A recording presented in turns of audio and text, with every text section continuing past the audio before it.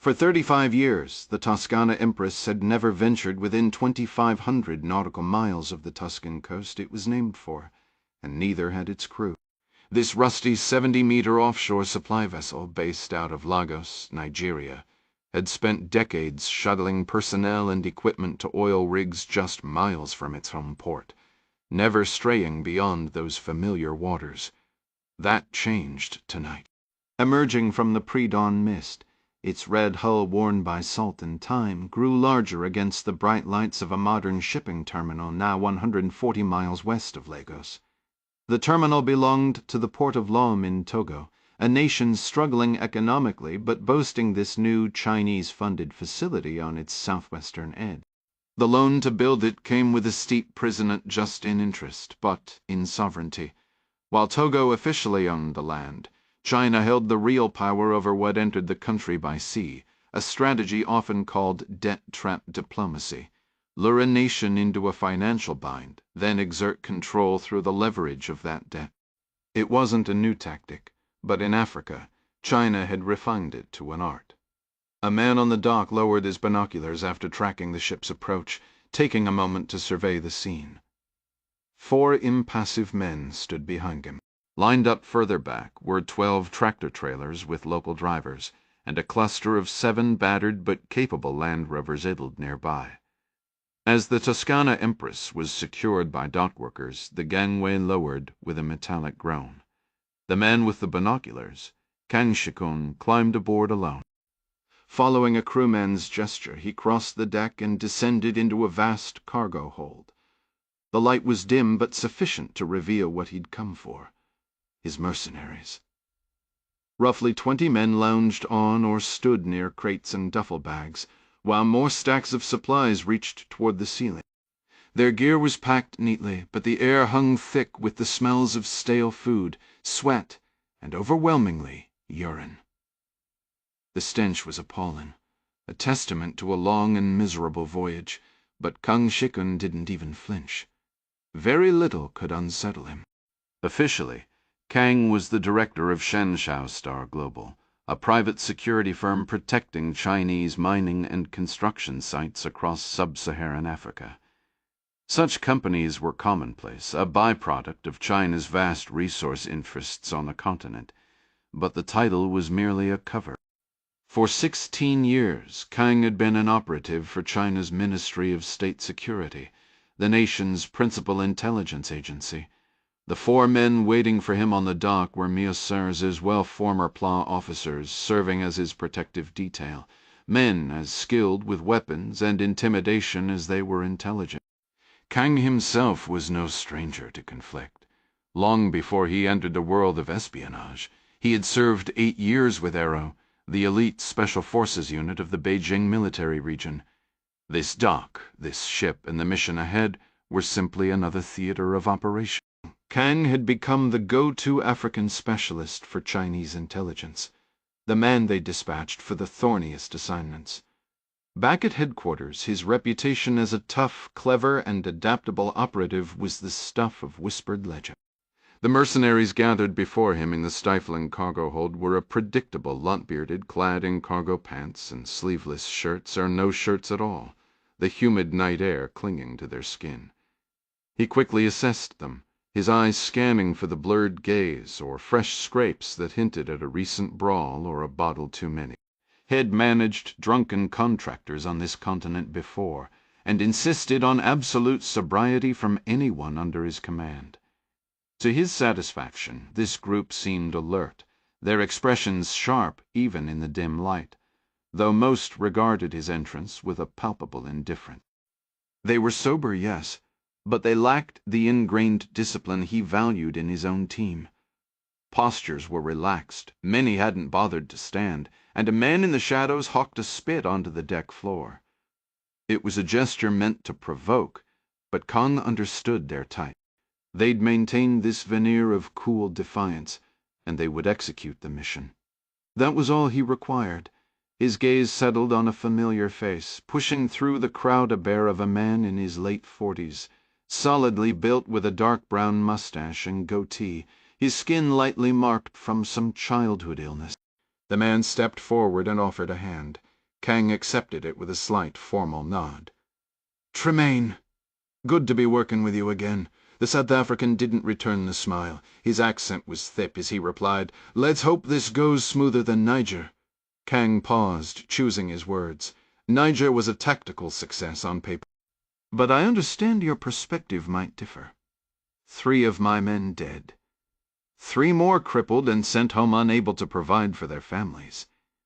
"Must have missed that page in the report," Tremaine countered, his voice flat. Kang met his stare, unblinking and calm. After a tense moment, the bigger man seemed to relent just slightly. He turned to address the shadowy figures behind him. "Listen up. You answer to me. I answer to him. Keep it simple." The men watched in silence.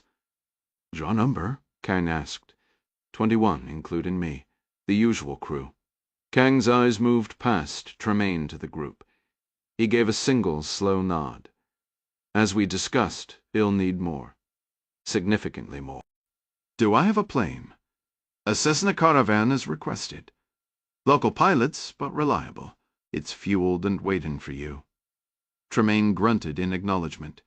"He'll head out at first light to speak with the Russians. They'll be hungry for work. Their last contract ended poorly." His eyes locked back onto Kang. "I estimate I can secure 50 more capable men." "Good." Kang's attention shifted past the men entirely, fixing on the stacks of crates and pallets reaching toward the ceiling. "What did you bring me?" 246 tons, the shopping list. Body armor, small arms, heavier systems. He gave a casual shrug. "For the rebel issue older gear, but proven. Acquired in Nigeria through underground channels. Originally lifted from a government stockpile in Port Harcourt. 480 Akaturn rifles, 70,000 rounds of 7.62, 52 General Purpose machine guns. Cases of pistols with 9mm ammunition and basic loadouts. Webbing, communications gear. We're not building a standing army, but well equip your fighters to put on a convincing performance." The Chinese intelligence officer allowed a flicker of approval. "Very well. Your team will start training the rebels right away while you go and have a conversation with your Russian contact." "I never called them contacts, did I? Is there an issue?" Tremaine gave a casual shrug. "I've crossed paths with them on operations before. I came out on top. They didn't." He added, "Let's just hope they don't hold a grudge, all right? Their cooperation is essential. I can turn on the charm when needed." Tremaine delivered the line with such a flat, emotionless tone that Kang immediately doubted the South African possessed any charm whatsoever. From the shadows at the rear of the cargo hold, another voice cut through the damp air. "We're not just here to run drills, are we? There's going to be real action too, right?" Kang identified the accent as South African, matching Tremaine's. He fixed the younger man with a cold stare before responding. "You will be informed on a need-to-know basis." Tremaine glanced back at his team member. "That's enough from you, Junior." Junior finally broke his challenging gaze away from the Asian man to answer his boss. "Right? Sorry." Kang held the stare a moment longer, then spoke. "You will be doing a significant amount of it. This is West Africa. Violence isn't an exception. It's the expectation, particularly in our destination." He paused, as if weighing his next words. "Especially there." With no further discussion, the men stood and began moving the crates out of the hold using hand trucks, rolling them up a ramp to the deck above. 90 minutes later, the loading was complete. The convoy departed the gleaming modern port, just as the first hints of morning sun began to sear through the coastal fog. Less than a mile up the asphalt road, Kang and Tremaine in the lead trucks were met by 6 pickup trucks brimming with local men. Tremaine scanned the new vehicles, eyeing the shadowy figures in the truck beds. He noted the absence of visible weapons, which was a smart precaution. A convoy this size already attracted enough unwanted attention, even with the vehicles spaced a kilometer apart. Openly brandished guns would have been an invitation for trouble. They were undoubtedly armed, but their discretion showed professionalism, and Tremaine respected that. On his hip rested a Beretta 92 FS pistol. In his gear bag was a folded Vector R5 battle rifle, standard issue for his team. A Dutch contractor named Krella's real name Cornelius sat beside the South African and leaned in. "You've got history with this Chinese fellow?" Tremaine gave a single nod. "He looks like a quiet academic, but he's one of the coldest operators I ever worked for. Back in Eritrea, he had us clear a whole room of bandits, just kids, really. They'd hijacked a couple of trucks carrying gear he needed. He didn't know what those boys might have seen, and he wasn't willing to trust them to stay quiet. Had to be a dozen of them. We silenced them. Permanently, no loose ends." Creelis glanced toward the man seated behind them. "What about the operation in Niger? What usually happens to men like us? You became expendable. And Kong didn't hesitate to expend us. 3 dead out of 18. The rest of us got paid well enough." Tremaine shrugged, a gesture of grim acceptance. "That's the business, isn't it?" Creelis nodded slowly. "From what I hear, Kang is his government's top field operator here, and Beijing is pouring money all over this continent to ensure his missions succeed. When Chinese money comes my way," Creelis said, "I take it, I nod, and I follow instructions." "You follow my instructions," Tremaine corrected, pointing a finger at the Dutchman. "We're here to deal death, not to receive it. Stay breathing, and then you can enjoy spending that Chinese cash." "An order I'm very happy to follow, boss." The truck continued north, leaving the town behind and plunging into a dense triple-canopied jungle as the dawn light finally began to paint the asphalt road. One more than 120 contractors employed by the United Defense Services Group, a private military corporation headquartered in the United Kingdom, lived and operated from Forward Operating Base Blackbird on the outskirts of Jalalabad, Afghanistan. Life at Blackbird wasn't exactly roughing it, especially compared to the Spartan military outposts nearby. The men enjoyed solid meals, a fully equipped outdoor gym, reliable internet, and a team room boasting a huge projection screen alongside a library of more than 300 movies. Alcohol was available too, within certain limits. The big screen flickered to life at 4 in the afternoon, drawing a crowd of guys who were done for the day, no more missions, their trucks and weapons cleaned, their gear swapped for comfortable clothes.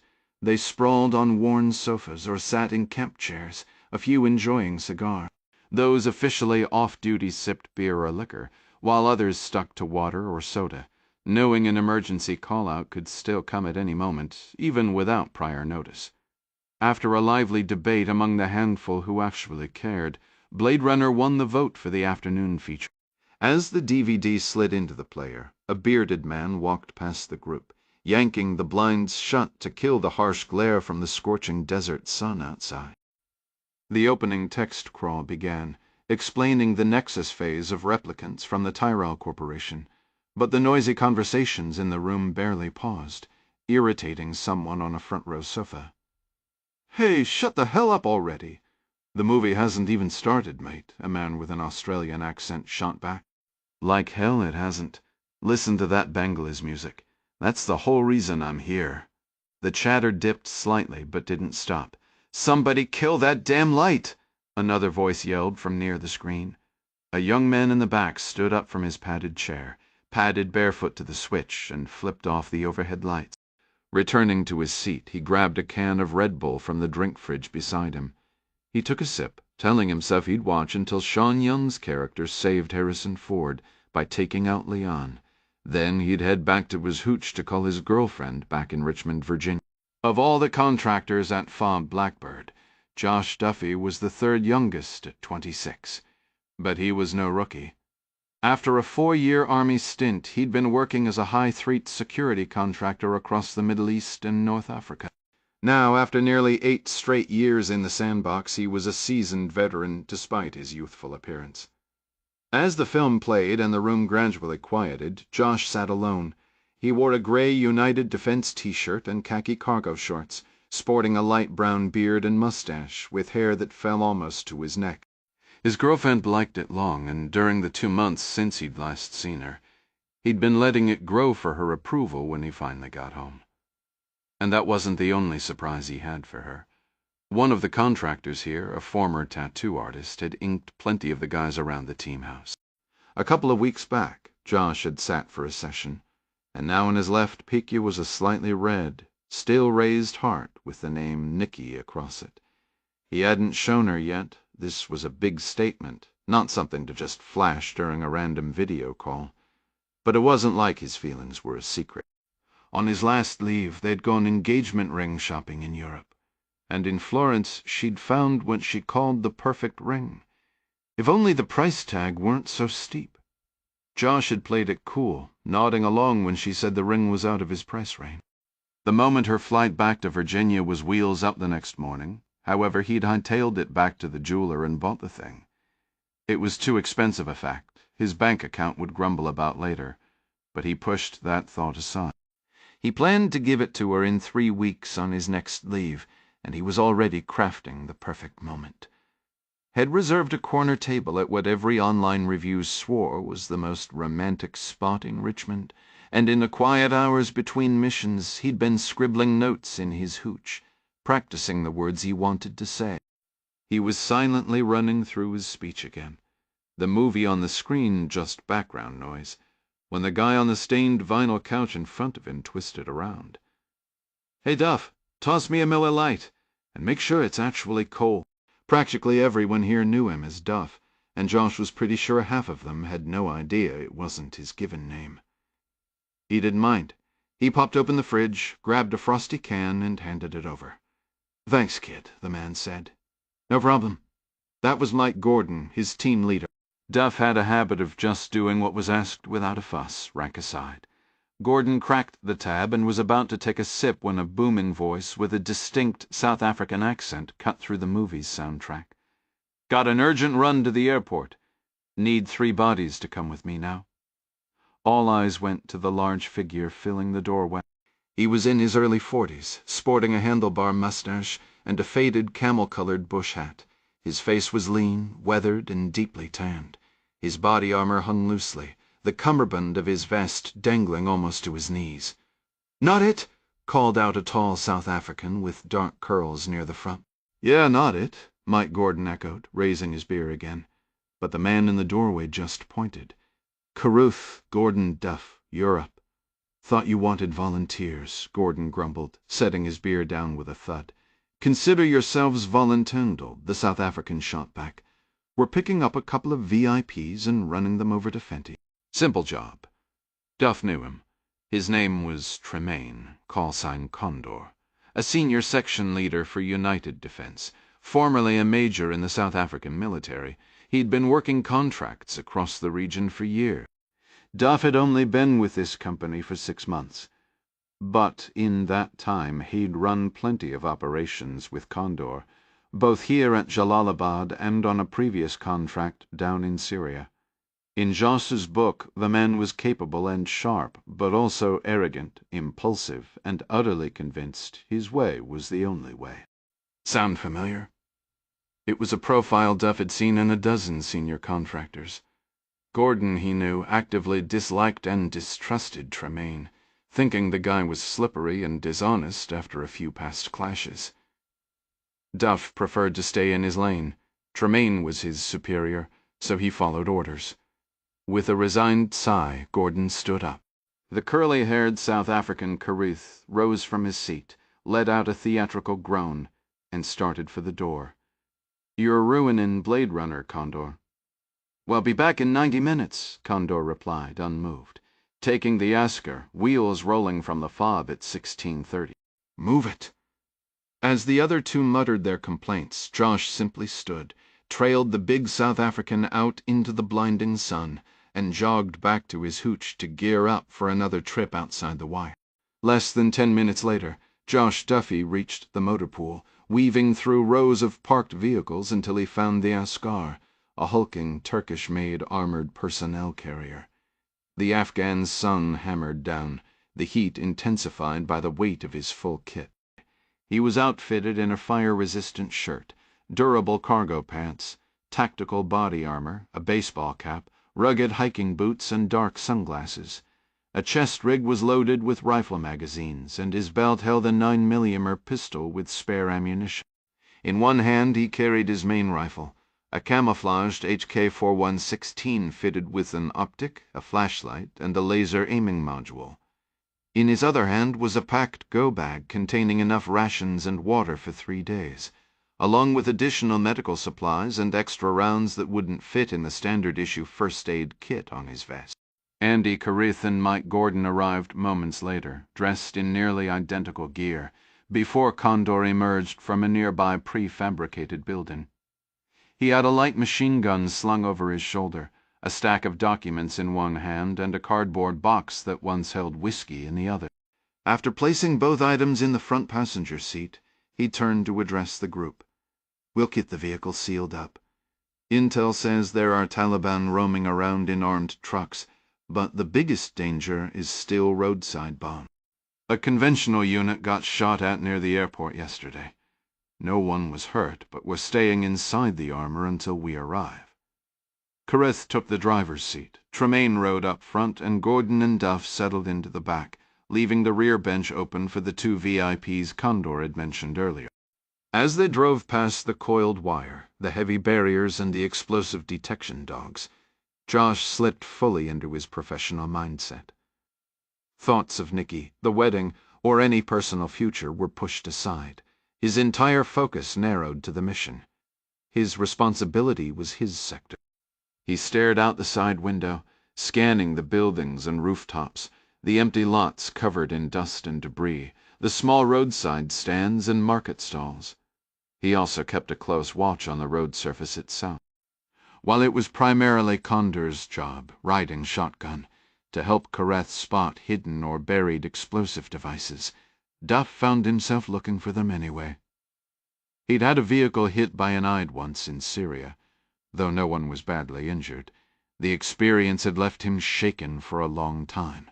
He far preferred a visible enemy, one he could actually engage. Jalalabad was a hazardous area, but in his 3 months here, aside from some occasional mortar fire aimed at their base from a distance, Josh hadn't seen any direct combat. He ran escort missions through the city daily, and while violent incidents happened regularly around him, they hadn't happened to him. He maintained this intense concentration until, about 10 minutes into the drive toward the airport, Condor suddenly altered their route. "Carruth, turn right here. We're heading straight to Fenty instead." Forward Operating Base Fenty was the primary U.S. military installation in Jalalabad, a sprawling 5-square-mile complex that had been established for more than 10 years. Gordon spoke up. "What about the airport pickup? Change of plans, gentlemen. We're on a special tasking now." "What kind of tasking?" Carruth asked. Condor replied, "The company has authorized me to collect a shipment of rifles from the weapons depot." He glanced down at the paperwork in his hand. "Vault 12, on the west side of the fob behind the pistol range." "How many rifles are we talking about?" Carruth inquired. 120 AKs. Gordon tilted his head. "How are we supposed to fit 120 rifles in here along with the VIPs? The South African gave a dismissive sniff. "We aren't picking up the VIPs. Just going to Fenty and then returning to base." "Then why did you tell us this is a covert operation, approved directly by headquarters?" Duff and Gordon exchanged a look. Neither was certain what was really happening, but both wore expressions of deep skepticism. The sudden shift felt off, like a rehearsed story that didn't quite add up, and it cast a shadow of doubt over the entire morning's preparations. Carruth leaned forward, his voice low. "What exactly does United need with AKs?" Gordon picked up the thread. "Right. If these rifles are sitting in a U.S. depot, they're likely confiscated enemy weapons meant for the Afghan police. Why would we be the ones Condor cut him off? United is establishing a counter-narcotics training facility separate from Blackbird. We're bringing in instructors from Kabul, contracting former DIA agents, and recruiting from the Afghan military. The weapons are a U.S. provision for the program. It's a CCAA-backed initiative, strictly need to know, and you 3 have just reached your limit." The explanation did nothing to quell their doubts. So we just waltz onto a U.S. base and collect an arsenal? Gordon pressed. I handle the paperwork. It's arranged. After a deliberate pause, Condor added, relax and observe. Gordon caught Duffy's eye and silently formed the word bullshit. Duffy returned his gaze to the window, scanning for external threats, yet increasingly convinced the real danger was sitting right beside him. They reached the fob's main gate, flashed their Department of Defense contractor credentials, and drove several minutes more to a fortified storage building marked Vault 12. Carruth remained with the vehicle as Condor led Gordon and Duffy from the blinding sun into the cool, shadowy interior. Duffy noted Condor was still carrying the box of whiskey. At the reception desk, a warrant officer in his 30s waited. His name tape read Thacker, and he greeted Tremaine with familiarity. Condor. How's life at Blackbird? The South African glanced around. Probably similar to here, I'd imagine. Unlikely, Thacker replied, eyeing the carton. You've got the good stuff over there. Condor opened the box, extracted a bottle of Booker's bourbon, and set it on the counter. You've got it here, too, if you know the right people. Thacker grinned. Seeming to recall his duty, he grabbed a clipboard, marked an X on a signature line, and handed it over. Gordon edged closer, peering at the document as Condor signed, then stepped back beside Duffy before the man turned. Duffy, Gordon. Start loading. The crates each contained 10 rifles, 40 magazines, and accompanying gear. The two men made a dozen trips, hauling the heavy boxes to the truck. As Gordon secured the rear door, he turned to Duffy, his voice a tense whisper. If this were legit CIA, the agency would supply the gear directly, not funnel it through an Afghan police stash. Condor or United, maybe both, are neck-deep in something rotten. How can you be sure? Because the bastard just signed for the weapons as Eric Cartman. Duffery's brow furrowed. From that cartoon? Gordon's expression was one of simmering anger. We're being dragged into an illegal operation, kid. Duffy shrugged, a gesture of weary resignation. I follow orders, Gordon. That's the job. They climbed into their seats, and the vehicle soon departed the base. The road back was quiet. The only sound the sporadic radio traffic from other United convoys. It was an unnervingly calm afternoon, the light traffic doing little to ease the tension. Finally, Gordon broke the silence. Let's be real. There's no version of this that isn't shady. Carruth nodded emphatically from the driver's seat. Condor let out an exasperated sigh. What do you lads want from me? Regional Command called from Kabul today. Ordered 1 truck to Fenty to collect 12 cases of rifles, and that is precisely what I did. Gordon shot back. Did they also order you to sign a fake name and hand over a bottle of bourbon worth a week's pay? Condor merely sniffed in response, staring out the window as the landscape rolled by, a silent admission hanging in the air between them. After a few moments he admitted, yeah, they actually did. Gordon shook his head slowly, and the tension inside the vehicle became palpable. The only African American in the group leaned forward from the back. Just lay it out for us. What kind of situation did you drag us into? Condor started to turn in his seat, raising a finger toward Gordon, but Carruth's voice cut through from the driver's seat. Hey, heads up. Something's off. What do you see? Condor asked, lowering his hand and turning back around. Duff spoke up, having noticed it himself. It's dead silent out there, boss. They rolled through a market district that should have been lively, even at this hour. Condor scanned the empty stalls from his window. Where is everyone? Gordon snapped back into focus, calling out from beside Duff. My sector's clear, but you're right. There's maybe a fifth of the usual crowd here. It's a ghost town. That signals Taliban movement, Condor stated flatly. Stay alert, he ordered, then added, Duff, get on the 240. The M240 machine gun in the roof turret was their best response to a direct assault. While roadside bombs had been their primary worry, the eerie quiet from the streets now suggested enemy fighters might be close. Duff unclipped his seatbelt and reached for the overhead hatch.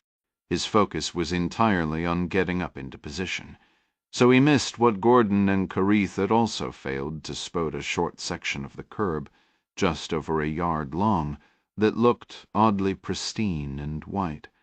A shredded, empty burlap sack was draped over it, a clumsy effort to conceal the fact it wasn't a curb at all. Hidden within those few kilograms of concrete was a 120mm artillery shell. A kilometer away, a man on a rooftop had been watching this stretch of road for more than 10 hours, praying for a U.S. military vehicle to pass. The Desert Tan Askar wasn't American, but from his distance it looked close enough. Whoever was inside, he was sure they weren't Taliban, and that was all the justification he needed. The instant Josh's hand closed on the hatch lever, the bomber pressed the command on his phone. The world detonated 10 meters in front and to the left of the armored truck. For Josh Duffy there was no sound, no flash, just an immediate, absolute blackness. Duff's eyes opened to darkness. He was on his side, his body armor shoved up against his face, a throbbing pain in his right temple and shoulder. His jaw ached as if he'd been sucker-punched.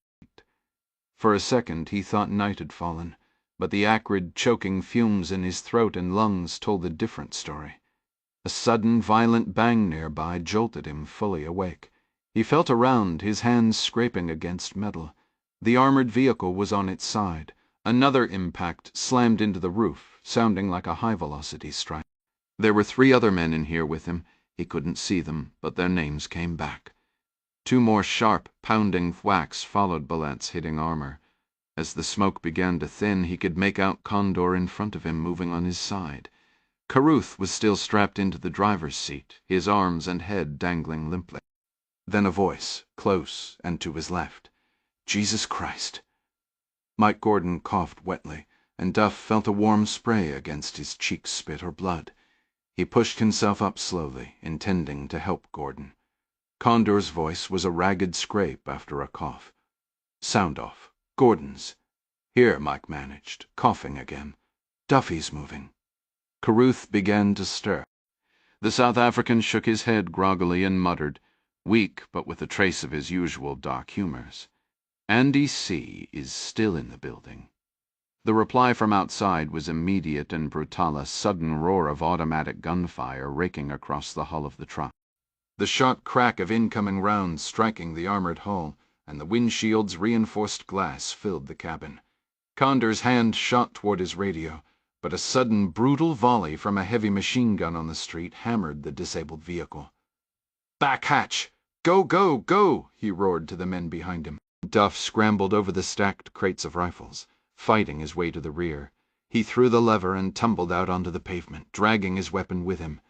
With most of the enemy fire concentrated on the front of the overturned Askar, he used the Hulk for cover, scanning for threats as the others escaped. A white Pickup Technical swung into view from an alley, a gunner braced behind a mounted machine gun in its bed. Duff dropped flat on the asphalt and opened up. His initial shot sparked off the truck's frame or whined past, but then he connected, and 20-23 round punching into the bearded gunner's midsection. The man crumpled and spilled from the vehicle.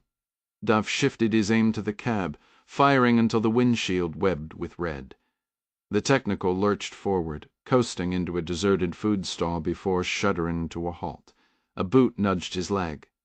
Gordon was kneeling behind him, covering the western approach. Next, Carruth emerged from the wreck, a trickle of blood tracing through his beard, and moved to face east.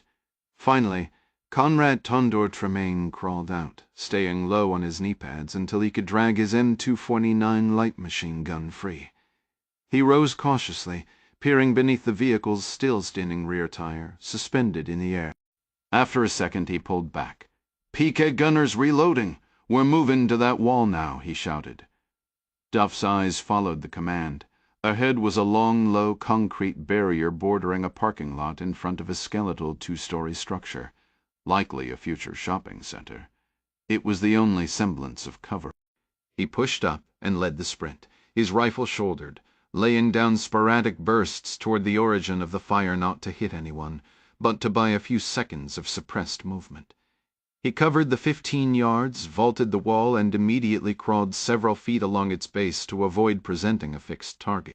Coming up, he emptied the remainder of his magazine at armed figures on a rooftop across the way, providing covering fire as the other 3 contractors scrambled over the barrier beside him. Tremaine dropped to his knee pads, ducking low, and keyed his radio. "JBAD Operations Center, this is Condor. We are in heavy contact, repeat. Heavy contact from technicals and dismounts." "How copy?" Static was the only reply. Duff glanced behind them, his mind already racing for an exit route, and a cold realization settled in. Tremaine had led them into a trap. The adjacent building's wall on this side was sheer, featureless concrete, with a small ledge about 10 feet up and a line of gaping windows above it. Laden with gear, body armor, and weapons, scaling it under fire was impossible. With a grimace, Tremaine shouldered his N249 and ripped off several sustained bursts. The weapon's roar now their most substantial reply in the fight. The irony wasn't lost on Duff. They'd traded a mobile fortress for a concrete coffin, and their grand escape had landed them in a shooter's gallery. The ambush was perfectly set, and Duff knew their survival hinged on a single second's miscalculation by the eyed triggerman. As Carruth and Gordon laid down suppressive fire to the east and north, Duff turned to Tremaine. "Condor, we need to break contact, move laterally, and use this building for cover on foot." Tremaine ignored him, shouting into his radio instead. "Jalalabad Operations Center, Condor. We are in heavy contact, effective immediately. How copy over?" A staticky, garbled reply came through. Just as Tremaine was about to request a repeat, the distinctive roar of a Plum machine gun erupted again, hammering the wall directly behind them. Duff instinctively returned fire, spraying rounds in the general direction of the enemy, hoping sheer volume would make them keep their heads down. He noticed Tremaine was practically glued to his handset, spending more time talking than fighting. The South African's voice cut through the gunfire. "Say again, do you have our position? We require immediate Kruf. Engage in a minimum of 10 hostiles." Duff slammed a fresh magazine home. "Condor, we have to move now." "Negative," Tremaine barked, and the sudden command made the others pause their firing to look at him. "We hold this position until quick reaction force arrives." He unleashed a long burst from his N249 toward a rooftop. This went against every piece of contractor doctrine Duff knew. In a city like Jalalabad, gunfire was a dinner bell for every fighter in the district. The only smart move was to break away from the kill zone, and Duff couldn't fathom why Tremaine was refusing. "Boss, this is..." A heavy machine gun opened up, blasting huge sections of their protective wall into dust and rubble, showering the hunkered-down men with debris. Tremaine finally got a clear comms check. Kref was en route with a 10-minute ETA. He fired another burst over the crumbling wall before ducking back. "We are not abandoning those weapons. We secure this intersection." "Secure it with what?" Gordon screamed, ejecting a spent magazine from his huck and ramming a new one home. The pick kept chewing their cover to pieces. All 4 men low-crawled 20 feet to a slightly more intact section, popped up to fire at several gunmen and a pair of technicals, then dropped back into a heated argument. "We need to boogie right damn now," Duff insisted. Tremaine shook his head, his expression rigid. "My orders are to guard those weapons with my life." "Fine. You guard them with your life." "Not mine," Carruth yelled.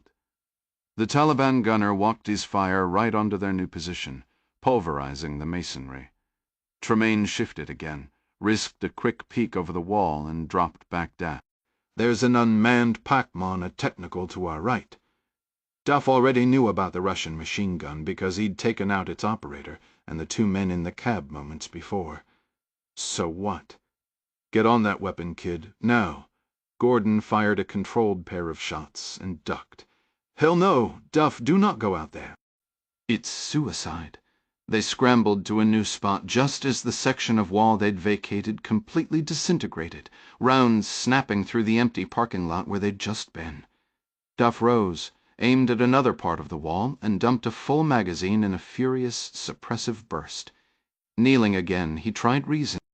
"Condor, we can slip around the side of this building and be a full block clear in 30 seconds. That was a direct order, Duff. Get on that feckin' machine gun." Duff looked over the wall once more. The truck sat about 25 yards away, a sprint that would be certain death if not for the wrecked Afghan National Police vehicle lying on its side in the middle of the road, offering a sliver of potential cover. A cold, grim realization settled over him. This wasn't about tactics anymore. It was about a stubborn man clinging to a pointless order. The absurdity of it almost made him laugh. Here they were, arguing about doctrine, while a city full of enemies closed in. His fear began to harden into a sharp, focused anger. Duff calculated that the armored vehicle would shield most of his sprint to the technical. Gordon's voice cut through the noise. "Urgent. Tremaine." "We need to move now." Tremaine seized Duff by the shoulder strap of his vest, giving him a hard shake. "Listen up, kid. This is the last time I'm asking." Duff shrugged off his rifle and dropped his pack right there. Crouching low, he moved another 10 yards along the battered wall before vaulting over it into the street. He hit the ground running, his legs driving hard against the weight of his gear.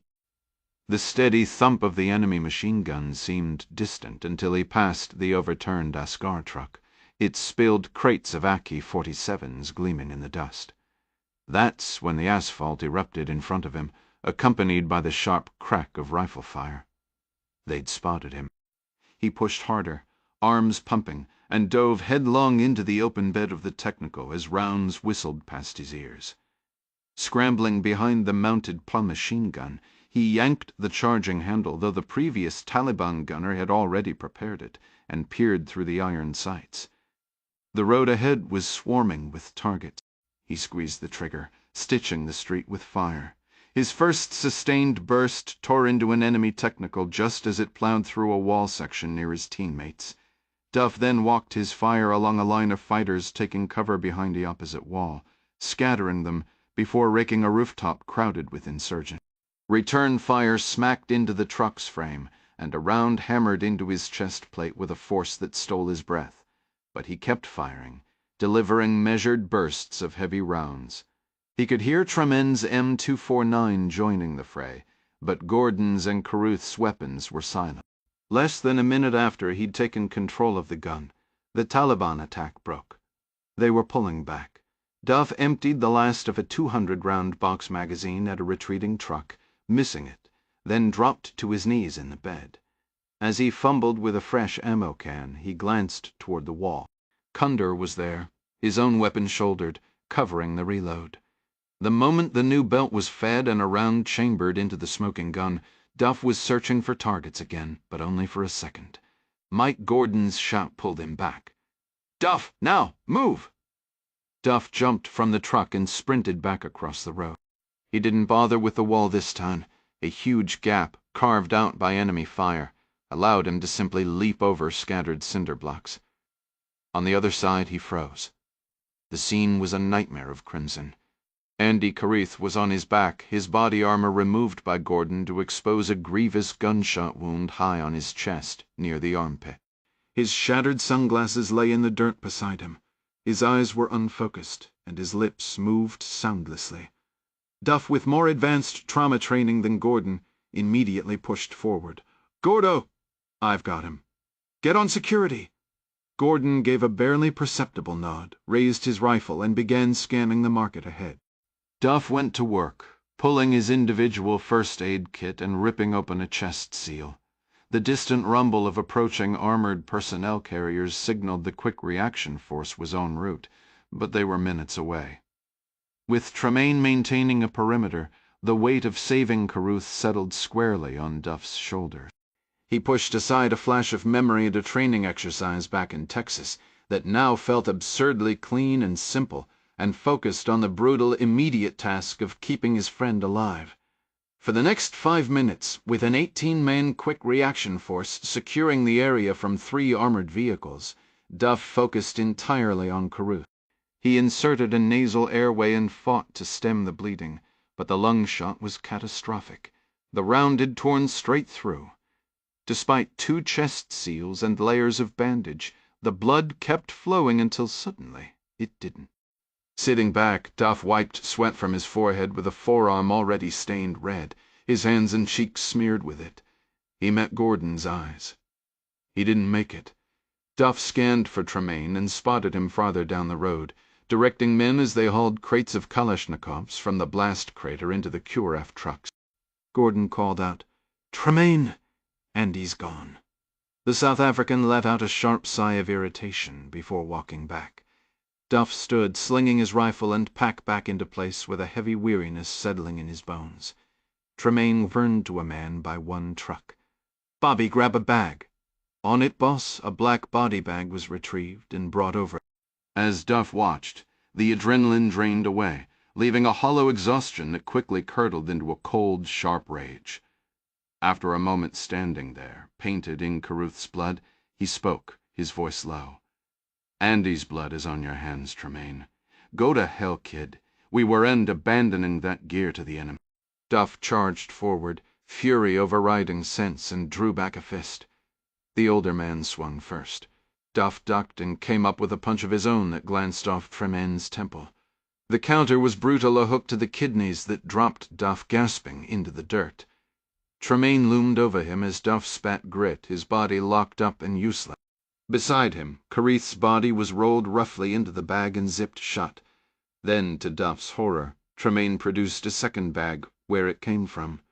He had no idea and opened it over him.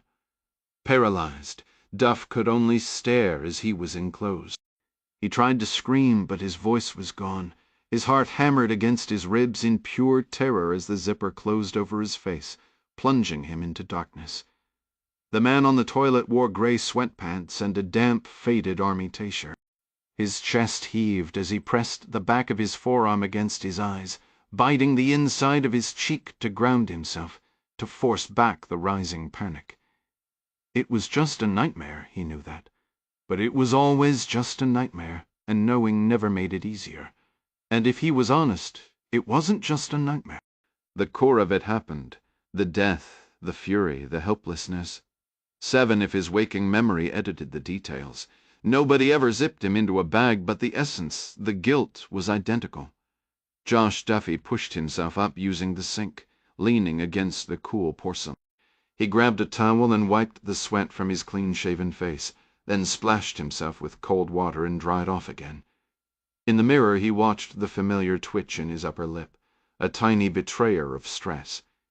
He told himself it would fade. It always did. And it always returns. Maybe not the same twitch, or the same dream, or the same dusty road, but the combat head lived through never really left. It just waited, lingering just beneath the surface of every quiet moment. It had been many months, perhaps longer, since Josh Duffy had last been haunted by that specific memory from Jalalabad. The firefight was nearly a decade old now, and in the intervening years, a whole new roster of traumas had shouldered their way into his nightmares, pushing J-Bad further down the queue.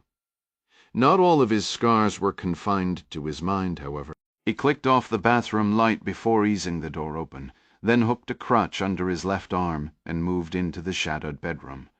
Despite the absence of his left leg below the knee, and despite the panic attack that had just left him feeling raw and exposed, Duffy crossed the floor with a quiet, feline grace. He reached his side of the bed without a sound, lowered himself with deliberate care, and propped his crutch against the nightstand. The clock's digital glow read 3:12 Enquov, 12 am. He let out a slow breath. Settling back against the pillows, he pulled the blankets up and fixed his gaze on the window. He bit down on the inside of his cheek, a familiar grounding pressure, and drew in a few measured breaths before closing his eyes. Every single damn night, he thought, the phrase circling in his mind like a tired mantra. The thumping rhythm of Afro-brats poured from speakers dangling in the trees. Locals laughed, drank, and danced across the dirt courtyard of a small, thatch-roofed bar, a structure so dark it almost merged with the encroaching jungle on 3 sides.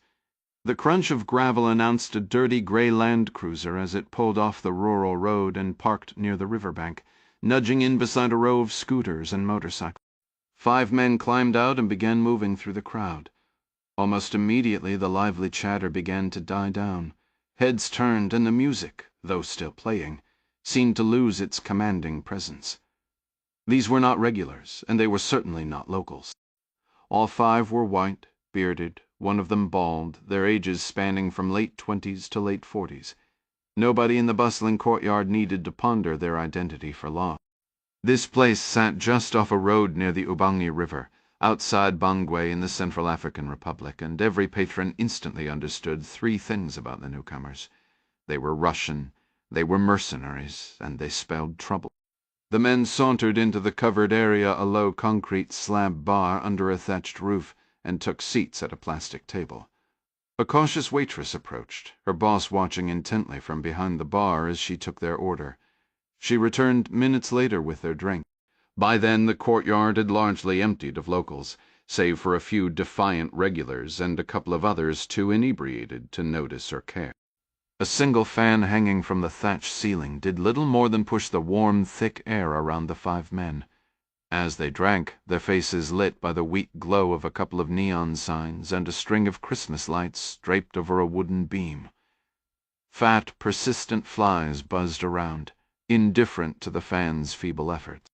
The staff had turned down the pulsing Fireboy Demel track, hoping the foreigners wouldn't complain about the noise. But the men didn't complain. They just quietly worked through bottles of 33 export beer and shots of Wanawa vodka, keeping to themselves. The Wagner Group, a private military company directed by the Russian government, had seen action in Syria and Ukraine. Here in Africa, however, its forces were known simply as the Afrika Korps. On the continent, the organization operated with the brutal efficiency of a mafia, its many specialties including propping up vulnerable regimes in exchange for highly profitable rights to minerals and timber arsenal, trade of security for resources that fueled its shadowy empire. For years, Russian interests had managed extensive operations across Western and Central Africa, from timber and gold to diamonds and liquor. That all shifted dramatically when the leader of the Wagner Group was killed in a plane explosion over Moscow one evening a year prior. The organization splintered almost overnight, and the Kremlin moved swiftly to exert direct control over what had been semi-independent Russian contractors on the continent.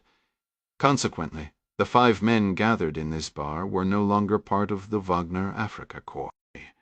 They had since taken on various private security roles, trait mercenary work most recently in the conflict-ravaged Central African Republic, and just over the border in the Democratic Republic of the Congo. They were far from alone.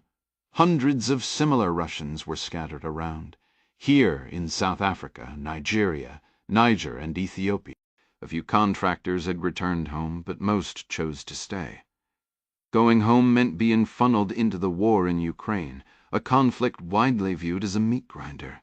It also meant trading their formerly lucrative soldier of fortune pay for a conscript's pittance, a mere fraction of what they earned fighting other people's wars here in Africa. These men felt utterly abandoned by their company, by their homeland, by their own people. They burned through their local currency in bars, picking fights and redirecting the aggression that was once a professional asset into their now bleak civilian existence. They were a powder keg in search of a spark, and that spark arrived just before midnight. A warm gust of night air swept through the courtyard, briefly scattering the flies from the table. The 5 Russians sent their drinks down in unison as a lone white man approached through the nearly empty space, weaving around trees and tables toward the raised, thatched roof bar. He was fit, around 6 feet tall and maybe 50, with a lean, pockmarked face that spoke of some childhood ailment not fully concealed by a dark goatee. Forehead wrinkles and crow's feet framed his eyes, his sweat-stained light blue linen shirt complete with epaulettes khaki cargo pants, and worn Merrell boots made in Central Casting's perfect pick for a Western security contractor in Africa. Slung over his shoulder was a well-used Arcrex backpack. The Russian at the head of the table, a bald man with a bushy beard, watched him closely, and spoke softly in Russian, just audible over the music. "Anyone know this jerk?" The chorus from his men was unanimous. Yet a pistol hammer clicked under the far side of the table. "Easy, Oleg," the man at the head said. The stranger stopped directly in front of him. "Lev Belov, I was told you speak English." Belov's eyes narrowed. After a moment he replied, "Who told you that? Can we go somewhere private to talk? Hand your pack to one of my guys and lift your shirt." The man in blue complied. He was unarmed, and the bag's contents raised no alarm. Satisfied, Belov nodded to the bartender, ordered a beer and another bottle of vodka, then gestured to the one empty chair at the small wooden table.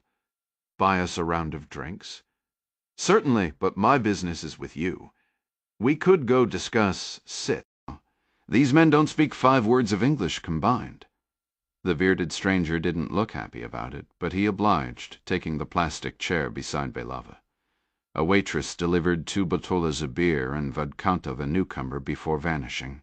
Rounds of the local wa-na-wa were poured and downed without any toast. Mistrustful glances darted around the table. Yet Belova noticed the new man seemed remarkably at ease. After setting his glass down, the stranger held his beer with his left hand and extended his right to the man at the head of the table. "Comrade Tremaine." Belov shook the offered hand. The man from Pretoria poured himself another shot, the cheap glass clinking against the bottle. "What is it you want from me?"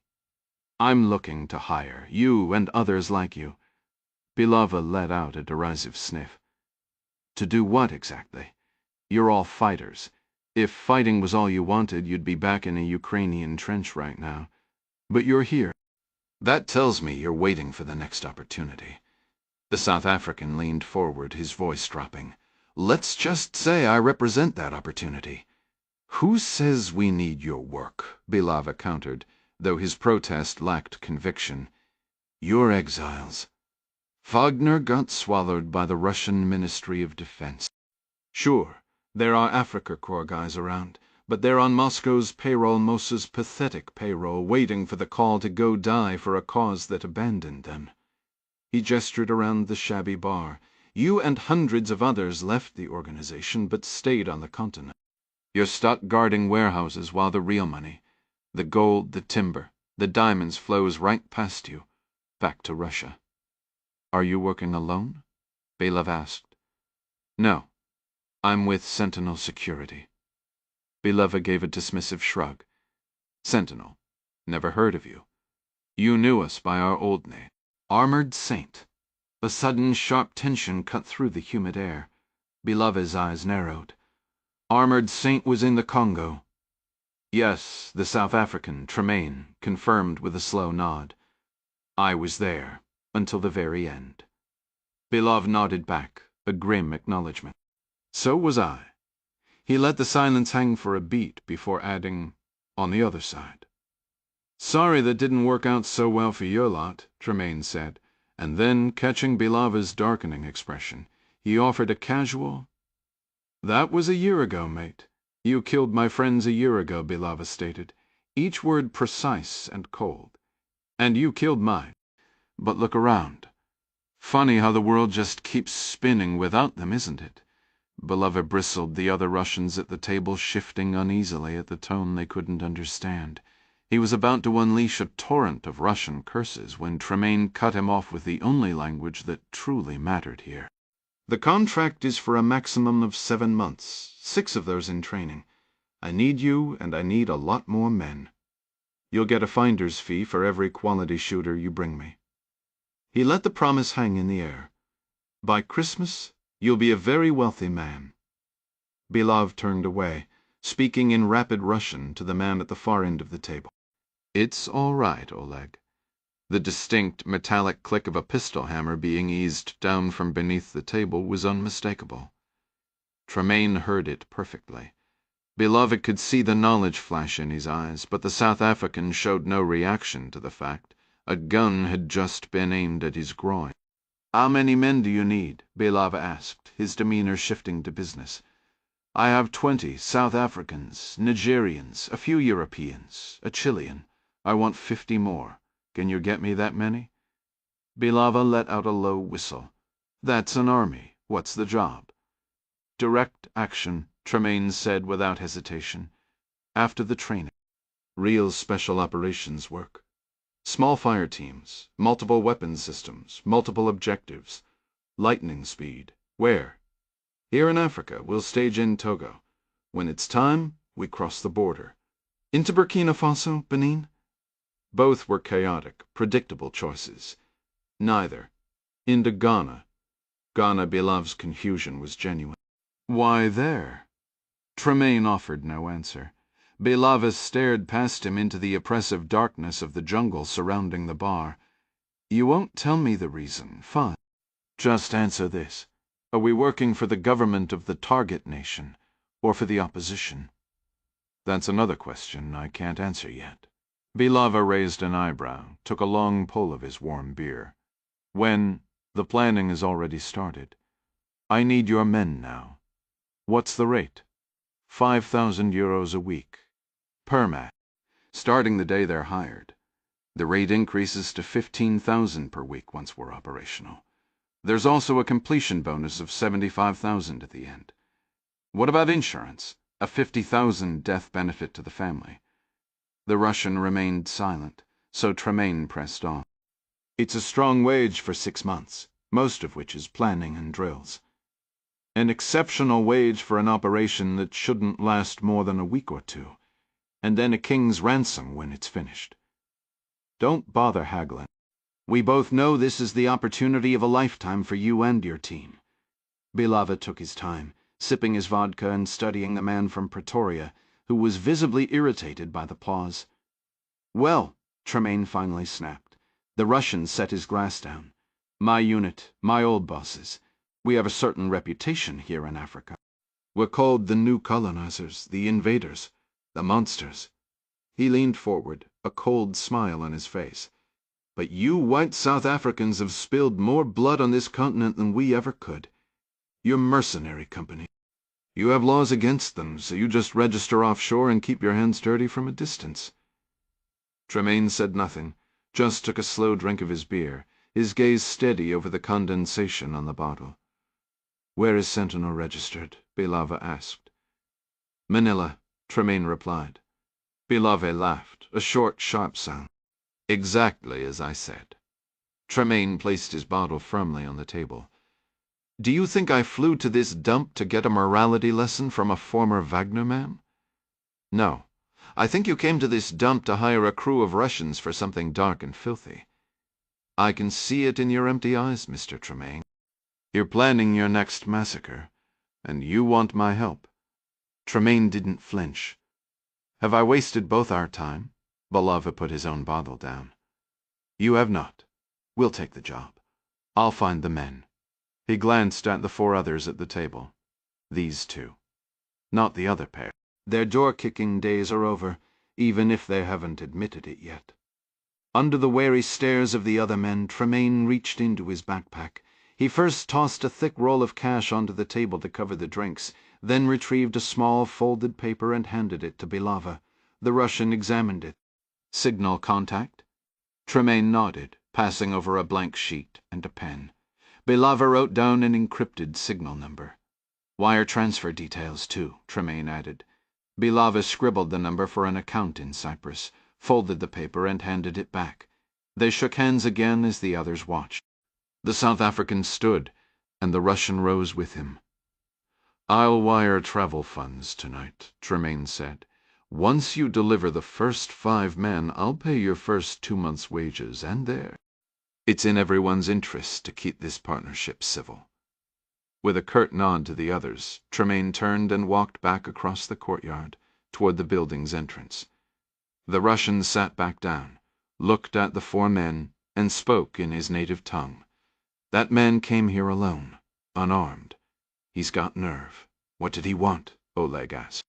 Belov just stared at him for a long moment. Finally he said, "Oleg, Vlad, your drinks are on me." After a deliberate pause he added, "Now, get lost." Following an uncomfortable silence, the two men stood and disappeared into the night.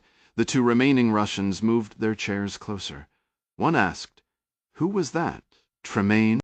"I've heard the name, but I didn't let on. A year and a half ago he was trying to kill us in the Congo now. Now he's hiring us." Rev Villava took a final swig of vodka. "We're going to do some killing, boys." "For him?" the other man asked. Villava shook his head. "That's South African. He's just another soldier for hire, rolling in the mud. There will be someone else pulling the strings." He sighed, the weight of the profession evident. "There's always someone else." "Where are we headed?" "Training. We're going to Togo. Packed for humidity and boredom." The man's reaction mirrored Belov's own initial surprise. "Ghana?" he echoed, his tone a mix of confusion and curiosity. Belov simply shrugged, palms open in a gesture of shared ignorance.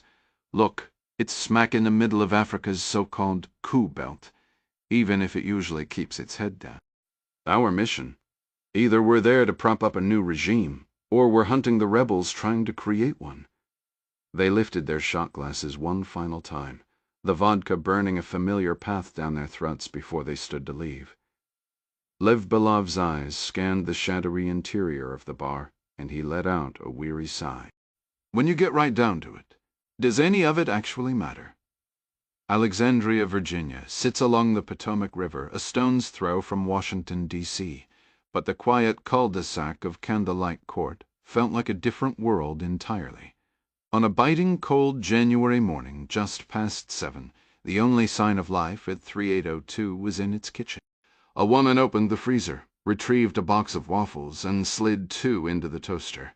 Moving with practiced ease, she then took 2 white mugs emblazoned with the State Department eagle from the cabinet, adding a splash of creamer to each from the refrigerator. Nicole Duffy, a poised blonde of 35, was already dressed for the day in a dark pencil skirt and a crisp white blouse, her low heels quiet on the tile floor. A morning run and a bracing shower had her fully alert, and Shed even laid out her purse, coat, and work bag by the door the night before, testament to the disciplined routine that governed her life. She knew that efficiency was crucial today. She had a team to manage. After pouring coffee into both mugs and taking a long fortifying sip from her own, she retrieved bowls of oatmeal from the microwave and gathered utensils from a drawer. Her movements were quick yet deliberate, the rhythm of a morning she had perfected over countless repetitions. The sound of footsteps on the carpeted stairs announced her husband's arrival. A man in a dark suit stepped into the family room, adjusting the knot of his burgundy tie in the wall mirror. His eyes immediately found the steaming mug of coffee waiting for him on the counter.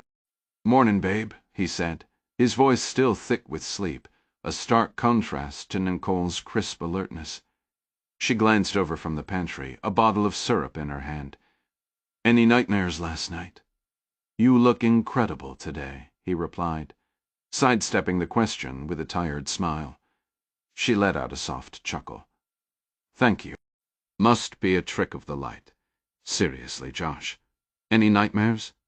"Not that I can recall," he said, his gaze dropping to his coffee cup as he picked it up. Nicole turned back to the counter, a familiar frustration simmering quietly. She'd reached for him in the dark hours and found only empty, sweat-dampened sheets. His stubborn refusal to acknowledge the relentless grip of his Pété's deed was a constant, low-grade irritation. "What's on your agenda today?" he asked, just before taking his first sip. Nicole pushed aside a wave of concern. Now wasn't the moment for that conversation. "Dropping the kids at school," she said, her tone shifting back to business. "Then I need to be at Foggy Bottom by 8:30. Mandy and Hook will stay at aftercare until I can pick them up around 6. Both Josh and Nicole served the State Department, though in different capacities and different locations.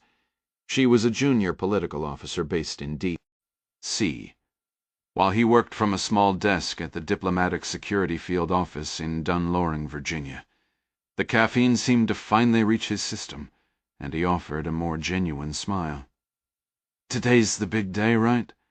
She looked past him, out the window over the sink at the quiet circle of houses. "Yeah, it's absurd, really. 2 years of waiting for an overseas assignment, And now that I'm about to find out where they're shipping me off to, I'm a complete wreck." "It's not absurd at all," he said, moving closer. "This is a huge deal, Blee. You've really shown what you're made of with all your hard work. They'll find a great spot for you, I'm sure of it." "Let's hope it's not too exciting of a spot," she answered. He gave her shoulder a gentle squeeze. "No matter where it is, we're all going, as a family." "That's what makes it okay," she said, reaching for plates in the cupboard. "Are you driving in or taking the metro today?" he asked. "Driving. It cut 11 minutes off the Blue Line trip. And honestly, I'm not a fan of the parking situation at Van Dorn Station." "Sounds good," he replied. "I'll take the Toyota." Nicole tilted her head, surprised. "Why aren't you taking the train?" "I need to be in DuPont Circle by 8 on the dot." "What's happening in DuPont Circle?" "Got a message last night. A Dutch U official is in town for meetings with some congressional members and other diplomats at the Washington Hilton. They want a 4-person security team assigned to her, and with all the other foreign dignitaries around, they needed an extra set of hands." Nicole had been mixing milk into her oatmeal, but she paused and looked up at him.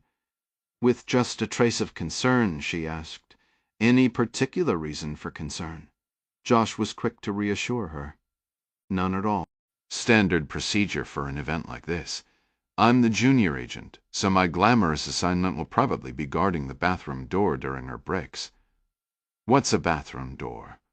The question didn't come from Nicole. It came from a young, squeaky voice on the staircase behind them. They both turned toward the new voice. Mandy Duffy, 8 years old, was dressed in purple leggings and a denim jacket. Her sandy blonde hair was in 2 pigtails, and she looked completely ready for school, mirroring her mother's organized efficiency. Nicole shot a look back at her husband. "Nice one, Josh."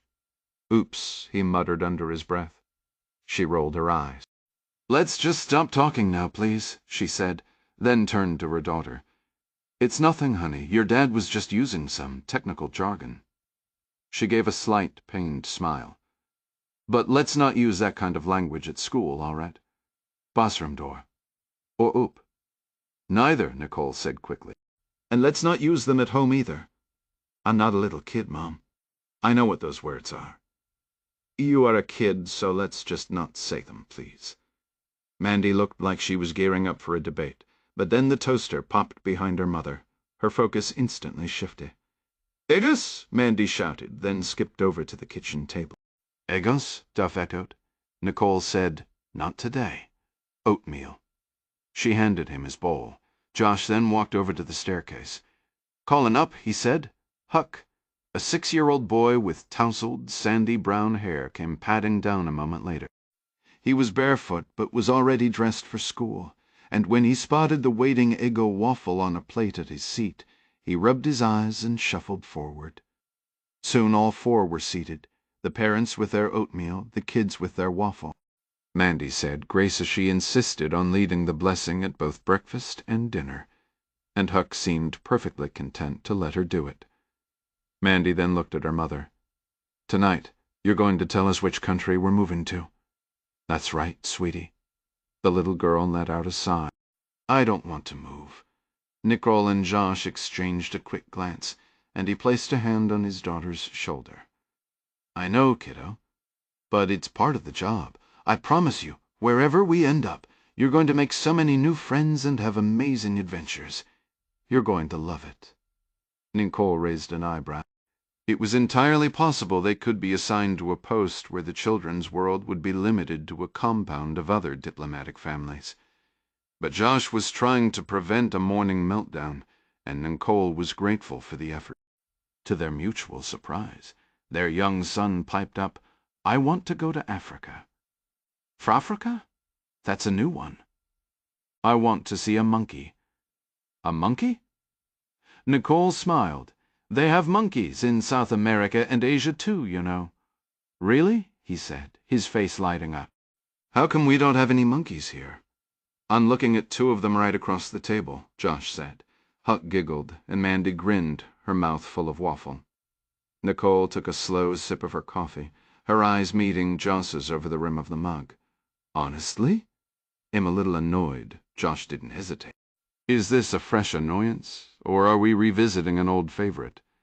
She couldn't help but smile, though her expression soon turned serious.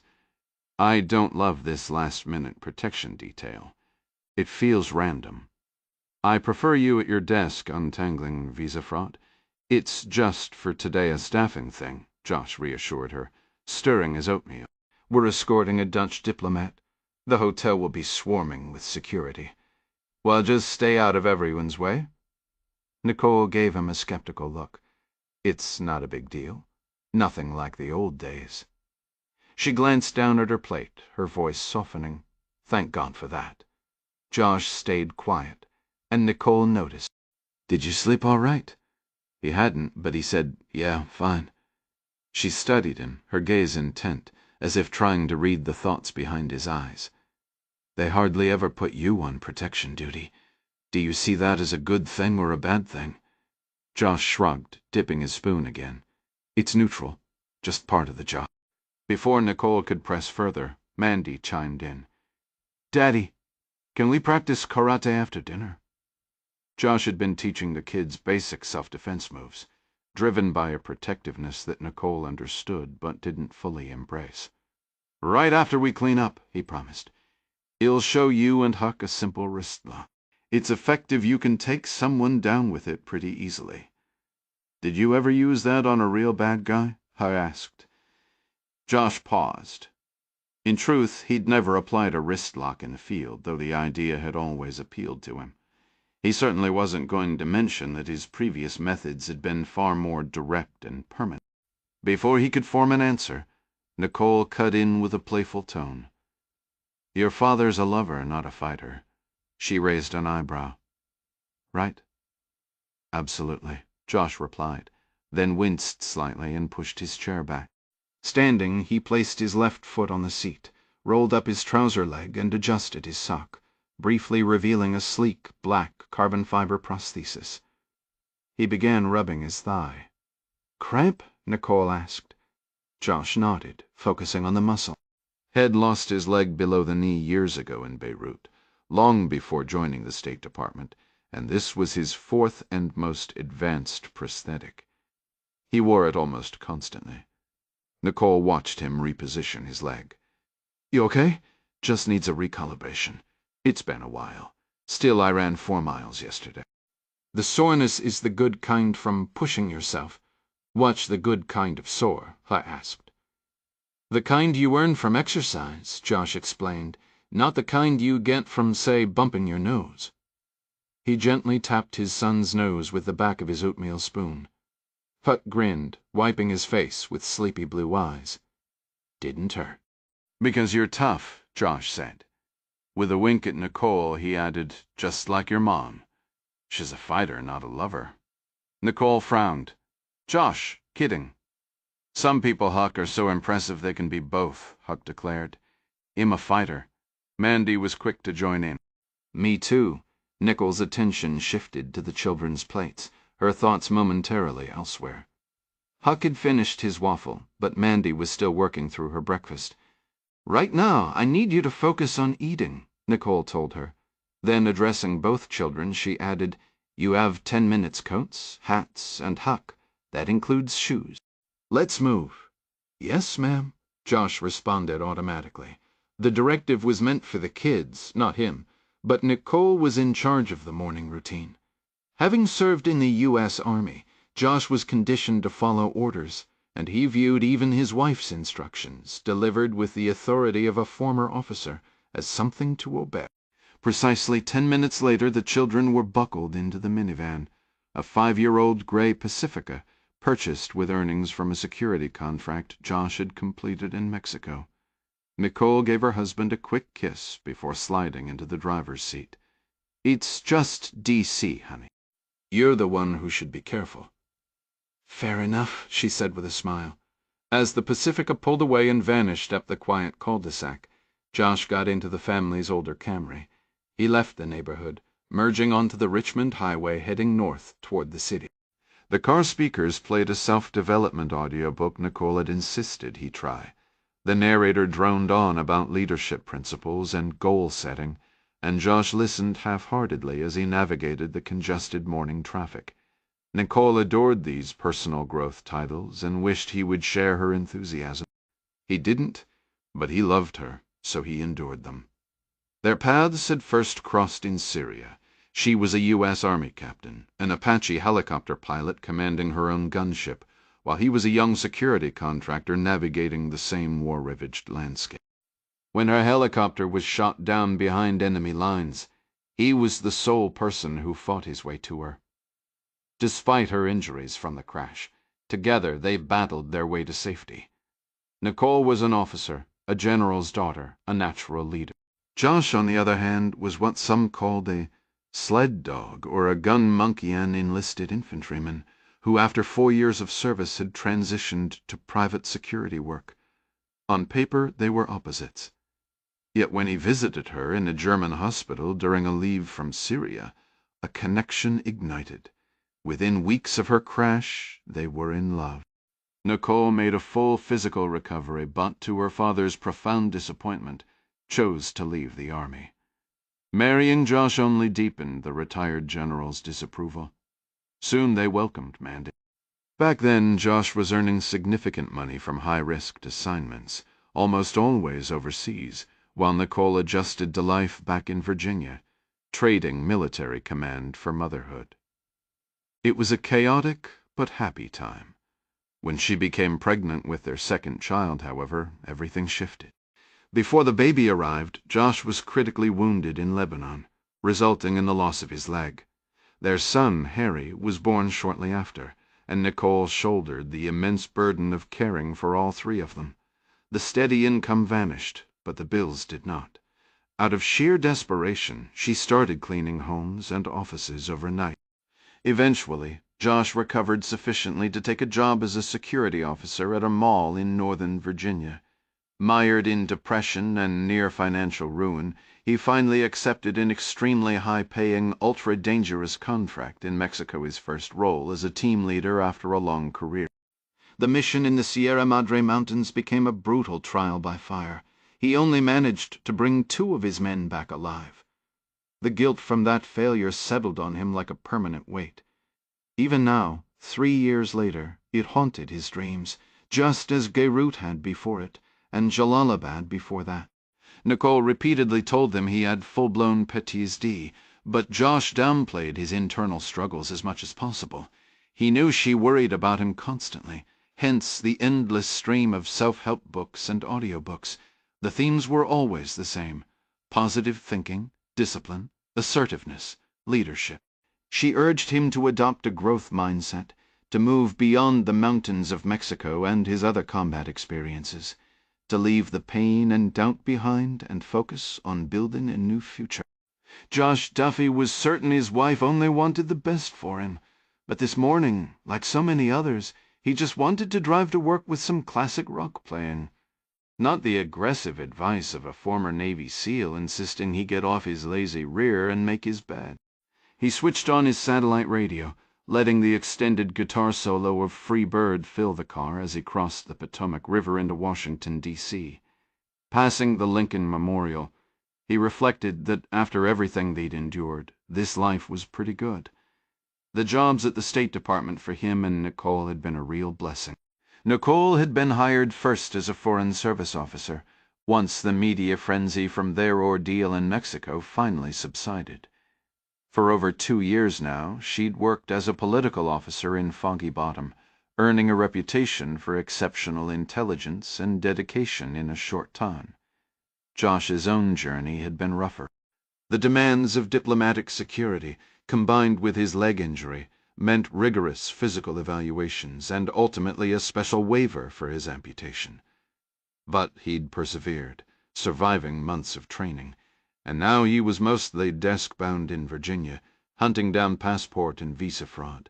That routine was about to change. Soon he and the kids would follow Nicole to her first overseas post.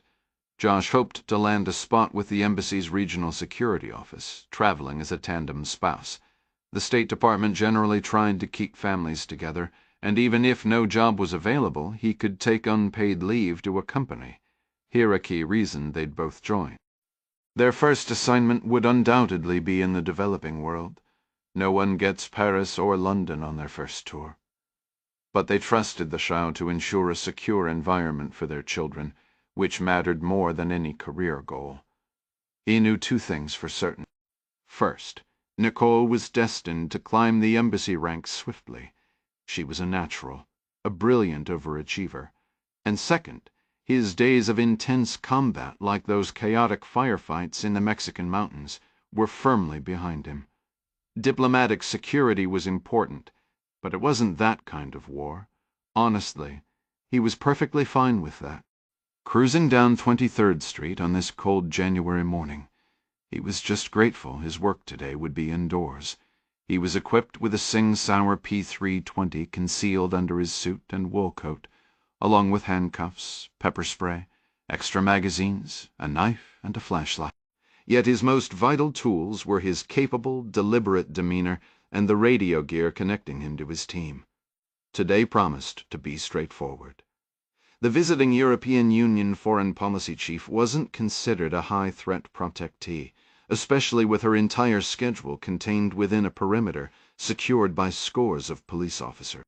Even so, it was better than being stuck at his desk, sifting through visa applications for discrepancies. Josh tried to convince himself he didn't miss the thrill, but the truth was, his system seemed built for the rush of high-stakes protection work. Sure, his past still haunted him with nightmares and the occasional spike of panic, yet a part of him craved that adrenaline. Had assured his wife this new life was about stability, and stable was good, even if it didn't get his heart pounding the same way. As the final chords of Boston's Morn and a Feeling played out, he pulled his Camry to a stop in front of the DuPont Circle Hotel. The team was waiting in the lobby. Chuck Ames, the senior agent in charge, was a familiar face from Josh's training days at the diplomatic security facility in Blackstone. Ames had been a solid instructor, and their few assignments together since had always gone smoothly. Also there was Pete White, who'd been in Josh's training class, and Stephanie Millibrew, who offered a quick, saw you on TV after that Mexico business, before they moved out. The group collected their protectee, Joanna Oldenburg, at her suite door. The Dutch diplomat, a tall red-haired woman in her 50s with stylish glasses, was ready with her 5 staff members. The agents formed a diamond around her, escorting her down to a set of 3 armored black Chevy Suburbans while her team followed behind. Josh took the left rear seat in the led vehicle, but only after Oldenburg and Ames were secured in the middle SUV, the so-called limo. As they pulled away, Josh listened through his earpiece as Ames checked in with the advance team already at the Hilton. Keith were 5 minutes out. Copy that. 5 minutes. Right on schedule, Josh stepped out and took his position behind Oldenburg. His eyes instinctively drifted to the left toward a side entrance of the hotel. This was the spot where, back in 1981, John Hinckley had shot President Reagan. The scene looked different from the old footage he'd seen. A portico now shielded the door from the street, but the weight of the history here felt unchanged. It was the Secret Service that had moved Reagan to safety that day. Not diplomatic security, but both agencies knew what it meant to guard people with targets on their back. The diplomat entered the hotel without incident, and Josh stayed in formation as they moved toward a ballroom for her first meeting. By 2:30 in the afternoon, Josh shifted his weight off his aching left leg. A nagging hamstring was acting up again, so he leaned on his right side to stretch it out. Had been on duty for 6 hours, mostly standing in one spot, and his legs and lower back were letting him know it. He was posted outside a small conference room with White and Millibrew, while Oldenburg met inside with a pair of senators. U.S. Capitol Police lined the corridor, along with a steady stream of aides weaving in and out of other rooms. Josh had already memorized dozens of face-tracking patterns, and identifying who belonged was key to good security, and it helped keep his mind sharp. Ames was inside with the protectee, and shortly after Josh checked his watch, he heard the agent's calm voice over the radio. "They're finishing up."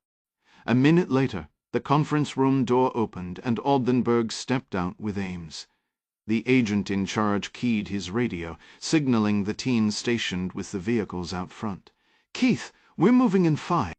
5 minutes. Copy that," Aldenburg informed Ames. She needed to use the restroom before returning to her hotel, so Duffy and Millibrew accompanied her. While Ames relayed the delay to Keith, Stephanie entered the bathroom to sweep it, signaled it was clear, and then took a post on the opposite side of the door from Josh as the foreign minister went in. Ames waited directly across the hallway, his focus on the exit. When Aldenburg reappeared 3 minutes later, she was on a phone call, her formerly composed demeanor now etched with worry. She lowered the device to address Chuck Ames. "My apologies, but I must request an unscheduled stop on our route back." Josh suppressed a sigh. They'd finished earlier than anticipated, and he'd begun to hope he might actually get home in time for a quick workout before dinner. This new detour was rapidly dissolving that prospect. Ames inquired, "What's the destination, ma'am?" She appeared slightly flustered, perhaps irritated. "The Turkish ambassador's residence, or rather, the street in front of it.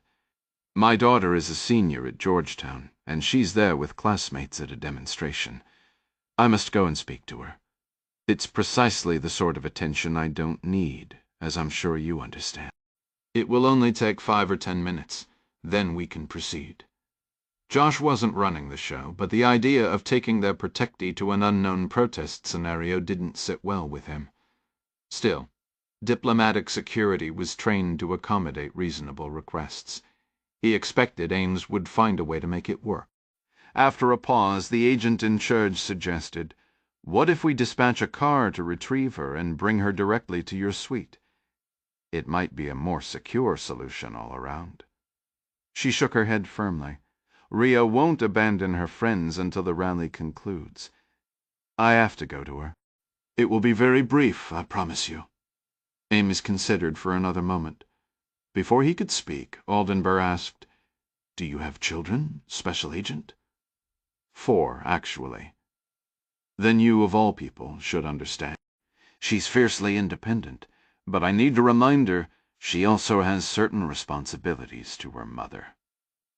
A flicker of genuine maternal exasperation crossed her face, a rare crack in her diplomatic armor. Ames gave a slow nod. "All right, Matt. I just need a few minutes to coordinate." "Thank you." Duffy was quietly relieved the operational headache wasn't his to manage today. They all moved to the vehicles, Aldenburg entering the limousine, while Duffy stood outside in the biting cold of the sunny afternoon. The 3 Suburbans idled as Ames made several calls. He spoke again with Aldenburg, who sent him a photo of her daughter via a secure app to distribute to the team. Finally, Ames gathered Duffy and the other close protection agents. "Okay, we're moving into an undeveloped situation, so stay sharp." "I've spoken with Metropagi. The rally is currently stable, but counter-protesters are beginning to arrive. We'll keep a low profile. Stagger the vehicles so we don't roll up looking like an official convoy. We'll park on Massachusetts Avenue across the circle from the residence. I've sent Rhea Aldenburg's photo to Metro. They'll locate her in the crowd and escort her to us." He emphasized, "The High Representative does not exit the limousine at any time." Duffy nodded. "Understood. Can you send us the photo as well, in case Metro has trouble spotting her?" Ames was already pulling out his phone. "Sending it now." Special Agent Stephanie Millibrew and the other 2 agents acknowledged the plan. Soon the 3 vehicles departed the Hilton for the short drive west toward Embassy Row. As they navigated the congested afternoon traffic, Josh looked at his cell phone, studying the image of Rhea Aldenburg that had just come through. He pictured the girl from the photo tank top and shorts, lounging at a sunny cafe, and imagined how she must look now, bundled in a heavy winter coat against the mid-30s chill. Millibrew's voice cut through the hum inside the vehicle. Short blonde hair, 21 years old, right in the middle of that rally. She let out a low whistle. "This ought to be interesting," Duffy chimed in. "If the police can hand her off, we can get her loaded and put some distance between us and this location." Sheridan Circle is a compact, grassy park dominated by an imposing statue of Civil War, General Philip Sheridan on horseback, encircled by grand, historic mansion. Massachusetts Avenue, lined with mature trees, cuts northwest to southeast, while 23rd Street now sheds south. The three suburbans from the High Representative's security detail arrived quickly, though they had to weave through traffic before pulling in behind a line of police cars and motorcycles on the circle's northern edge. Directly across the circle sits the Turkish ambassador's residence, adjacent to the Latvian embassy. As Duffy's lead vehicle halted on Massachusetts, he immediately swept his gaze over the area. Just then, Issa Ahmed's voice came through his earpiece. DC Metro reports the counter-protest is on 23rd Northwest, and it's gotten larger in the last 5 minutes. Police have them barricaded back from Sheridan Circle, but we absolutely need to monitor them. Josh spotted a dense crowd of counter-protesters waving Turkish flags in the street on the far side of the circle. They were packed tightly behind barricades, held back by several motorcycle officers. Between his position and theirs, the main rally had gathered on the grass at the southern edge, close to the residence and on the opposite side of the statue from Josh. He guessed there were about 75 protesters. Some held signs, one was shouting through a megaphone, and many shook their fists in the air. Josh could see most were young, probably in their 20s, and he scanned the faces, wondering which one was Rhea. The counter-protesters were harder to count, being farther away and clustered more densely. Moments later, Ames came over the net again. Police now say they don't have the personnel to bring her to us. They're focused on keeping the groups separated. Millibrew, you're on point. Duffy, back her up. Copy that, Stephanie, Millibrew said into her mic. He'll locate her and bring her back. Josh and Stephanie exited the Suburban and moved around to the side of the protest. The air was thick with chanting and shouting. A raw fury in the tone that Josh realized was emanating from both sides. They paused for a moment, absorbing the chaotic scene, until Duffy picked out a figure in the crowd holding a red sign overhead. I see her. Red sign, yellow ski jacket, black jeans, white boots. Millibrew looked a moment longer, then keyed her mic. Eyes on. Special Agent Millibrew started toward the EU official's daughter, with Josh following a few steps behind. But they had only taken a couple of strides when Ahmed's voice returned over the net. All units, hold position, stand by. The female agent turned, shooting Duffy a look of mild bewilderment. He began scanning the area more intently, unsure why Ames had called the hold. Almost immediately, the AIC's voice returned to their earpieces. Metro says there's activity in front of the ambassador's residence. From his vantage point, Duffy didn't have a clear line of sight to the driveway, so he shifted a few feet to the right to see past the rally. Soon he could make out several sleek black SUVs parked in the drive, surrounded by a group of men in dark suits. One man was leaning into the back of a limousine, as if speaking with someone inside. After a moment, the man straightened up, looked over the car's roof toward the protests, then leaned back down toward the limousine window. Ahmed's voice crackled over the comms. Metro confirms the Turkish president is inside that limousine. Josh Duffy registered the transmission, but his attention stayed locked on the Turkish security agent conversing with someone in the vehicle. The man straightened up, speaking urgently into his sleeve mic, and from his tense posture, Josh knew things were about to go south. The officer barked orders to his team, gesturing sharply toward the demonstration across the narrow street. Immediately, the figures in dark suits began to advance. Duffy keyed his mic. Visual on 10 to 12 members of the Turkish protective detail. They've exited the residence and are crossing the street toward the rally. He added, appears they're preparing for physical engagement with the protesters. No sooner had he spoken than the men in black fanned out and broke into a sprint. Behind them, the police barricade restraining the Turkish counter-demonstrators collapsed as another dozen men surged forward, charging toward the circle. To Josh's right, the door of the middle suburban swung open and Joanna Aldenberg started to climb out. Duff could hear Ames calling from inside the vehicle. Num, Hold on, until I must reach Rhea." Ames was out right behind her, grabbing the U official's arm to halt her. He looked up at Josh. "Duff, retrieve the daughter." Josh took off past the police motorcycles, cutting across the frost-bitten grass on the northwest side of Sheridan Circle, driving straight for Rhea Oldenburg. His arms and legs churned, his prosthetic limb offering no hindrance as he raced toward the escalating chaos. A full-blown melee had erupted on the south side of the circle, spilling onto Massachusetts Avenue in front of the residence. Men in black suits tore signs from protesters' hands, throwing kicks and punches, knocking college students and others to the ground before stomping on them. Duffy spotted other men, all in plain clothes, joining the fray. These hadn't come from the counter-protest line.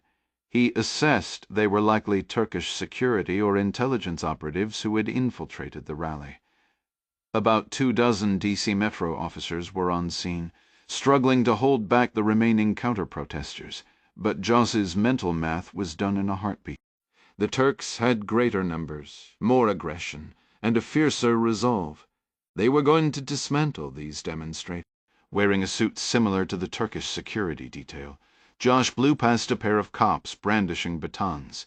Shouting, "Diplomatic security! Make a hole!" they shifted aside, turning their attention to a tall, bearded security agent who was brutally heel-stomping a ponytailed young man into the turf. Josh raced past, his focus entirely on Rhea, who had been knocked down and was pinned under another protester as people around her were savagely beaten.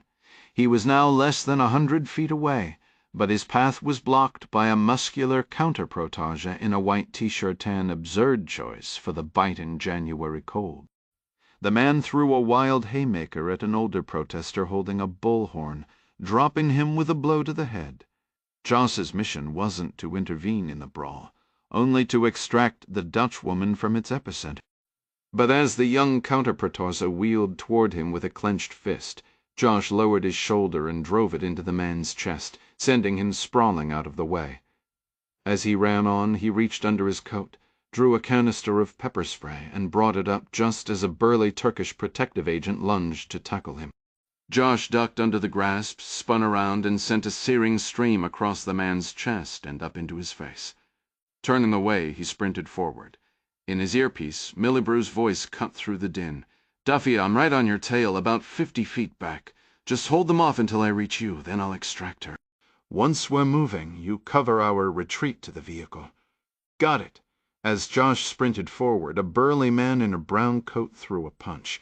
It connected with Josh's raised forearm, a sharp impact meant to block his path. Without breaking stride, Josh closed the distance, wrapping the attacker in a crushing bear hug. He hoisted the man off his feet, using the momentum to spin and slam him hard onto the grass. The Turk let out a choked grunt, the air forced from his lungs. Josh was already back up and running, his mind racing faster than his feet. He knew some members of the Turkish security detail were licensed to carry firearms, even here in the capital. Every pair of hands he saw was a potential threat, his eyes scanning for the glint of metal. If a weapon appeared, he'd have to respond with lethal force. His principal was still exposed, potentially in the line of fire. Amidst the brawling chaos, a detached part of Josh's mind registered the absurdity of it all unfolding just blocks from the White House. 6 Rhea Oldenburg pushed herself up to her knees, her head swimming. She'd been knocked down in the surge, a friend tumbling with her, and the reality of the situation hadn't fully clicked. The scene around her was a brutal collage, men trading punches, police batons rising and falling, students and protesters shoving and fleeing, bodies thudded to the earth, and crimson droplets traced brief arcs through the air.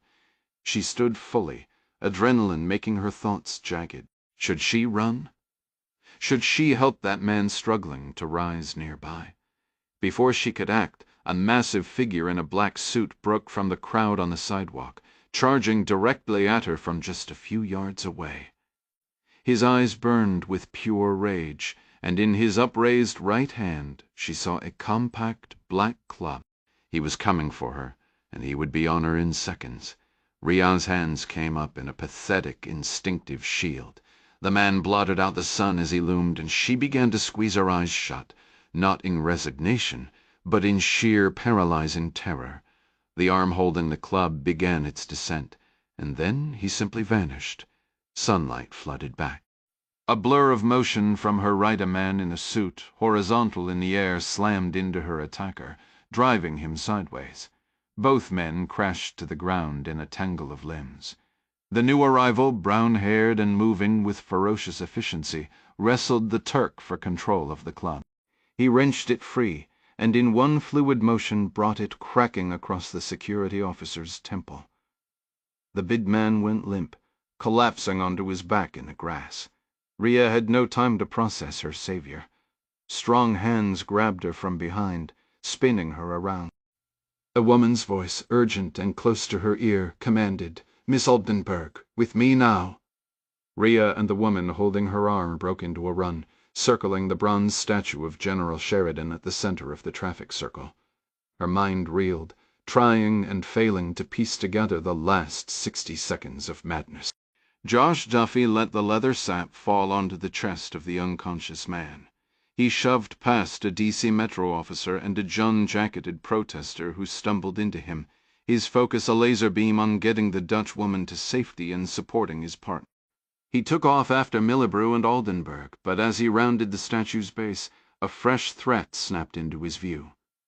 To the right of the two women, Josh spotted a Turkish security officer scrambling back to his feet, having been shoved down by a policeman who was now occupied elsewhere. The officer's face was a mask of pure, unhinged fury, a look that told Josh this man was beyond reason. From 20 feet away, Josh watched as the Turk's hand shot beneath his coat toward his right hip.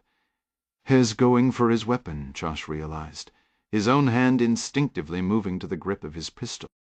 Instead of drawing, he charged forward, seizing the man's wrist just as the pistol cleared its holster. He drove his shoulder into the officer, knocking him backward onto the grass. The gun came free into Josh's hand as the Turk fell, but in a surprisingly agile move, the man executed a backward roll and sprang up, launching himself forward in a blind rage. Josh quickly tucked the confiscated firearm into his own waistband and let his pepper spray dropless against this level of aggression. The Turk swung wildly.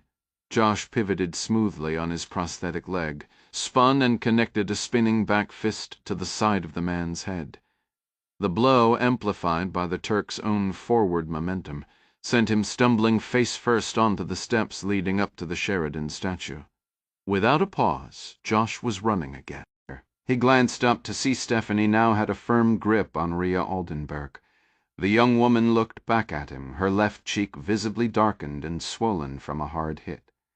At least she and Millebrew were still upright and closing in on the waiting limousine. Josh started after them, but managed only a single step before powerful arms wrapped around him from behind in a crushing bear hug, halting him completely. From the sheer size, he knew it was the same enraged officer, seemingly undeterred by their earlier encounter, but the man held in too close, a critical error. Josh slammed his head backward, feeling the sickening crunch of the Turk's nose breaking. The grip loosened instantly. Spinning around, Josh drove his right fist straight into the man's already bloody and shattered nose. The Turk crumpled to the ground with a scream. Josh was moving again in a heartbeat, reaching the north side of the statue, now just 50 feet from the lead Suburban. He saw Stephanie guide Rhea into the vehicle. The U-Minister was already secured inside with the door shut, likely thanks to Ames. Almost clear, Josh thought. He just needed to reach his SUV, and the 3-vehicle convoy could escape this chaos. But then the unexpected tripped him up literally. A protester, knocked to the cold ground, rolled directly into his path. Josh tried to leap over the fallen man, but his carbon fiber foot caught on the protester's raised leg. He went down hard, chest first, slamming into the grass beyond the prone figure. As he pushed himself up to his knees, he sensed sudden movement to his right. He turned just in time to see a blur of black Leatheria dress work toward his face. Then everything went dark. Josh Duffy sat bolt upright in a hospital bed. His winter coat, suit jacket, and tee had been removed. A thick bandage was wrapped around his head, and an ice pack rested behind his neck. The morphine drip took the edge off, but a deep, rhythmic throbbing persisted beneath the bandages on his forehead. The door opened, and Chuck Ames walked in, followed by Special Agent Millibrew. "How you feeling, Slugger?" Ames asked, the hint of a grin on his face. "Slugger?" Josh replied, his voice groggy. "Did I punch somebody? Yeah, you gave a few guys a symphony with your fists. Am sure your hands will start complaining soon enough." Josh gingerly touched the bandages on his forehead. "My hands are okay for now. Feels more like I tried to headbutt my way through a brick wall." Millibrew glanced at the dressing. "Doctor said it took 11 stitches. No big deal," Duff said, shifting the ice pack to a cooler spot. The adrenaline was gone, leaving only the dull, persistent ache and the sterile smell of the hospital room. Ames examined the bandage and the scratches across his face. Did they mention whiplash? More than I cared to hear. It's a given. No concussion. But they warned me the real fun begins tomorrow morning, no matter how stiff my neck feels now. He attempted a shrug, wincing at the pain. "Could have been worse. That's setting the bar pretty high, I'm afraid," Ames replied. "You handled yourself incredibly well out there. I wish I could have backed you up, but Rio wasn't the primary target, and Oldenburg needed protection." "I get it, Chuck." "Good."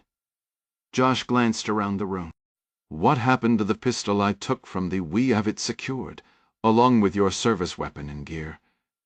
2 officers intervened behind the man who kicked you, subdued him with their batons, and dropped him right beside you. I imagine the Turkish authorities will reclaim their firearm eventually. Josh settled back against the ice pack on his neck. "Gotta love diplomatic immunity. They'll probably walk away without a scratch." "Don't be so certain," Stephanie interjected. 11 protesters were injured. 2 of them seriously. Duff noticed Millibrew studying him, her expression one of pure disbelief. "What is it?" "After everything you've been through, Syria, Lebanon, Mexico," she began, "I have to ask, does this kind of chaos just trail after you wherever you go?" A faint laugh escaped him. "In my line of work, when guns come out, they usually get fired. All things considered, I'd call this a relatively quiet day." "Thanks to you," Ames affirmed.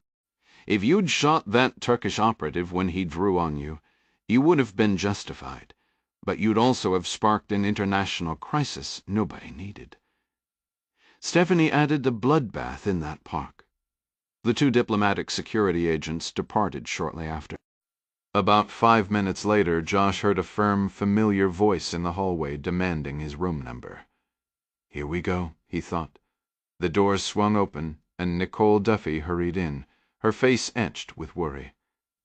"What the hell happened, Josh?" She gave him a careful hug. "How are you feeling?" "Like someone decided my head was a soccer ball. I heard." She inspected his bandage, then kissed him gently. Even the slight movement to return the kiss tugged at his stitches. Nicole managed a small smile. "This is where you're supposed to say, 'You should see the other guy.'" Josh closed his eyes, smiling despite the fresh ache. "I wish I had seen him. All I saw was his boot about an inch from my face." "My God," she said, shaking her head. "They told me you took down 3 of them before you were knocked out." "Really? That's badass." He pushed through the discomfort of another shrug. "Honestly, I don't remember much." She leaned in, taking his hand. "I'm proud of you, but I really wish every time you left for work I could be more confident you'd come home in one piece." "Believe me, Nick, I share that wish." "How are you feeling, otherwise?" "Otherwise?" She gave a slight shrug. He knew exactly what she meant, but hoped she'd let it drop. She didn't. "The panic attacks, the nightmares. The Potsdam, are you?" "After today?" Duff offered a tired smile. "Maybe it's the morphine talking, but right now I feel pretty damn good." Then a new thought cut through the drug-induced haze. "Wait, have you received your new posting yet?" She seemed reluctant to shift topics, but after a moment she nodded. "I have." With a weak smirk, he asked, "Please tell me we're not being sent to Istanbul." She laughed softly. No, not Istanbul. After a brief pause, she posed a question of her own. If I could choose any posting in the world for us, where would you want to go? Josh wasn't sure what answer she expected. Sure, places like Paris or Berlin sounded amazing, but what he truly wanted was for his wife to be assigned somewhere that also had an opening for a diplomatic security agent, somewhere they could build a life, maybe even start a family, far from the constant shadow of crisis of thought that felt both foreign and deeply appealing in his current state. Otherwise, he'd need to request leave from diplomatic security just to accompany her, scrambling to find some ordinary administrative role at whatever embassy she was assigned. There are maybe 5 DEMS slots in locations that also have Foreign Service officer openings, he remarked. So honestly, I'm hoping they send you somewhere I can actually contribute. She gave his hand a tight squeeze, a wide grin spreading across her face. They did. We're headed to Ghana, in Africa. There's a political officer spot for me, and a D's opening there, too. You'd be a shoo-in for it, especially after that little stunt you managed today. Josh had always known the assignment could be anywhere. He'd spent much of the past year scanning possible postings, imagining their future. He was familiar enough with Ghana to recognize it as one of West Africa's most stable democracies. It was a sizable post, with well over 150 American personnel at the embassy, and a local staff many times larger. Nicole added, I looked into it. The schools are really excellent, and the housing looks beautiful. She squeezed his hand once more. I have to report in 3 months. Josh paused, thinking. We've got 6 months before I can transfer. Right, she said. We'll have some logistics to figure out, but we'll make it work. She kissed him again. Just promise me you won't get tangled up in any more brawls here after I leave. He promised, and they embraced once more. Her hug was so tight it made his injuries ache, but he laughed through the discomfort. Here's to leaving DC behind for somewhere safer. Like sub-Saharan Africa, she replied with a playful smile. And 6 months later, Josh Duffy stood under the relentless afternoon sun, sweat beading on his forehead, acutely conscious of dozens of eyes watching his every move. He felt like prey being sized up by a pride of lions. Pushing the nervousness aside, he focused all his energy on the task at hand, knowing the pressure was on and he couldn't afford a mistake. He hovered over the massive charcoal grill, ignoring the sweltering heat as sweat trickled into his eyes, flipping hamburger patties as quickly as he could. Had only managed to fit 2 dozen on the grill at once, which meant another 2 dozen were waiting their turn. Time was slipping away. The kids were clearly hungry, not to mention the adult. Nearly 2 dozen children, including his own 2, splashed and played in the swimming pool at the center of the lush courtyard of a 3-story apartment complex. Parents and other embassy staff relaxed at picnic tables, sipping beer, wine, and hard seltzers, chatting and laughing while keeping at least one eye on the pool. The Iris Gardens was an apartment complex in Accra's cantonment's neighborhood, less than a quarter mile from the rear wall of the U.S. Embassy. The place resembled an upscale Florida garden apartment community, with a few notable exceptions. 2 armed local guards were stationed in a reinforced booth at the front gate. An 8-foot-high fence enclosed the perimeter, security cameras covered every exterior angle, and ground-floor windows were fitted with steel bars. A local police car also made regular patrol. 26 embassy families called the Iris Gardens home, and most were present for the regular Sunday afternoon cookout. Ambassador Jennifer Dunnigan often made an appearance, though she didn't live there. She was currently back in Washington until Monday. The deputy chief of mission was here with his family, as was the political chief, while the gunnery sergeant overseeing the 7-member Marine Security Guard detachment stood near the pool, keeping watch over his 3-year-old twins as they played. Every diplomatic security agent currently stationed in Accra had gathered for the cookout, joined by a few CIA bachelors and several local embassy staff from Ghana. Among them was Benjamin Manu, the 43-year-old Foreign Service National Investigator for Diplomatic Security and a former captain in the local police. Josh stood by the grill in his swim trunks, an army t-shirt, and wraparound sunglasses, his military short sandy hair a personal choice, rather than a Diaz requirement. His prosthetic leg was fully visible, something he would have never dared to show during his last contracting job. Here, though, everyone already knew about his injury, and it simply didn't matter. He wasn't even the only agent in diplomatic security with a prosthetic.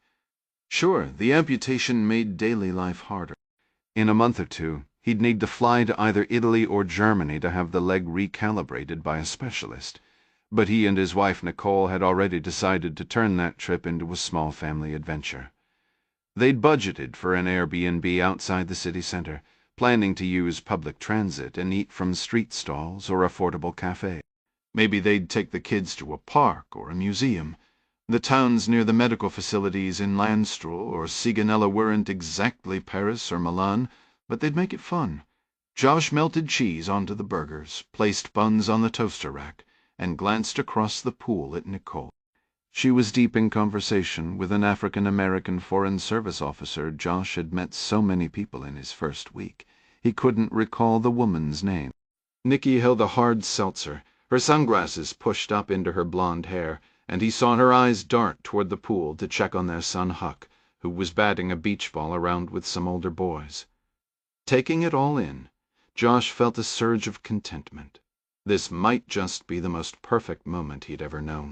Then a man in a Hawaiian shirt, khakis, and flip-flops, a Hispanic-looking guy in his late 40s, a couple inches shorter than Josh approached. "Give me a sitrep on those smash burgers, Duff. Cheese is melting now. Kids' orders up in 2 minutes. Another 10 for the rest of us." Near the pool, Diplomatic Security Regional Security Officer Jay Costa called out to a muscular, shirtless man in his 20s covered in tattoos, his hair even shorter than Josh's. "Hey, Gunny, round up the kids and get them seated. Let's see if the new guy can actually grill." The gunnery sergeant promptly began clearing the pool, and children trailed toward their towels and then to the picnic tables where their parents waited. DA's Special Agent Chad Larson and his 14-year-old son Kyle, who was nearly as tall as his 5'10" father, stepped up to assist. Together with Costa and Benjamin Manu, they started dressing the cheeseburgers with pickles and ketchup, delivering them to the tables while Josh laid another 24 patties on the hot grill. 20 minutes later, Josh finally sat down with a paper plate holding a hamburger, potato salad, and a bottle of Club La Gera local brew he'd already grown fond of. Nearly all of the 50 or so embassy personnel and family members had finished eating, and Josh breathed a quiet sigh of relief. Cooking for a crowd was a first for him, and he was glad he hadn't messed it up. Nicole sat opposite him, Huck balanced on her knee. Most of the others had already finished lunch, and a plastic cup of ice water sat on the table before her. Mandy darted over, leaning in to whisper, though her voice carried clearly. "Mom, is that lady going to have a baby?" Both Nicole and Josh glanced across the pool area. A woman was hunched over a trash can, clutching her stomach, her complexion pale. "No, honey," Nicole said softly. "I think she just ate something that didn't sit right." Mandy watched for a moment longer before 2 other children ran up excitedly, asking if she wanted to see a deco. The trio scampered off across the courtyard. The woman appeared to be retching, and Nicole began to rise, but Jay Costa spoke from the neighboring table. "I'll see to her. Get her medical help if necessary." He stood and hurried over. After a brief exchange, he assisted her back toward her apartment. Josh observed quietly, finally remarking, "I really hope my grilling wasn't the cause of that." Nicole chuckled. "No, that's Kathy from Connor. She traveled upstate a few days ago and picked up a stomach bug. She was telling someone she was certain it wasn't malaria, but she mentioned the mosquitoes were terrible, so your guess is as good as mine." Why would Mandy ask if she was pregnant, Josh wondered. "I told her I was often sick when I was pregnant with her, that I threw up sometimes. Now, any time a woman has a stomachache, she assumes a baby's on the way." Josh laughed. "Let's just hope she doesn't voice that theory to the woman in question." "Trust me," Nicole said. We have had that conversation more than once." The gathering began to disperse around 3 o'clock.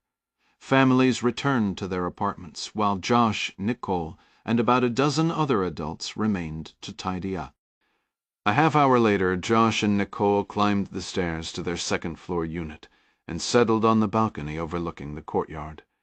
Beyond the walls of the Iris Gardens complex, Sunday afternoon traffic was sparse in this quiet residential neighborhood. Josh popped open a beer, gazing at the slice of the city visible from his perch. The kids adored their school, their new friends, and their energetic young nanny, Portia. His wife found her role as a political officer here in this nation of over 30 million both demanding and fulfilling. So far, Josh got along well with his colleagues in the embassy's diplomatic security office. Nicole slipped an arm around him. He said, "Hard to believe 4 years ago we had nothing." Nicole shook her head. "That's not true. We had each other. We had Mandy and Huck." She paused, a faint smile touching her lips. "We had our spaghetti nights." Josh took a sip. "Yeah, I just mean, this is good. This feels right." His wife nodded. "It's good now, but you know in a few days we'll both be swamped." He agreed. "Still, it'll be good to get out of the capital, see a bit of the countryside." "We won't see much," she countered. "This trip is going to be a blur.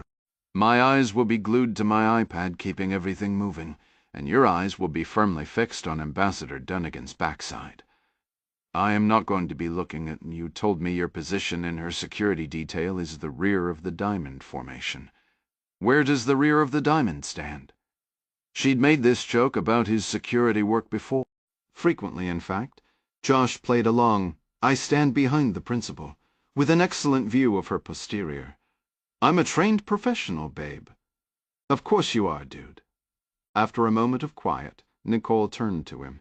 He saw the shift to seriousness in her expression. "You were up again last night." 3 in the morning. He looked back toward the street.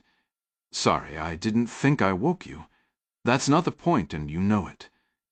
Josh took another long drink. "I know. You're still having the nightmares." A defensive edge crept into his voice. "Sometimes, not that often," Josh replied. "Is it about Mexico?" Josh's gaze drifted beyond the complex, past the front gate and its guards, into the warm afternoon haze blanketing the city. "They're just dreams. Will you be ready to travel this week? This is about real security details now." "I'm good. 100% ready." She studied him, her expression clouded with concern. After a moment, she sighed. "I still think you should talk to someone about this." "Come on, Nick. We've had this conversation more times than I can count. If some therapist slaps a label on anything beyond the standard PTSD, like depression or something, my career is finished. I'm telling you, it's improving. It doesn't interfere with the job. They're just bad dreams." "You're right," Nicole conceded, a note of weariness in her voice. "We have been over this endlessly."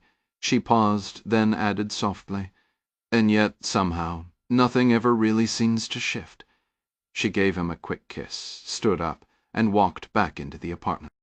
Hajej Zahedi felt a distinct unease about his impending task, a sensation foreign to a man who had lived his entire adult life as a ruthless killer, seldom troubled by moral qualms. Tonight, however, was an exception. Entering this West African hotel nightclub, a den of infidels, liquor, and indulgence, felt profoundly wrong. His only consolation was the venue's spacious, shadowy interior and the three-piece band on the low stage in the corner, their soft Western melodies providing adequate cover for the sensitive discussion ahead. His eyes swept past the room's support columns, finally locating his contact at a rear table nestled against velvet curtain. Nearby tables were occupied by black men in local dress or business suits, and a smattering of Asian men in similar attire. A couple of his own operatives were present, blending acceptably at the bar. For the occasion, Zahedi wore a tailored gray sharkskin suit from Milan, reserved for such special distasteful assignments. Here in Sierra Leone, posing as an international businessman required this facade, a far cry from his military uniform, combat gear, or the preferred white robes of his rare visits home to Tehran. He moved through the clusters of patrons. It pleased him that his own security team, sipping tea and watching the band, gave no sign of recognition. It pleased him further that the group of black men paid him little heed. A flicker of irritation arose, however, from 3 casually dressed white men, who eyed him with open suspicion. Such disrespect from infidels was expected, merely another element to manage. Colonel Hij Zahedi was a field commander with Unit 400, an operational wing of Iran's Quds Force. His intermittent postings across Africa spanned over 2 years, and meetings like tonight's, while unpleasant, were a necessary part of the work. Collaborating with infidels and with Sunnis was simply duty. Iran was Shia. West Africa, with scant exception, was Sunni. Yet Tehran had cultivated ties with various extremist factions on the continent for some time. The man at the corner table rose as Zahedi approached, and offered a slight bow. Mr. Kang was perhaps 5 years his junior, but the same intense, vibrant gaze Zahedi remembered from their previous encounter years ago in Mali was unmistakable. "Mr. Kang," the Iranian said, shaking the smaller man's hand before they both sat. The band transitioned to a new piece of saxophone over a synthesizer, accompanied by a woman singing and playing acoustic guitar. The melody was soft, unfamiliar to Zahedi. Kang was drinking white wine. The teapot and cup were also on the table, presumably for him, but Zahedi turned and signaled for a bartender instead. Kang remained motionless as the man drew near, and once he was close, Zahedi addressed him in perfect English. "Knob Creek. A double neat," the bartender gave a quick nod. "Right away." Turning back to the Chinese operative, Zahedi caught the look of disbelief on his face. Kang remarked, "I was under the impression you were forbidden from undercover. Drinking tea would blow my cover."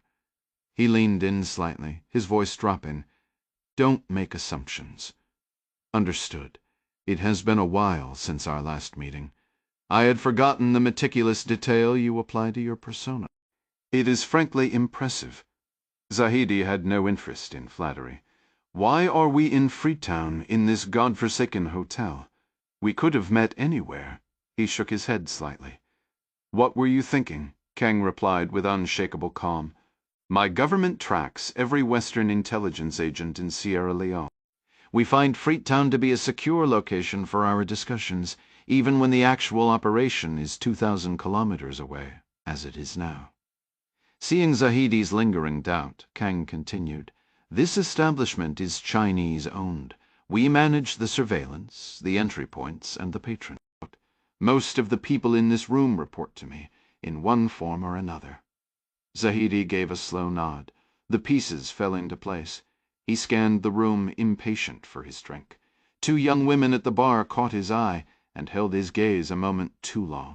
Prostitutes, he realized instantly, and he looked away, feeling the weight of the moral compromise pressing in from all sides. His own personal concession arrived in a glass. He took a solid swallow of bourbon, meeting Kang's eyes as he did so. A silent plea for forgiveness passed through his mind. Kang broke the silence. "Your men? Are they prepared?" Zahedi nodded. "They will all be inside the country by Wednesday, mostly Nigerians. Sunnis, naturally, but they follow orders when we fund them properly, pay their commanders, and offer them the spoils of this world or the next." 200 fighters? I said 1 to 200, Zahedi corrected. "The actual count is nearer to 100, but their number matters less than their conviction." Kang did not mask his dissatisfaction. "Describe this conviction to me." "Jama'an Durvat, al-Islam wal Muslinin." Seasoned, merciless. Kang was familiar with JEM, the group for the support of Islam and Muslims. It was a coalition of smaller West African extremist factions, modeled after Al-Qaeda. "And you are confident you command their loyalty?" he pressed. "I provide their weapons, their training, their logistical support. Of course I command them. Without the backing of my country, they would still be languishing in the slums of Lagos or scrounging in the Sahel near Burkina Faso. A thin smile appeared on Zahidi's face. "They will create the chaos we both desire within Ghana." "Your method of insertion?" Kang asked. "We will move them south and west. I considered a route through Togo with a maritime leg, but the overland paths have been reconnoitered and are secure." Kang nodded, satisfied. The Chinese intelligence officer laid out his plan. "My contracted commander already has his team in place, dispersed around the key locations we've targeted. When the local insurgents begin their push toward the capital, he and his specialized unit will amplify their presence, making them seem a far greater threat than they truly are.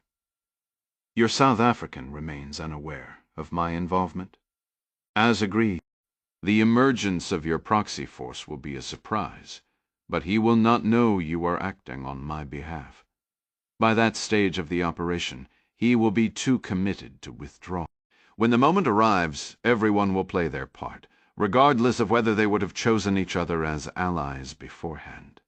Zahedi took another sip, the bourbon now tasting like pure pragmatism.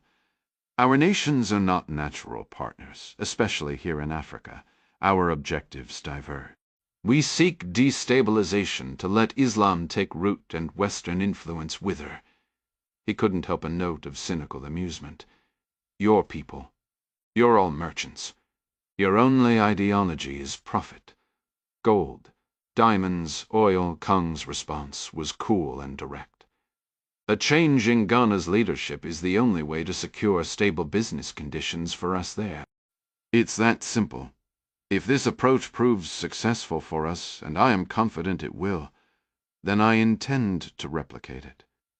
Your spheres of influence will expand across the region, and collectively we can diminish Western presence. My own nation's reach will grow in tandem." Zahedi took another swallow. He refused to acknowledge the sharp, familiar comfort of the whiskey. He framed it only as a necessary sacrifice for the mission. After a moment, he replied, "The arrangement is clear. You'll receive what was promised." He stood, turned from the table, and walked out of the bar, paying no mind to the background music or the watchful eyes of the security detail. 8. In his cubicle within the U.S. Embassy, Chancery in Accra, Ghana, Josh Duffy scrolled through images of door hardware on his monitor. He wasn't shopping for his own home. He was tasked with sourcing digital locks for a nearby apartment complex the State Department planned to use for employee housing. Part of Josh's responsibilities involved ensuring all embassy staff residences met strict security standards. Whenever a local property owner offered a new building, Josh had to assess its suitability and coordinate with local contractors for any required upgrades. Reinforced walls, surveillance systems, window bars, and controlled access points all had to conform to precise diplomatic security specifications. He was only a week into this posting, but already carried a full load. Overseeing the residential security program explained the door hardware search, but he also assisted the assistant regional security officer for investigation. This meant that between evaluating locks and checking on guard details at American housing compounds, he spent considerable time looking into potential visa fraud cases involving Ghanaians seeking entry to the United States. The embassy employed about 150 Americans and roughly 650 local staff, making it one of the larger U.S. missions in Africa. The workload for diplomatic security here was heavy, though not due to insurgent threats or a hostile government. Ironically, the most persistent challenge came from EDP's emotionally disturbed persons. Daily individuals appeared outside the embassy perimeter, convinced America was an adversary and demanding entry. Usually the local guard force handled these situations before they escalated, but inside the Chancery, the embassy's nerve center, where the ambassador worked, Josh and the D's team remained on constant alert, ready for the day. Things might go seriously sideways. Behind his desk, near the bulletproof window, a wooden stand held his green body armor with a Bureau of Diplomatic Security patch, a rack of rifle magazines, and a utility belt from which a Glock 19 in a retention holster was suspended. A helmet rested on top, with night vision goggles attached. The name tape on the armor read Duffy, and nearby sat a pair of black Pelican cases also marked with his name. His assigned rifle was secured in the armory at Marine Post 1, a fortified room at the Chancery entrance manned around the clock by a Marine guard monitoring security feeds and coordinating with the compound's Marine security guard. Although an assault on the embassy in Accra seemed improbable, Josh had a genuine security operation demanding his focus. In 2 days, a joint European Union delegation would arrive, featuring Joanna Oldenburg, the diplomat whose daughter he had saved in Washington half a year prior. Following a reception, she and her team, alongside Ghanaian President Francis Aminer, U.S. Ambassador Dunnigan, and their respective contingents, would embark on a whirlwind 36-hour press tour across the nation via helicopter. This tour, hitting 6 locations, aimed to showcase several new U.S. and UN infrastructure and development partnerships in Ghana. For the EU's chief diplomat, it was a chance to assess progress firsthand. For the West, it was an opportunity to broadcast to Africa the benefits of strong alliances. China's expanding influence over the past decade, fueled by loans and construction projects under its Belt and Road Initiative, had notably edged out American and European presence. However, recent economic pressures in China had created an opening, and the West was swiftly moving to reassert itself. Josh anticipated the journey aboard French military helicopters would be eventful, and he felt a particular thrill knowing Ambassador Dunnigan had personally invited Nicole to join the delegation. Closing a browser tab and jotting a reminder to inspect his residence's locks, he heard the hallway door click open. The voice of the diplomatic security office management assistant echoed down the corridor. "Good morning, Nicole." "Morning, Olga," came the reply. Checking his G-Shock, Josh saw it was time for the mission briefing. He worked from a modest cubicle, but a larger office stood directly opposite. As his wife reached him, Regional Security Officer J. Costa, the lead sands agent, emerged from that office. The three proceeded to a second-floor conference room overlooking the Chancery atrium. They were joined by Benjamin Manu, a Ghanaian Foreign Service National Investigator for the State Department, and Assistant Regional Security Officer Chad Larson. Though a fourth DS agent was temporarily assigned to Morocco, she would return before the trip to oversee embassy security in their absence, while Manu would augment the ambassador's protective team. The assembled personnel and Nicole sat with several other embassy staffers slated for the journey, everyone except the ambassador herself.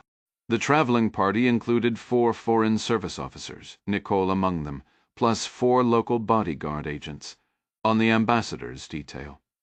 These Ghanaians, like Manu, were former police officers, rigorously vetted and U.S. trained, each having pledged to protect the ambassador at all costs. Costa took charge of the security briefing. "It's Monday," he started. "The EU's High Representative for Foreign Affairs, Joanna Oldenburg, arrives Wednesday at 2 p.m. A reception at the French Embassy is scheduled for 7 that evening for her delegation, our team and Ghanaian officials.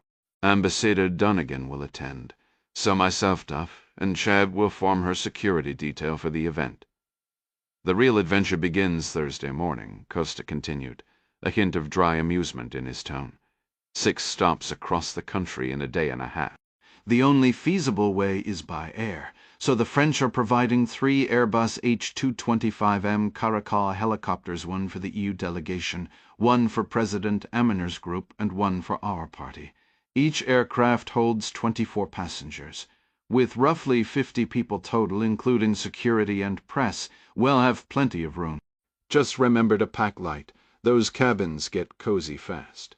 He paused, letting the logistical realities sink in before moving to the detailed itinerary and threat assessments for each stop. The itinerary begins on Thursday morning with a visit to the coastal port in Takoradi, followed by a trip inland to Kumasi for the opening of a new medical facility. From there, the delegation proceeds to Tamale for a ribbon-cutting ceremony at an industrial park funded by Joint U and Us initiative. Security at these 3 locations has been coordinated with local authorities, involving armored vehicles and mobile tactical teams. Friday's schedule includes a stop in Yendi near the border for a security briefing, requiring a short motorcade escorted by Ghanaian military personnel to the local chief's residence. Afterwards, the group flies south for a brief press announcement regarding a redevelopment project at the Akosombo Dama quick 25-minute stop directly at the site, eliminating the need for ground transport. Security there will be handled by the River Command and local police from the nearby town. The final engagement is a reception at Jubilee House, the presidential residence in Accra, before returning to the embassy. Jay summarized, "We depart Accra Airport at 8 Thursday morning and return by 4 on Friday. The U representative will then board her flight back to Brussels by 7 that evening." He added, "It's a packed schedule with a lot of coordination, but we're prepared." Next, a Foreign Service officer named Karen Chamberlain outlined protocol details, meeting attendees, positioning at events, and even the planned length of speeches. After an hour of questions and clarifications, the meeting adjourned. Josh walked his wife back to her second-floor office in the Chancery. As they moved through the hallway, he leaned in and lowered his voice. "This whole thing is essentially a 2-day publicity tour." Nicole let out a breath. "It's about optics, honey. Having the press cover a high-profile Ghanaian, American, and European delegation traveling to these sites and announcing new investments sends a message. We need to show a committed partnership here. It'll just be relieved when it's done," Josh replied. Nicole paused in the corridor and looked at him. "Your diplomatic security team has been briefed by the CIA on this trip, right? Jay handled that. What was their assessment of any threats? According to Jay, they basically told us to stay alert but expect everything to be fine." She gave a dry laugh. "Well, that's incredibly reassuring.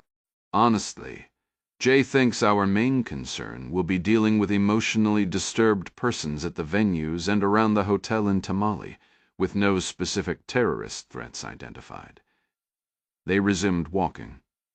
"So you have to work during the reception at the French residence?" Nicole asked.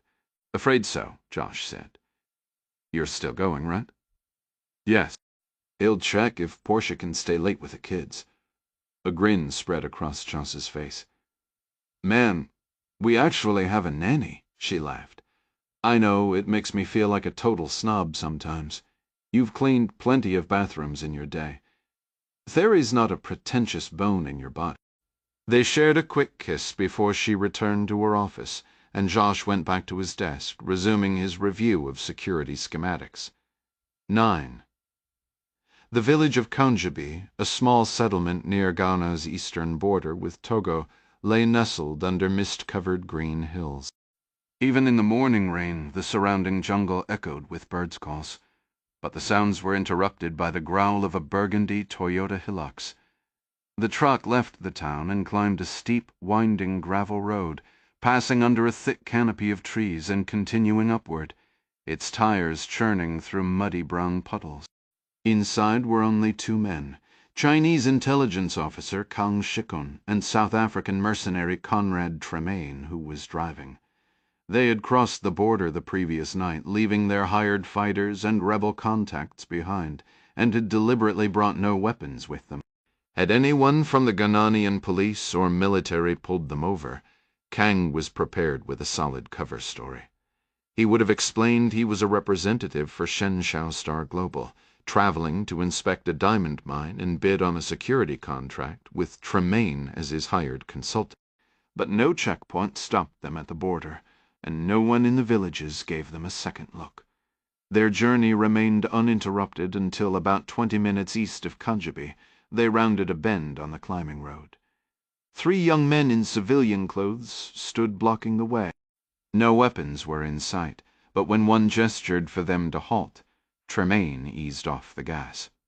All 3 were lean and fit, their expressions not hostile but intensely focused, buzzing with a kind of eager energy. Tremaine read the look instantly, and he knew Kang was doing the same beside him. These weren't soldiers. They'd likely known hardship, but they'd never known war, never endured the gut-wrenching terror of incoming shells, or held a dying friend. They were just kids, playing at being warriors. It was a familiar sight, and it always made him wonder the same thing.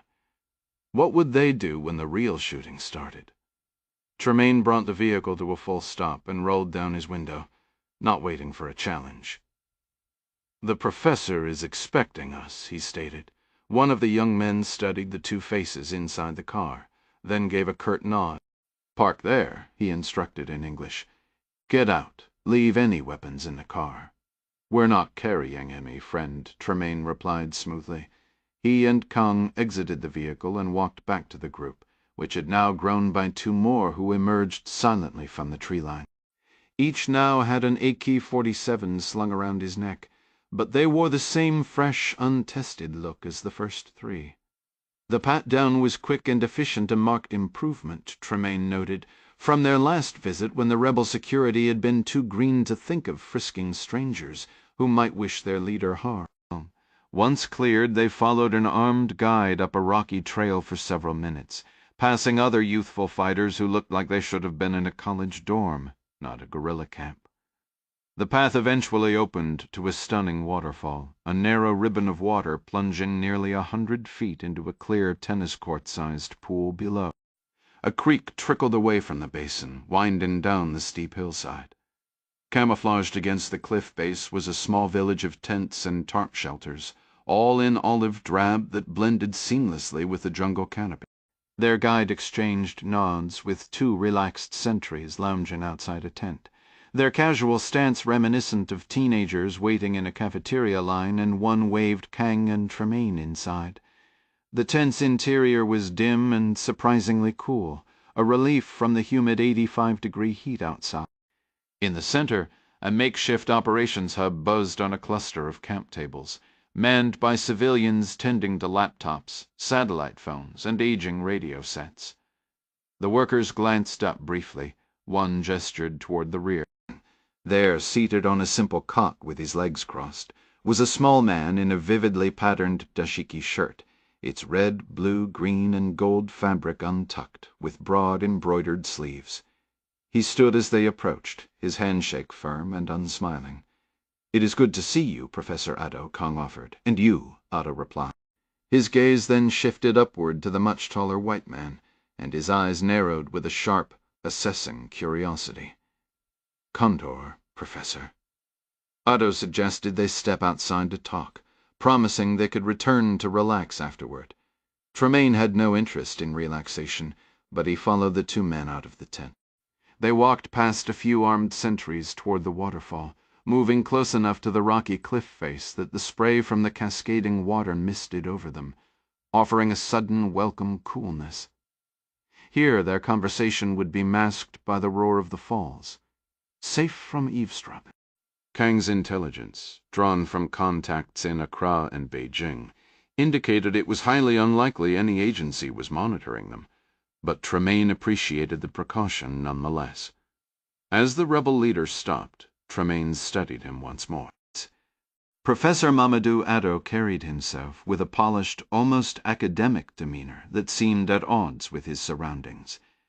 At 35, he stood 5'7", a man who had earned a doctorate in public studies from Accra University before his political path turned radical.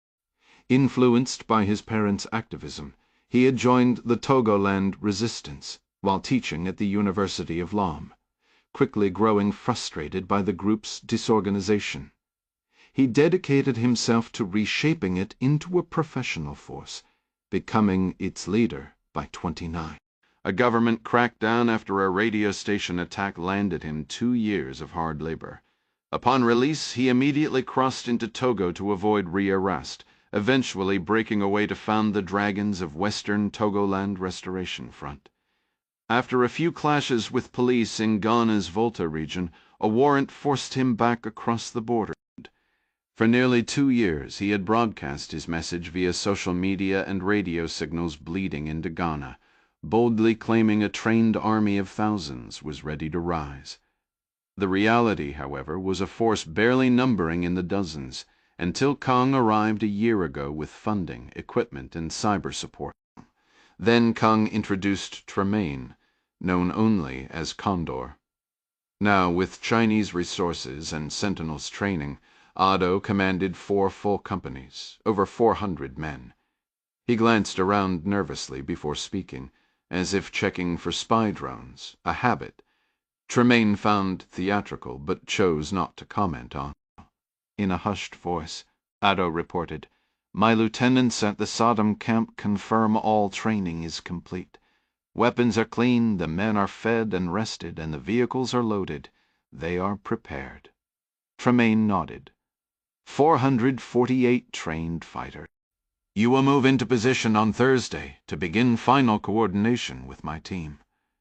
Kang added, "Remember, Professor, your forces must remain concealed until 6A. Saturday." "Yes, I understand," Otto replied. "You are concerned about endangering the Western diplomats traveling in a country." Tremaine shook his head, a hint of impatience in his tone. "It's not concern, it's strategy. The wider world cannot know this is happening until it's already done." Kang agreed. "The U representative departs Ghana Friday evening. By Saturday morning it will be too late to stop us." Otto hesitated, then said, "I have some concerns." "Please, share them," Kang urged calmly. "The Ghanaian military, or certain elements of it. I am not worried about Northern Command. They were positioned along the border, containing the Islamist factions up in Burkina Faso. Our advance from the river toward the capital would take mere hours, not days, rendering any intervention from that quarter too late." "I'm not overly concerned about Southern Command," the professor continued. "They have decent equipment and numbers, but their garrisons are caught completely off guard. From the intelligence you've shared, a significant portion of their rank and file would likely back our uprising." Kang gave a slow nod. "You'll face some symbolic resistance, but the majority of Southern Command will stand with you." "My real worry," Adele countered, wiping the spray from the waterfall from his brow, "is Central Command in Kumasi. General Boatlang is widely respected, and his forces are both well-equipped and rigorously trained. He can move from Kumasi to Accra faster than I can get from western Togoland. If he catches even a whisper of our movements early, his troops could dismantle everything we've built." "Leave Central Command to me," Kang replied smoothly. "I have a plan in place." "A plan you refuse to disclose," Odo stated, his tone flat. "All will be clear at the appropriate time." Ado's gaze shifted toward the south. "I will need the support of the southern populace." "And you will have it," Kang assured him. "My country has made all the necessary arrangements." Tremaine chose that moment to interject. "Boateng will be preoccupied when you seize the capital." "After you've taken control." "After you've taken control," Kang cut in, "my nation will open negotiations with him. He will ultimately fall under your authority." "How can you be so certain?" Ado's skepticism was palpable. "Let's just say we possess certain leverage. Compromising information regarding the general's extracurricular pursuits. You have my personal assurance he will comply willingly, and serve your administration faithfully." Ado's eyes, clouded with mistrust, met Tremaine. Yet beneath that suspicion, Tremaine detected a familiar burning energy, the same raw ambition he'd seen in the young rebels at the checkpoint. The professor's hunger for power, for his role to be recognized on the world stage, was beginning to overshadow his initial caution. Needing to steer the conversation forward, Tremaine laid out the timeline. "We anticipate achieving our primary objectives by nightfall on Sunday. The president and his cabinet will be removed. They'll flee the country and face permanent exile with the help of sympathetic elements within Southern Command. When the capital wakes for business on Monday, the world will be introduced to Ghana's new leadership." "A fait accompli, Professor," Kang added. "You will be filmed addressing the nation from Black Star Square, with the Gulf of Guinea behind you. My people will disseminate that speech widely, flooding news channels with favorable coverage of you and damning reports about the deposed regime." Ado's mistrustful eyes lingered on the imposing South African. "I still don't fully understand why you need to be here, Condor. I appreciate the training your men have provided mine these past months, of course, But now, as my people prepare to act, having you so visibly linked to our cause, the risk seems to outweigh the benefit." Kang started to respond, but Tremaine was quicker. "That's a fair point, Professor. You've never seen combat, but believe me, once the first shots are fired, you'll understand precisely why I'm here." Ado simply glared at the larger man, a smug defiance in his posture that made Tremaine's fists itch. But the South African remained still, his clothes growing damp in the mist, waiting patiently for the rebel leader to finish. Finally Ado spoke again. "When this is over, I want you and your men gone." A faint smile touched Tremaine's lips. "Well, depart the moment you are securely in power. Not a minute before and not a day after." Ado let the matter drop, turning back to Kang. "The social media campaign your people launched to stir public sentiment has been remarkably effective." The Chinese intelligence officer nodded once more. "Beijing remains fully committed to your success. Their support will prove invaluable, particularly once you assume office." "And what exactly does Beijing expect from me in exchange?" Kang paused, his expression thoughtful before he answered. "As I've mentioned, once you're settled in Jubilee House, representatives from Beijing will reach out to discuss strengthening our bilateral ties." Ado offered a faint smile. "You are Beijing's representative. I'm asking you directly." "What are your terms?" "I don't have that specific information," Kang replied. "By the time you take power, my role here will be complete. Official diplomats will handle those discussions. They're better equipped for such matters." "Let me pose a hypothetical," Ado said, his tone shifting to one of academic curiosity. "Suppose your plan succeeds perfectly, and I find myself in power. What if I then decide not to grant China the resources and access you've worked so hard to secure? What would happen then? Is that a scenario you're considering?" Ado gave a casual shrug. "I'm an academic. We explore possibilities. That's a question better suited for the diplomats." "I'd prefer a straightforward answer." Kang's gaze drifted toward the waterfall before returning to Ado. "If you were to break our agreement, my government would likely send me back." "To do what?" "To follow my orders," Kang said, then added after a brief silence, "Whatever they may be." Ado nodded slowly. "I believe that. I simply wanted to see if you would be honest with me." For a moment the three men stood without speaking. Then, for the first time during their meeting, Professor Mamadou Ado broke into a wide, bright grin. "You get me into Jubilee House, Mr. Kang, and China will always have an open door." Later, after sharing tea and further conversation with the professor inside the tent, Tremaine and Kang returned to their hillocks. The South African navigated back through the jungle, descending the hill toward the town of Kajabi. Once they were several miles past the final dragon checkpoint, Tremaine finally spoke up. "That fool has no clue what he's signing up for." "Exactly," Kang agreed. "And that's precisely how we need it." "You know," Tremaine said, "I've been turning something over in my mind. There's one move that would guarantee your coup's success." Kang gave a low chuckle. "Is that so? What have I overlooked? If President Amanor were assassinated, there'd be no chance of a counter-coup. I've studied this country's politics. It's deeply divided. Amanor is the only figure with real influence over the people. How do you suggest we eliminate him before he realizes the coup is underway?" Tremaine's voice grew steady. "Move the timeline forward. Take him out Friday afternoon at Ekosumbo Dam, then launch your coup. I'm an exceptional sniper. For the right price, I'd take the shot myself." Kang shook his head firmly. "We need control of the dam before we reveal our intentions. That leverage is essential. We have 71 Sentinel operatives in Ghana right now, and nearly 450 rebels either here or just across the border. The plan is set. The timing is fixed. All right, Kang, you're in charge." They continued driving in silence, but Kang's mind was racing. Just like Professor Ado, Conrad Tremaine didn't know the full scope of the plan either, and that was exactly how Kang intended it. He saw himself as the chessmaster, moving his pieces across the board, ready to use them and sacrifice them as the game demanded.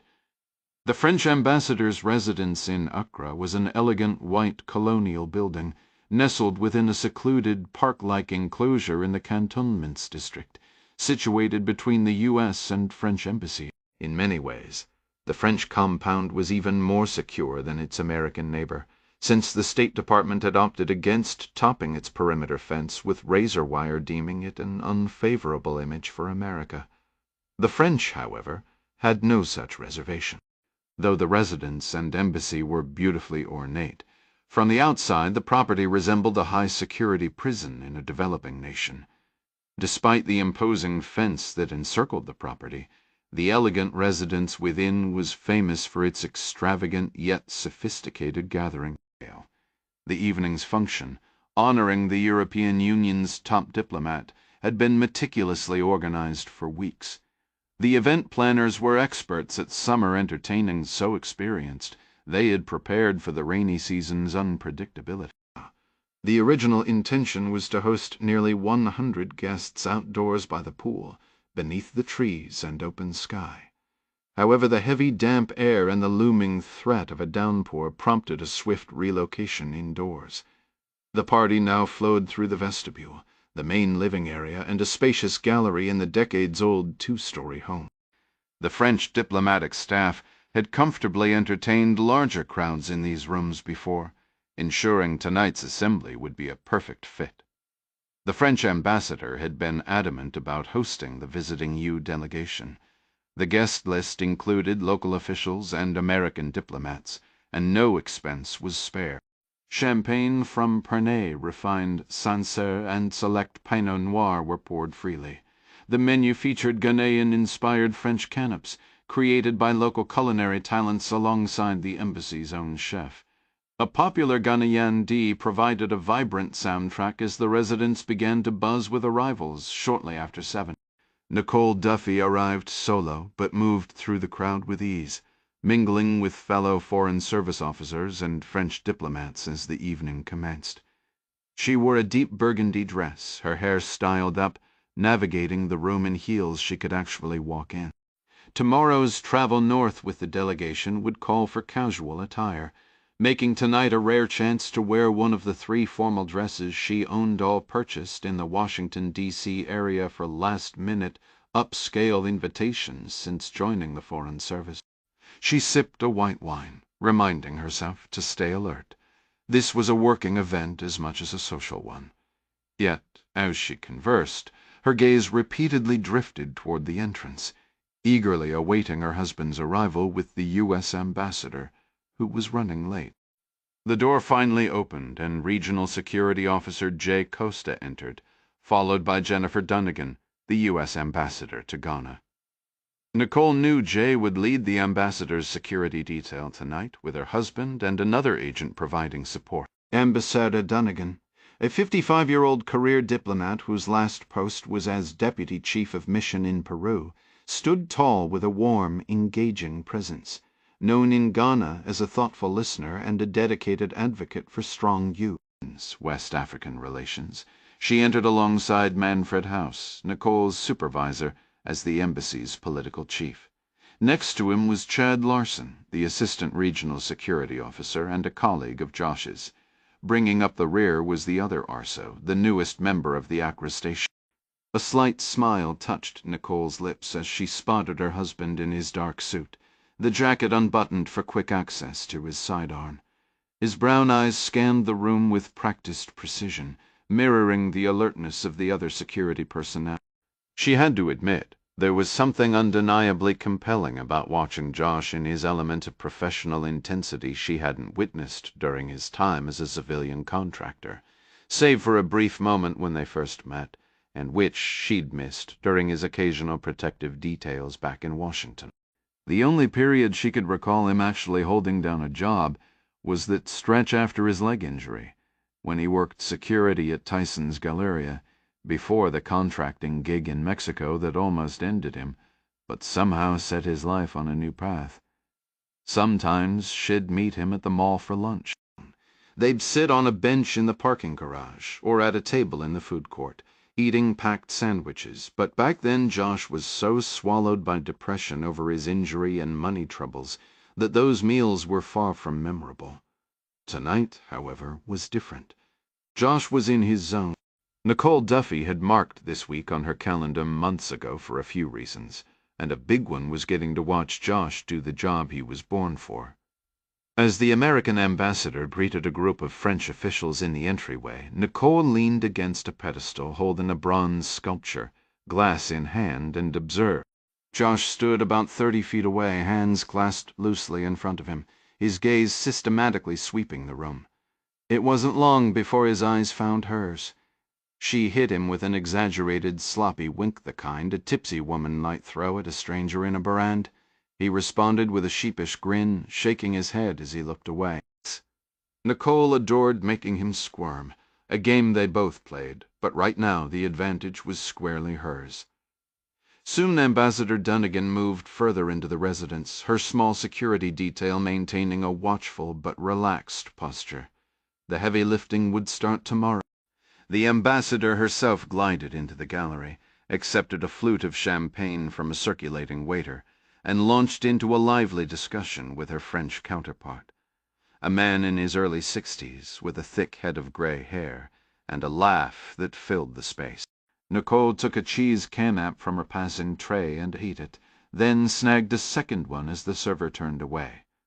The ambassador was now just a few steps away, so close that Josh shifted his position, coming to stand against the wall right beside his wife. "How's it going over here?" Nicole asked, sipping her wine. "It's going," he replied, his attention never leaving the crowd. "You look incredible, by the way." "You're not supposed to be looking at me," she teased. "Why not? Everyone else is." "Because you're on duty, Special Agent." She smiled, resisting the sudden ridiculous impulse to pull him into a nearby closet.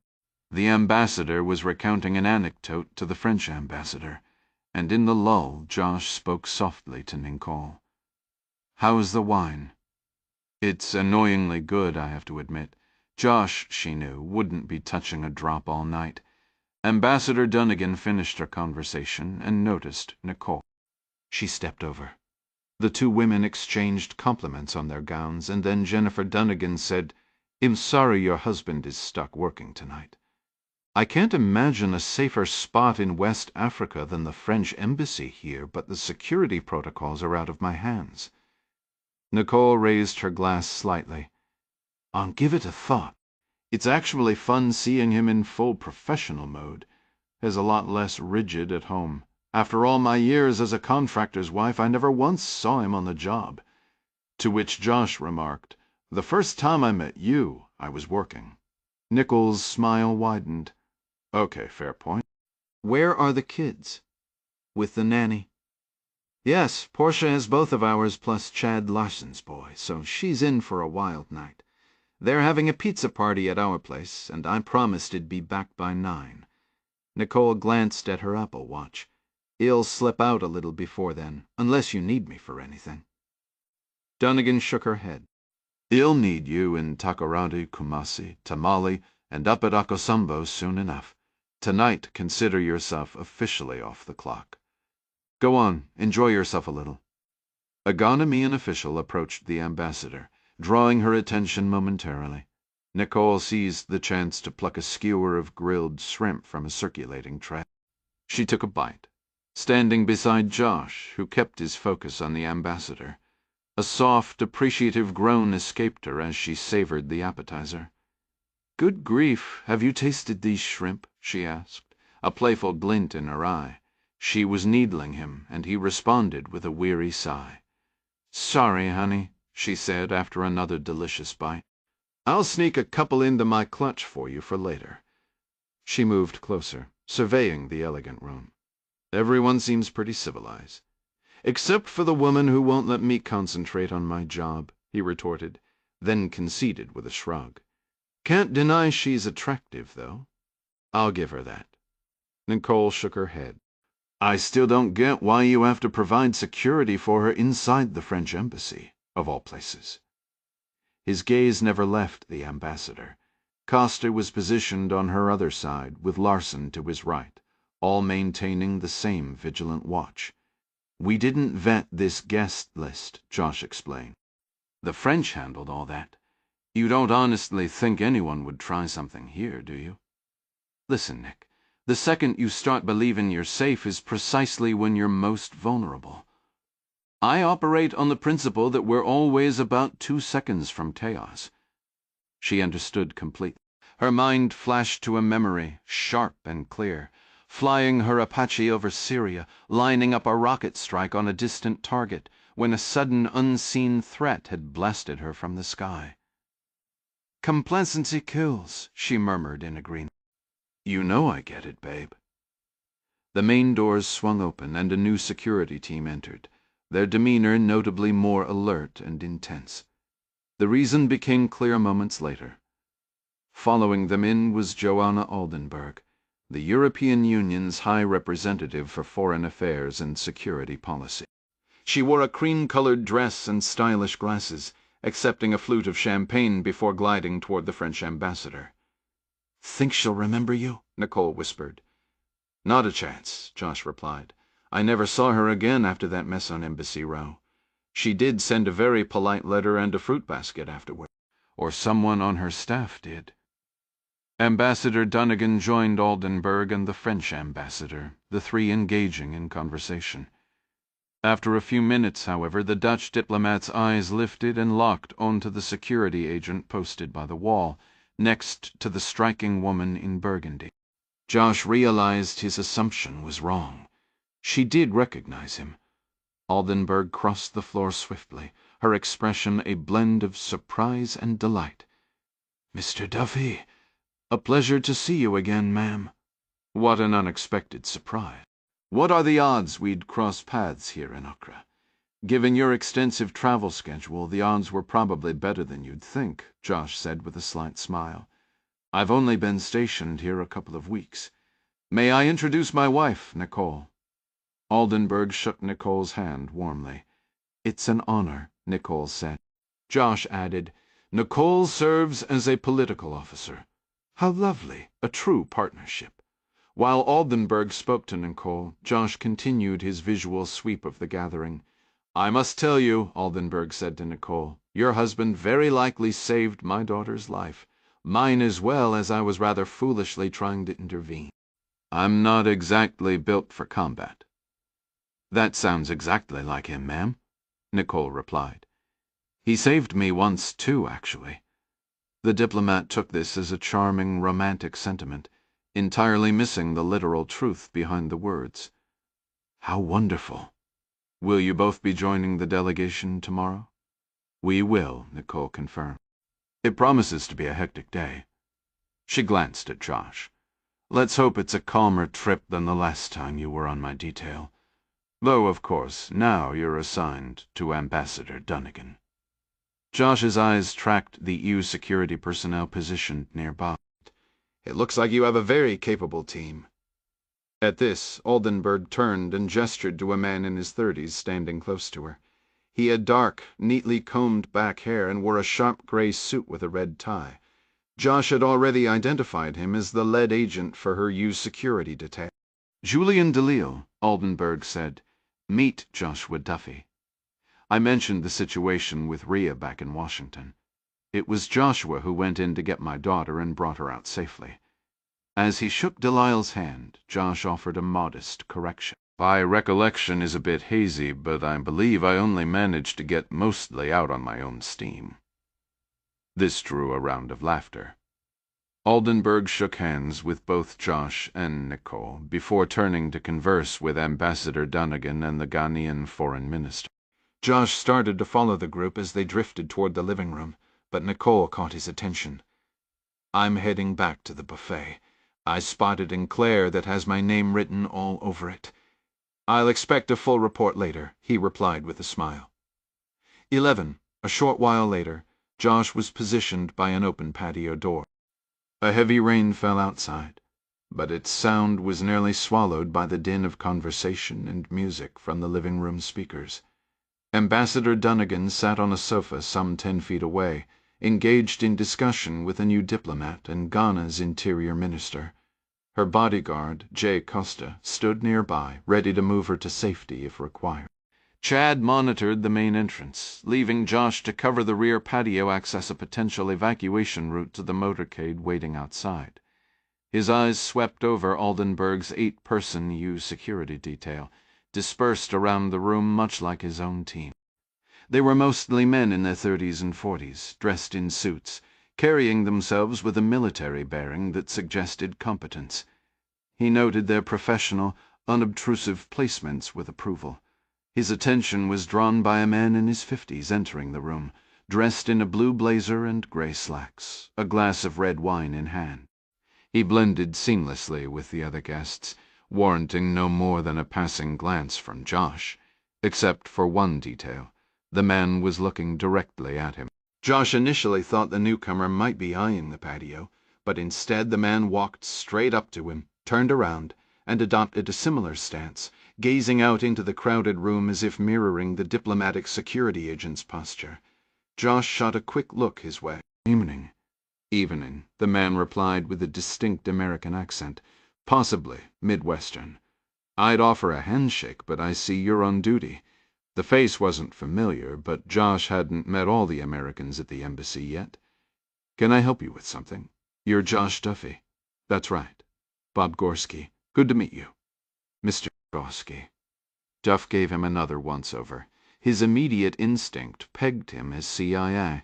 During his contracting days across the Middle East and North Africa, Josh had gotten decent at guessing which 3-letter agency Americans worked for, though he'd been wrong often enough to know not to jump to conclusions. "I read all about your adventures down in Mexico a few years back," Gorski said, taking a sip of his wine. "Have to say I was damn impressed." Josh shifted a step to his left to maintain a clear line of sight to the ambassador as a guest momentarily moved into his sightline. Gorski moved with him. "A lot of what got printed wasn't accurate," Josh stated. Gorski chuckled. "Isn't that always the way? Still, even if they botched the details, I believe the core of the story. What you pulled off took serious guts, smarts, and determination. My mother used to tell me, Baba, you've got pluck. Well, son, you've got pluck in spades." Josh offered a polite, forward-facing smile. "I appreciate that.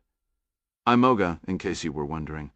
Other governmental agency was the standard euphemism." The thought had crossed my mind, Josh admitted. Josh caught Costa glancing over, his eyes shifting to Gorski before he made a dismissive face, clearly unimpressed. Turning back, Josh addressed the man beside him. "You're a new face. Not with the Accra station, I take it."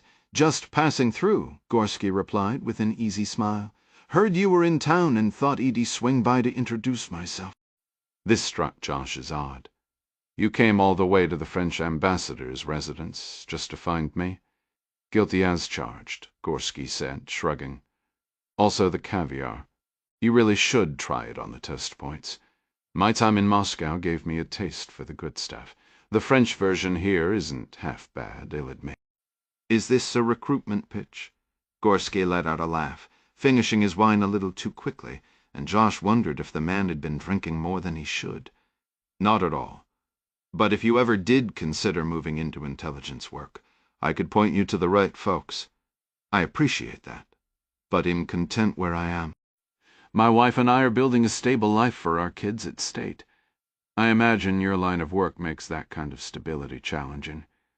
3 ex-wives, no kids, and 52 years old, Gorski said with a good-natured chuckle. "I'm hardly the poster boy for family values. Still, it's reassuring to know there are decent people around, even if they're not on our payroll." As Dunnigan stood and began circulating through the room, Josh moved with the flow, Gorski keeping pace and swapping his empty glass for a fresh white wine from the bar. "So, to circle back," Josh began, but Gorski cut him off before he could repeat his question. "I understand you'll be accompanying the ambassador, the president, and the high representative on that development tour tomorrow. I suppose I won't ask how you know that, considering your employer. Honestly, it wasn't exactly a state secret. Basic operational awareness." Gorski took a sip of the white wine, then set it down and picked up a glass of Pinot Noir from a nearby tray. "Listen, I was hoping you could do me a small favor." "A favor?" "Yeah, in picking up some concerning chatter from the rural areas." Josh turned to face him fully. "Chatter? That's right. Out's right. Out in the bush. Here in Ghana? For now, Ghana's quiet. But the rest of West Africa is a mess. Coups in Burkina Faso, Mali, Benin, Niger, Togo might be next, and Islamic extremists are spreading like wildfire." Joss's expression tightened. "Up north, maybe, over in Nigeria, certainly, but not here." Gorski gave a non-committal shrug. "Multiple factors are converging that we need to monitor. The economy's struggling. Political tensions are simmering east of the Volta River, plus foreign influence and money flooding in. I'd just like you to keep your ears open. If you see or hear anything unusual, let me know." "Are you suggesting there could be unrest here? A threat to the delegation?" Gorski shook his head. "We have no concrete intelligence pointing to any imminent uprising. Potential rebels lack serious weaponries. It's hard to stage a coup in Africa with little more than machete." "That's how it started in Rwanda," Josh noted, his gaze still tracking the ambassador across the room.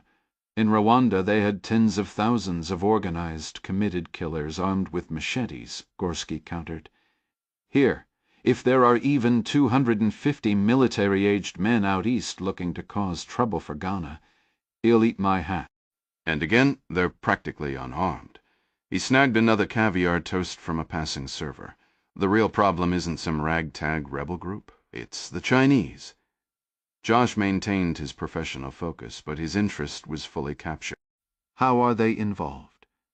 "They're furious about the new port construction, the dam refurbishment, the schools, the industrial park basically, all the infrastructure projects the EU and the US are backing here. They see it as a direct challenge to their own influence.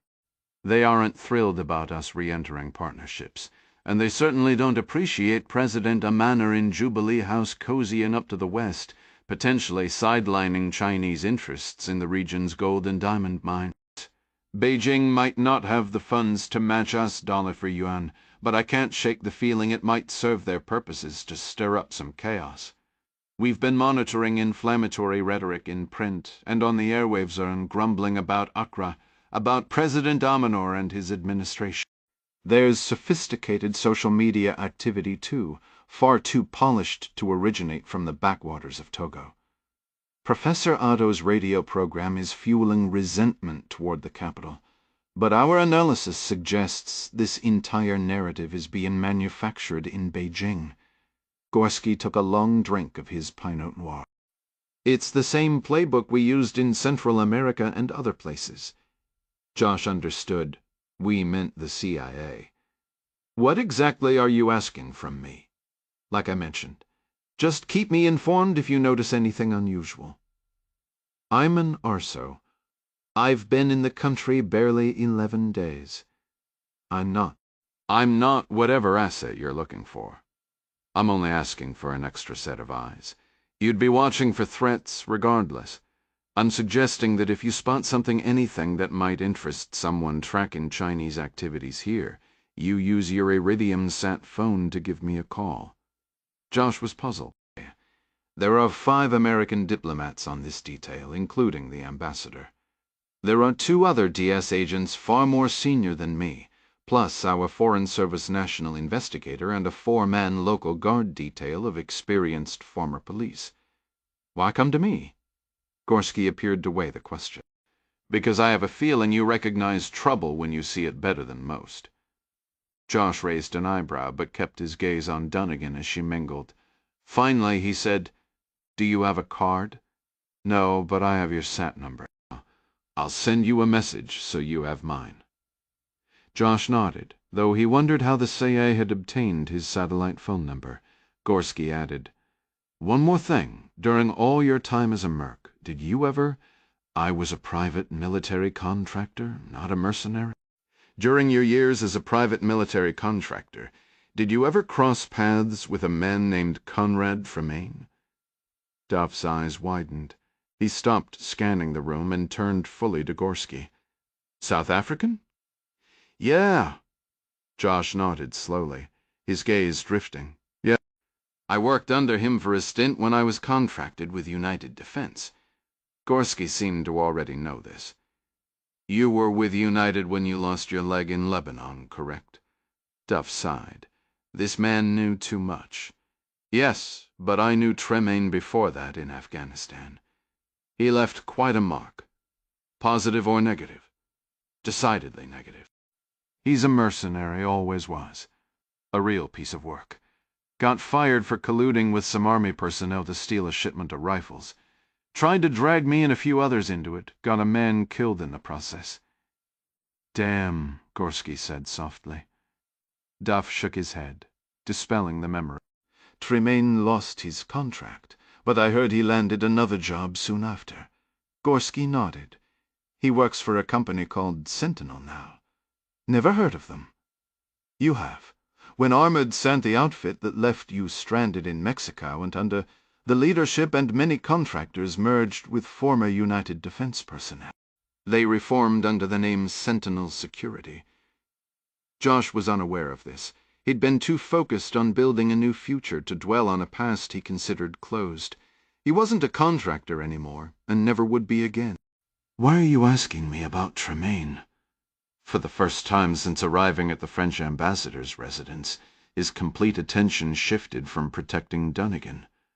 The CIA officer stepped closer. One of my operatives captured his image at a small airstrip in Togo 17 days ago. His purpose there remains unclear, but his presence is rarely a harbinger of calm. You're aware, I assume, of the nature of Togo's frontier with Ghana? Practically imaginary, Duff replied. That's the polite term for it. Josh gave a slow nod, his gaze drifting back toward the pulpit. Gorski continued. So, if your excursion into the countryside turns up any hired soldiers, whispers about Chinese interests, wild stories of insurgents or South African guns for hire, or if you simply need to chat, you have my number. With a firm pat on Joss's shoulder, Gorski set his partially finished wine glass on a nearby end table and made his way out. Shortly after Ambassador Dunnigan disappeared into the restroom, Jay Costa sidled up to Duff. So you've been introduced to our friend, Mad Bob. Josh looked at his superior. Why Mad? He's been bouncing around Africa for 2 decades. Station chief in Mogadishu, number 2 in Angola. Now he's a freelance agitator reporting straight to Langley's Africa desk instead of any specific post. He's constantly hunting for doomsday plots and stirring the pot at every embassy he visits. Costa chuckled. For some reason, headquarters adores him. Must have patrons high up, but Dunnigan and most other ambassadors here won't even return his calls. Josh mentioned. He brought up a South African operative I once knew. Said he was spotted recently just across the border in Togo. Costa gripped Duff's arm, feigning a dramatic shock. A mercenary was sighted in Africa? Alert the media. He shrugged with a wry smile. That's Gorski's standard play. He strings together unrelated coincidences and predicts imminent chaos. Sure, he's been accidentally right once or twice. Even a stopped clock is right twice a day. But his misses far outnumber the hits. Listen, Costa added, his tone turning earnest. We've been fully briefed by the Accra station for tomorrow's movement. They are the authorities here. Don't let Mad Bob's paranoid fantasies clutter your thinking. Following Dunnigan into the main gallery a moment later, Josh spotted his wife deep in conversation with her director and several political officers. He made a quick, firm decision then. He wouldn't mention the CIA officer's visit to Nikki. There was no credible threat, and she was already carrying enough responsibility for this journey. He pushed most of Mad Bob's warnings aside, yet one detail stuck, the mention of Tremaine. On that point, Gorski was undoubtedly correct. Tremaine's shadow meant storm clouds were gathering. Whatever operation Condor was running now, Josh fervently hoped the bastard would keep his business confined to the Togolese side of that non-existent border. 12 Kang Shikun arrived at the restaurant precisely at 10 alone. Dressed in a navy blazer and tan trousers, he carried nothing. Even his mobile and satellite phones were secured in the Land Rover parked outside. The venue, Sapphire Valley, was a vast garden-like complex on the outskirts of Kumasi, Ghana's second-largest city, catering to weddings, events, and leisure. Chinese capital owned it, and the grounds included this restaurant and bar. The growing Chinese community in Kumasi, despite recent trade friction with Accra, made his presence inconspicuous. He navigated past a lavish wedding party filled with affluent locals, through the manicured gardens, and into the restaurant's secluded back room, familiar with the routine. Two casually dressed Ghanaian men met him at the door. He raised his arms and submitted to a brisk pat-down. Kang understood the security team wasn't searching for conventional weapons. Their target was any hidden recording equipment, which explained their invasive and thorough pat-down. Yet the executive from Shenzhou Star Global in Beijing remained utterly unflappable, his demeanor calm and collected. Once cleared, the guards exited, sealing the door and leaving him inside the secluded room. He was not met with solitude. The only other occupant was a man in his 50s, his posture rigid and chest broad, betraying a military bearing despite the vibrant, hand-stitched dashiki shirt, the casual linen trousers, and simple leather sandals he wore. His hair was thick and dark, silver just beginning to touch his temples. He offered no welcoming smile to the visitor from Beijing, but his handshake was firm and purposeful. Kang's greeting was a single weighted word.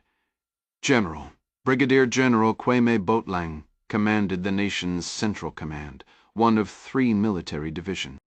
The Northern Command faced the most persistent conflict, dealing with extremist spillover from Burkina Faso that tested Ghanaian forces daily. Southern Command, headquartered in the bustling capital, was the military's public face, yet Kang's own analysis had revealed glaring vulnerabilities in their deployment, readiness, and, crucially for his purposes, their collective will. Central Command, however, was assessed by Beijing as dependable. It wasn't the largest, the most decorated, or the most battle-scarred division, but its leadership was sharp, its troops were steadfast, and with the recent infusion of European Union infantry fighting vehicles, it possessed superior mobility across the nation's heartland. Boateng's command did harbor one critical flaw, though Kang viewed it not as a weakness but an opening: systemic corruption within its upper echelon. Chinese organized crime networks had deep roots across Africa, hunting for minerals, gemstones, cheap labor, and oil reserve. One particular mainland syndicate had ensnared Boateng 5 years prior, offering him a clandestine share in a Bibiani gold mine in exchange for turning a blind eye to their extortion rackets, illicit gambling dens, and prostitution rings operating in his region. At the time, Boateng had accepted without much deliberation. His focus was on national defense, not policing civilian affairs. But as local authorities in Kumasi also fell under the syndicate's influence, the general realized the true cost. His complicity had granted them free rein. The Bibiani mine lined his pockets, with his Chinese partners discreetly funneling the wealth into offshore accounts in the Seychelles. For years, the 55-year-old soldier was content with this arrangement. That changed 9 months ago, when rumors reached him that officials in Accra were scrutinizing his triad connection. Months of tense interrogations and fervent denials to his superiors followed, each day shadowed by the dread of impending disgrace. Then 6 months back, an unassuming man from Shenzhou Star Global appeared, summoned to a meeting at the usual location, Sapphire Valley, where he typically convened with his 24K triad contacts. Boateng expected another session with the hardened mobsters he knew. Instead, he was greeted by this smaller, polished man in a tailored suit, who shook his hand warmly, ordered a glass of Chardonnay with an easy confidence, and immediately struck Boateng as something entirely different, more refined, more calculating, and operating on a far grander strategic plane than any gangster he had ever met. It didn't take long for Boateng to realize the man sitting across from him was an intelligence operative. In their initial exchange, Kang revealed precise details of the ongoing investigation. so specific they could only have come from surveillance within the investigator's own offices. More crucially, Kang offered the popular general a path to escape his predicament. Speaking in the soft, measured tone that would become his signature, Kang laid it out plainly. They have an airtight case against you. There's only one way to avoid prison. Bo Tlang's voice betrayed a flicker of desperation. What way is that? You must control the investigators. You must control the courts. The general let out a low, uncertain chuckle. How does one control the courts? It's simple, Kang replied. You become president. General Quaim Bodlang was a man of immense ambition. Though stunned by the audacity of the proposal from this Beijing-based spy, he did not send him away. His curiosity was piqued. Over several subsequent meetings, a plan was meticulously drafted and ultimately accepted. Now, 6 months later, that plan was mere days from execution. Tonight, the first half-hour of their meeting was filled with trivial pleasantries, political chatter, and insider gossip. Kang did most of the talking, his demeanor calm and utterly self-assured. Bodang, in contrast, pushed his plate aside, nursing a scotch while his nerves showed. He was a coiled spring excited by the prospect before him yet, deeply anxious about the risks. This is profoundly dangerous for me personally, Bodang muttered. I never should have gotten involved with your people from the start, Kang. You didn't get involved with my people, Kang corrected smoothly. You engaged with 24K, the world's most notorious triad. I was thousands of miles away when those dealings occurred. If you're having second thoughts about our arrangement, General, do not lay them at my feet. I am the one providing your exit strategy. Bolang's trust in the spy had frayed, even as his desperation to escape his legal jeopardy had grown. He leaned forward. You promised to put me in power. How many others have you told the same thing? Kang laughed lightly. Only one. I assured the professor he would be comfortably settled in Jubilee House by Sunday night. A faint, wry smile finally touched Botang's lip, his first of the evening. If Ado is truly a professor, then I'm grateful my children never studied under him. The man is a fool. Kang shrugged. You know academics. The plan I gave him is as elaborate as any historical text he might read, and he believes what he reads. Why would he doubt me? Why should I believe you? Because you are the essential piece, Kang stated, his tone shifting from conversational to sharply direct. You are the only man with the military force to seize the capital, the public appeal to lead the nation, and the strategic mind to forge a more productive partnership with my country, showing the West the door. The shift in tone was deliberate, cutting through Bodang's doubts with a blade of cold pragmatism. All of this had been decided and agreed upon, yet Bodang knew this was his final opportunity to voice his reservations. Let me be sure I understand. Ado's rebels will cut power to Accra by seizing control of the dam and mining it to prevent an army response. Then they will assault police stations and military checkpoints on the approach to the capital. Once there, with help from the soldiers of fortune you've imported, they will keep Southern Command effectively bogged down until I arrive with my mechanized forces. My troops will crush the rebels. Your mercenaries will vanish, and I will be left standing in the capital as the victor. Kang nodded. President Amanor and General Tetef Southern Command depart late Friday for meetings in Brussels. They will be in Europe when their nation is attacked. My associates will release footage of them dining at a Michelin-starred restaurant, footage from our prior visit, but it will paint them as hopelessly detached, weak and utterly ineffectual in the face of the assault from western Togoland, the blackout, and a few other disruptions I have arranged. My social media rollout is prepped and ready to launch the moment the lights come back on, and you'll be introduced to the nation as the fresh path forward. Parliament will demand an election. You'll secure a victory, and you'll be settled into Jubilee House within 90 days. Bodang hadn't touched his food, but he finished the scotch that had been sitting before him throughout Kang's meal. He rose to his feet, his voice low. This needs to work, Kang. for the sake of both of us." Kang offered a casual shrug. "It will, but it will work for your sake, not mine. When this is finished, I'll be leaving Ghana, moving on to the next project. You're the one with everything to gain from success, and everything to lose if it fails." Kang Shikun recognized that familiar glint in the general's eye as the same raw hunger for authority he'd seen in the young rebel leader, a desire that had dangled just out of reach for far too long. The Chinese operative felt a quiet satisfaction. He had positioned his pieces perfectly for this particular game.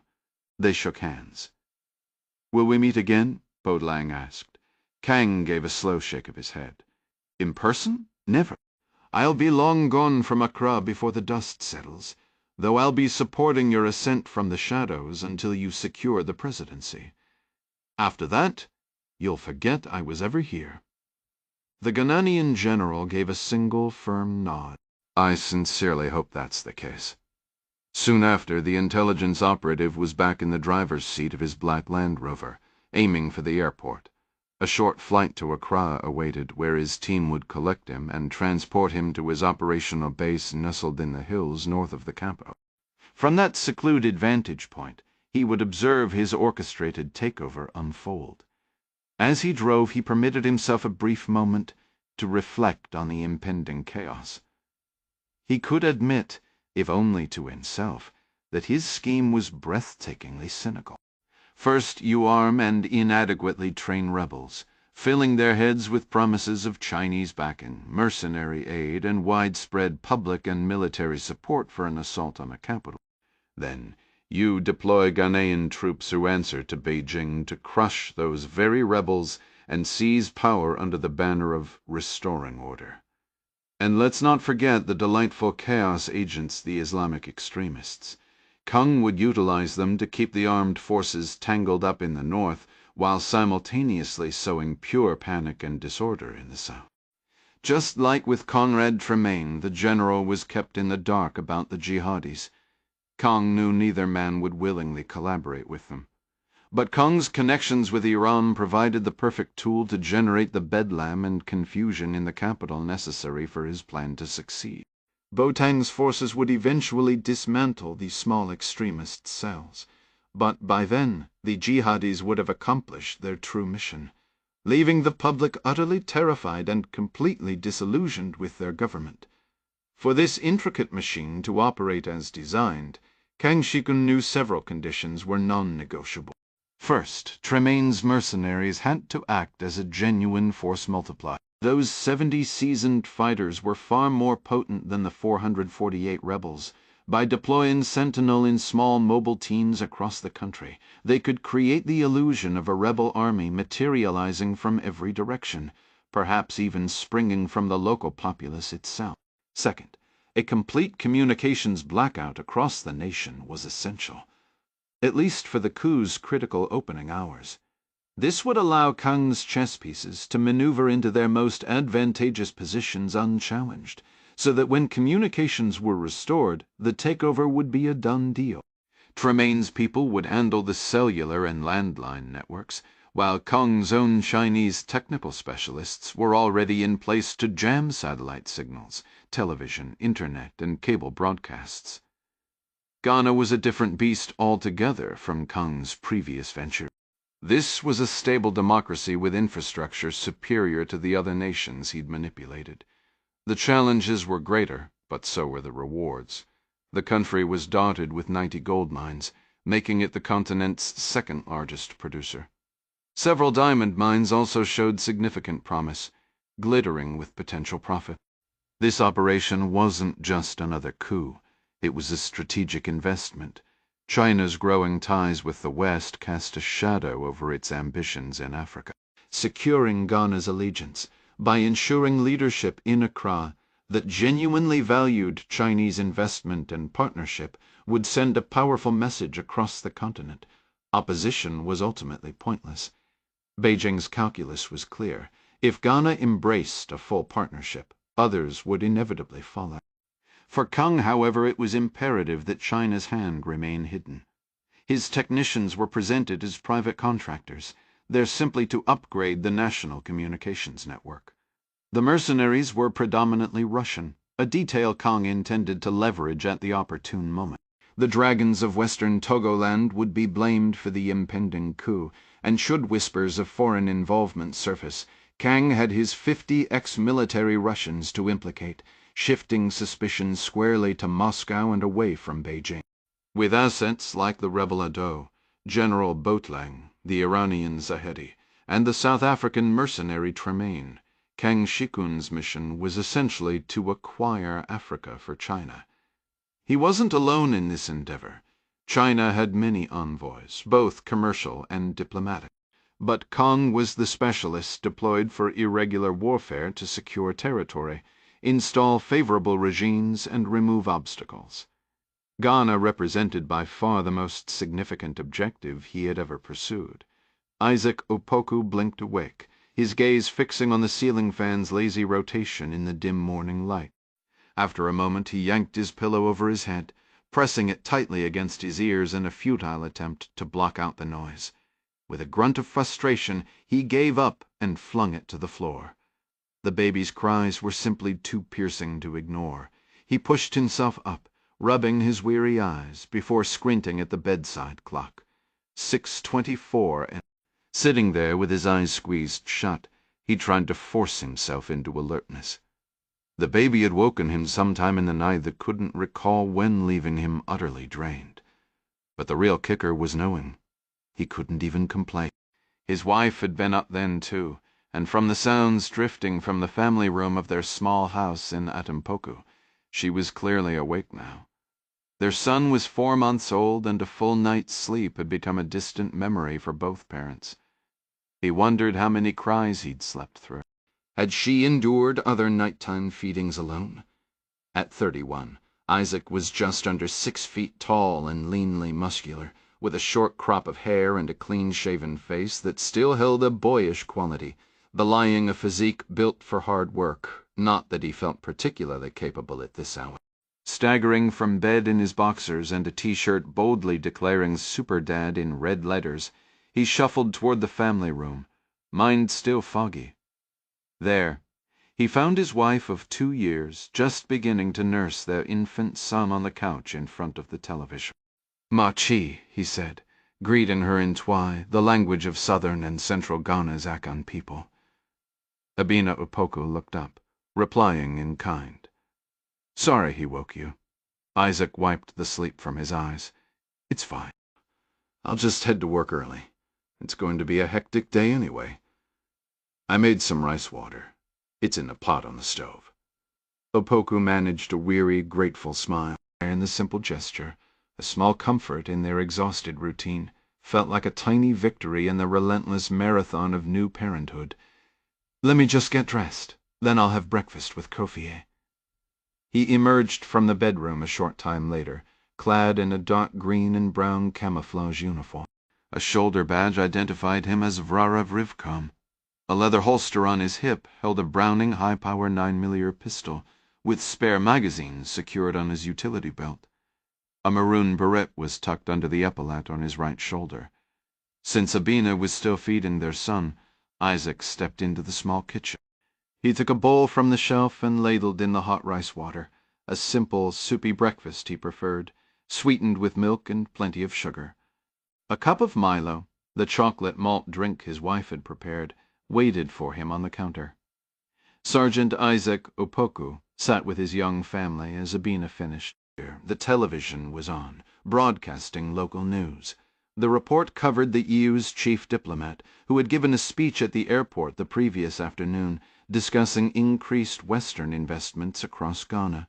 She expressed enthusiasm about touring the nation to inaugurate a new phase of cooperation and aid from the EU and the United States. Both Isaac and Abina knew of her visit, though the specific schedule wasn't public. "What time does she get to the dam tomorrow?" Abina asked. 2 in the afternoon, Isaac replied. "Maybe you'll be on TV. Your parents would get a kick out of that." Isaac offered a faint smile. "If I'm on TV, I'll be a speck in the background. You wouldn't even recognize me." Still, she persisted, a playful glint in her eye. Who do we know that's been on television? Try to get on a photo. Do a little jig for the cameras, they'd have to film that." Opoku let out a hearty laugh as Abina stood, placing Kofi back in his crib. He finished his breakfast and took the dishes to the sink. "I'm a good dancer. You could be famous," she continued, the joke warming the small room. "Then you could quit this police business." A familiar, stubborn pride straightened his shoulders. "My father was a cop. His father was a cop. My sister is a cop. I'm always going to be a cop." Abina sighed with a tired, affectionate laugh. "Well, Kofi won't be a cop. He's going to be a doctor." "Absolutely," Isaac agreed, the old dream taking its familiar, comfortable shape between them. "Right after he retires from his football career, he'll head straight to medical school." It was their long-running joke. Isaac's own childhood dream of professional soccer had faded years ago, replaced by the path of service, first the military, then the police. His army training had paved the way to Rivkum, the elite unit guarding the hydroelectric dam and other vital installations along the Volta River.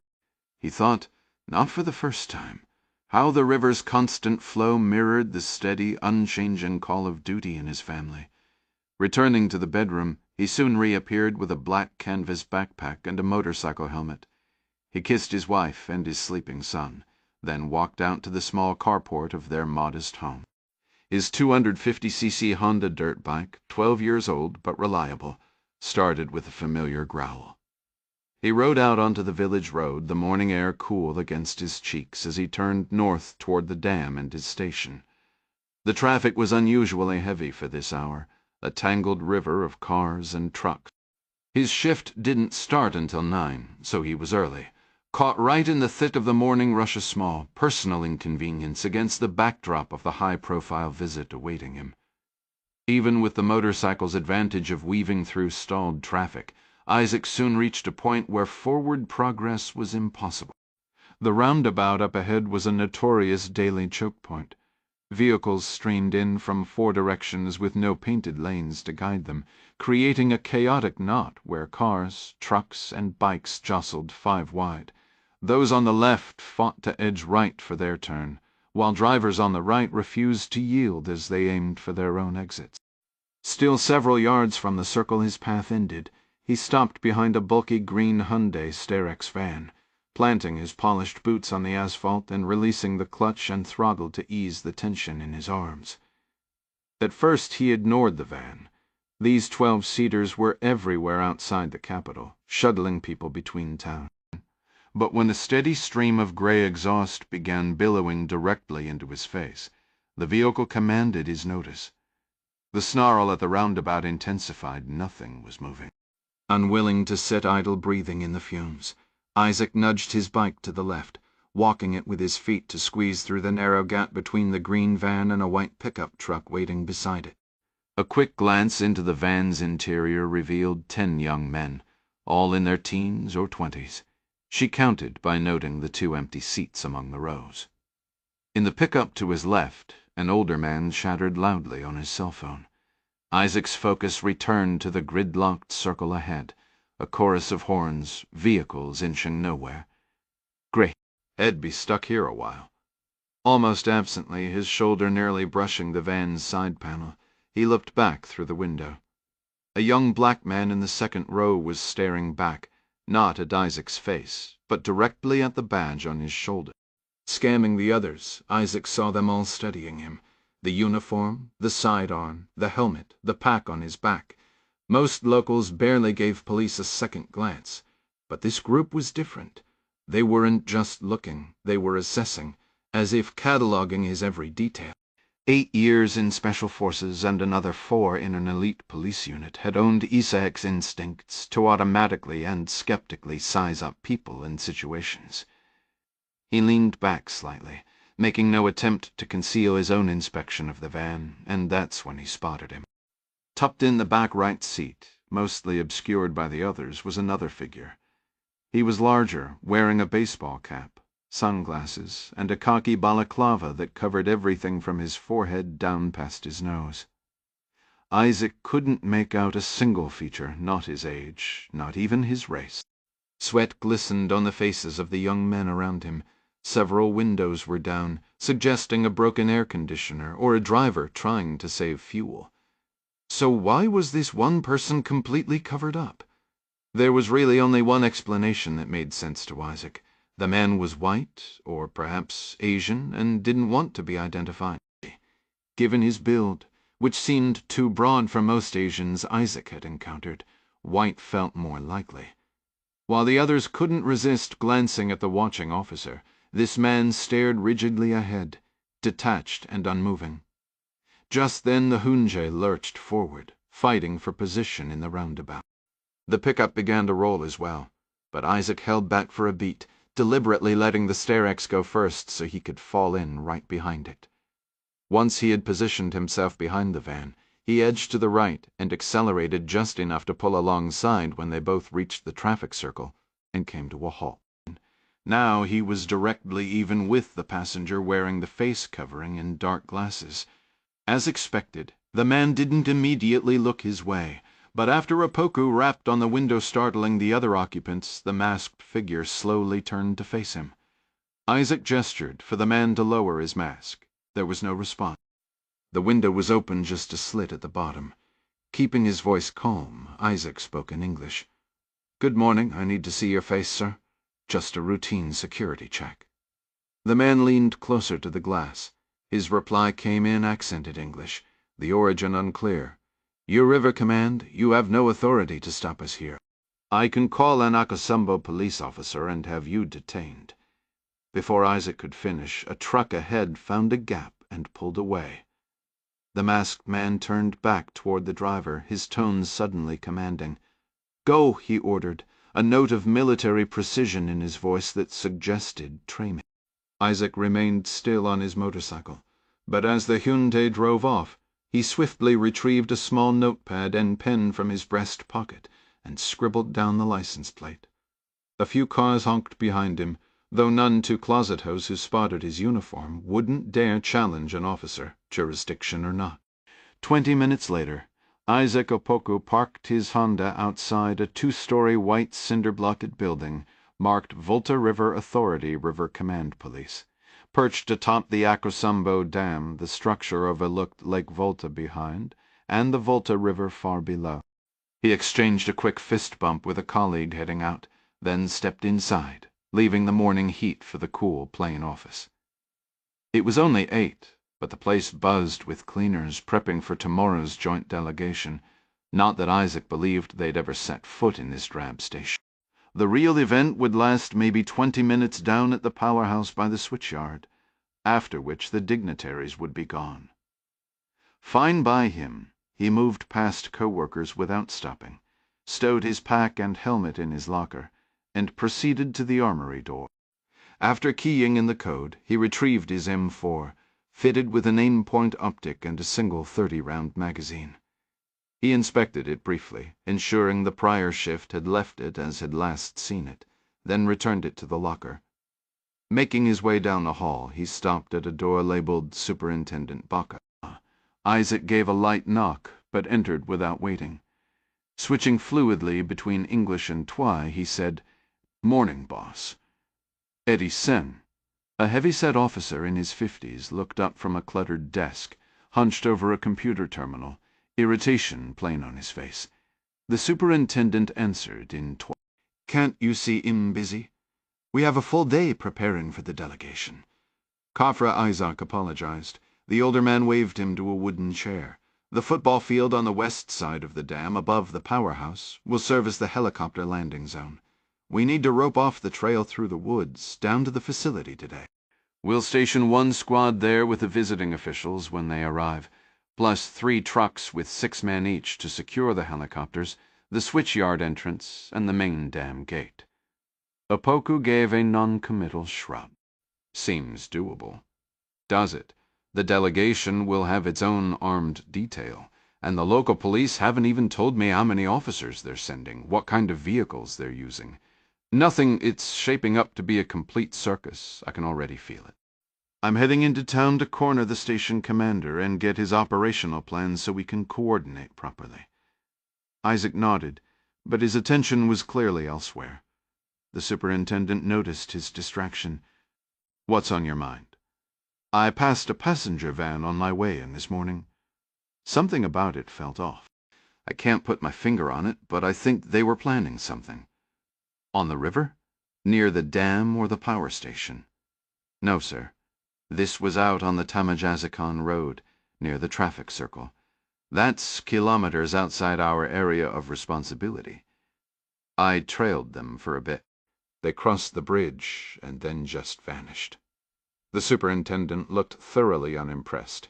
He picked up his teacup. "What about them?" "9 individuals, including the driver. All appeared to be local, but young, nobody over 23, and a 10th man." "I'm fairly certain he was white." "You're fairly certain?" The superintendent shrugged dismissively. "It's not a crime to be a white man in this country, Opoku." "No, sir. But he didn't belong with that group. Not even a little.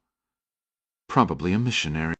"Here to solve all the problems of our young people," the commander said with a wave of his hand, his tone dripping with sarcasm. It was a classic brush-off. "Definitely not a missionary," Opoku insisted, his voice firming with conviction. "Missionaries don't wear masks, sunglasses, and hats to hide their faces. They don't conceal who they are, and they certainly don't head off into the brush with a van full of young men who look like they're ready for a fight. I don't have time for hunches, Sergeant. What do you expect me to do? Jump in my car and start rounding up every white face I see?" "Of course not, sir." Superintendent Baca let out a tired sigh. "Did you get the license plate?" "I did." Opoku held up his small notebook. The older man wiped sweat from his brow and reached for the number. "I'll look into it after I deal with the mess in town." Isaac strongly suspected that Promise was empty. He kept his tone neutral. "No problem, sir. You've got enough with tomorrow's preparation." "I'll call headquarters in the capital and run the plate. See if it's registered to anyone local. I'll update you if there's a real concern." The superintendent stood up, his frustration evident. "We have plenty of real concern. Multiple armed groups, all convinced they're in charge, are going to be trampling all over my dam tomorrow, and I don't like it one bit." "Understood, boss." Isaac stood as well and moved toward the door. He paused and turned back. "If that van turns out to be registered nearby, would you authorize me to take 2 corporals and do a quick reconnaissance?" Before his boss could answer, Isaac pressed on, his earlier unease sharpening into a focused urgency. "Tomorrow is a major event.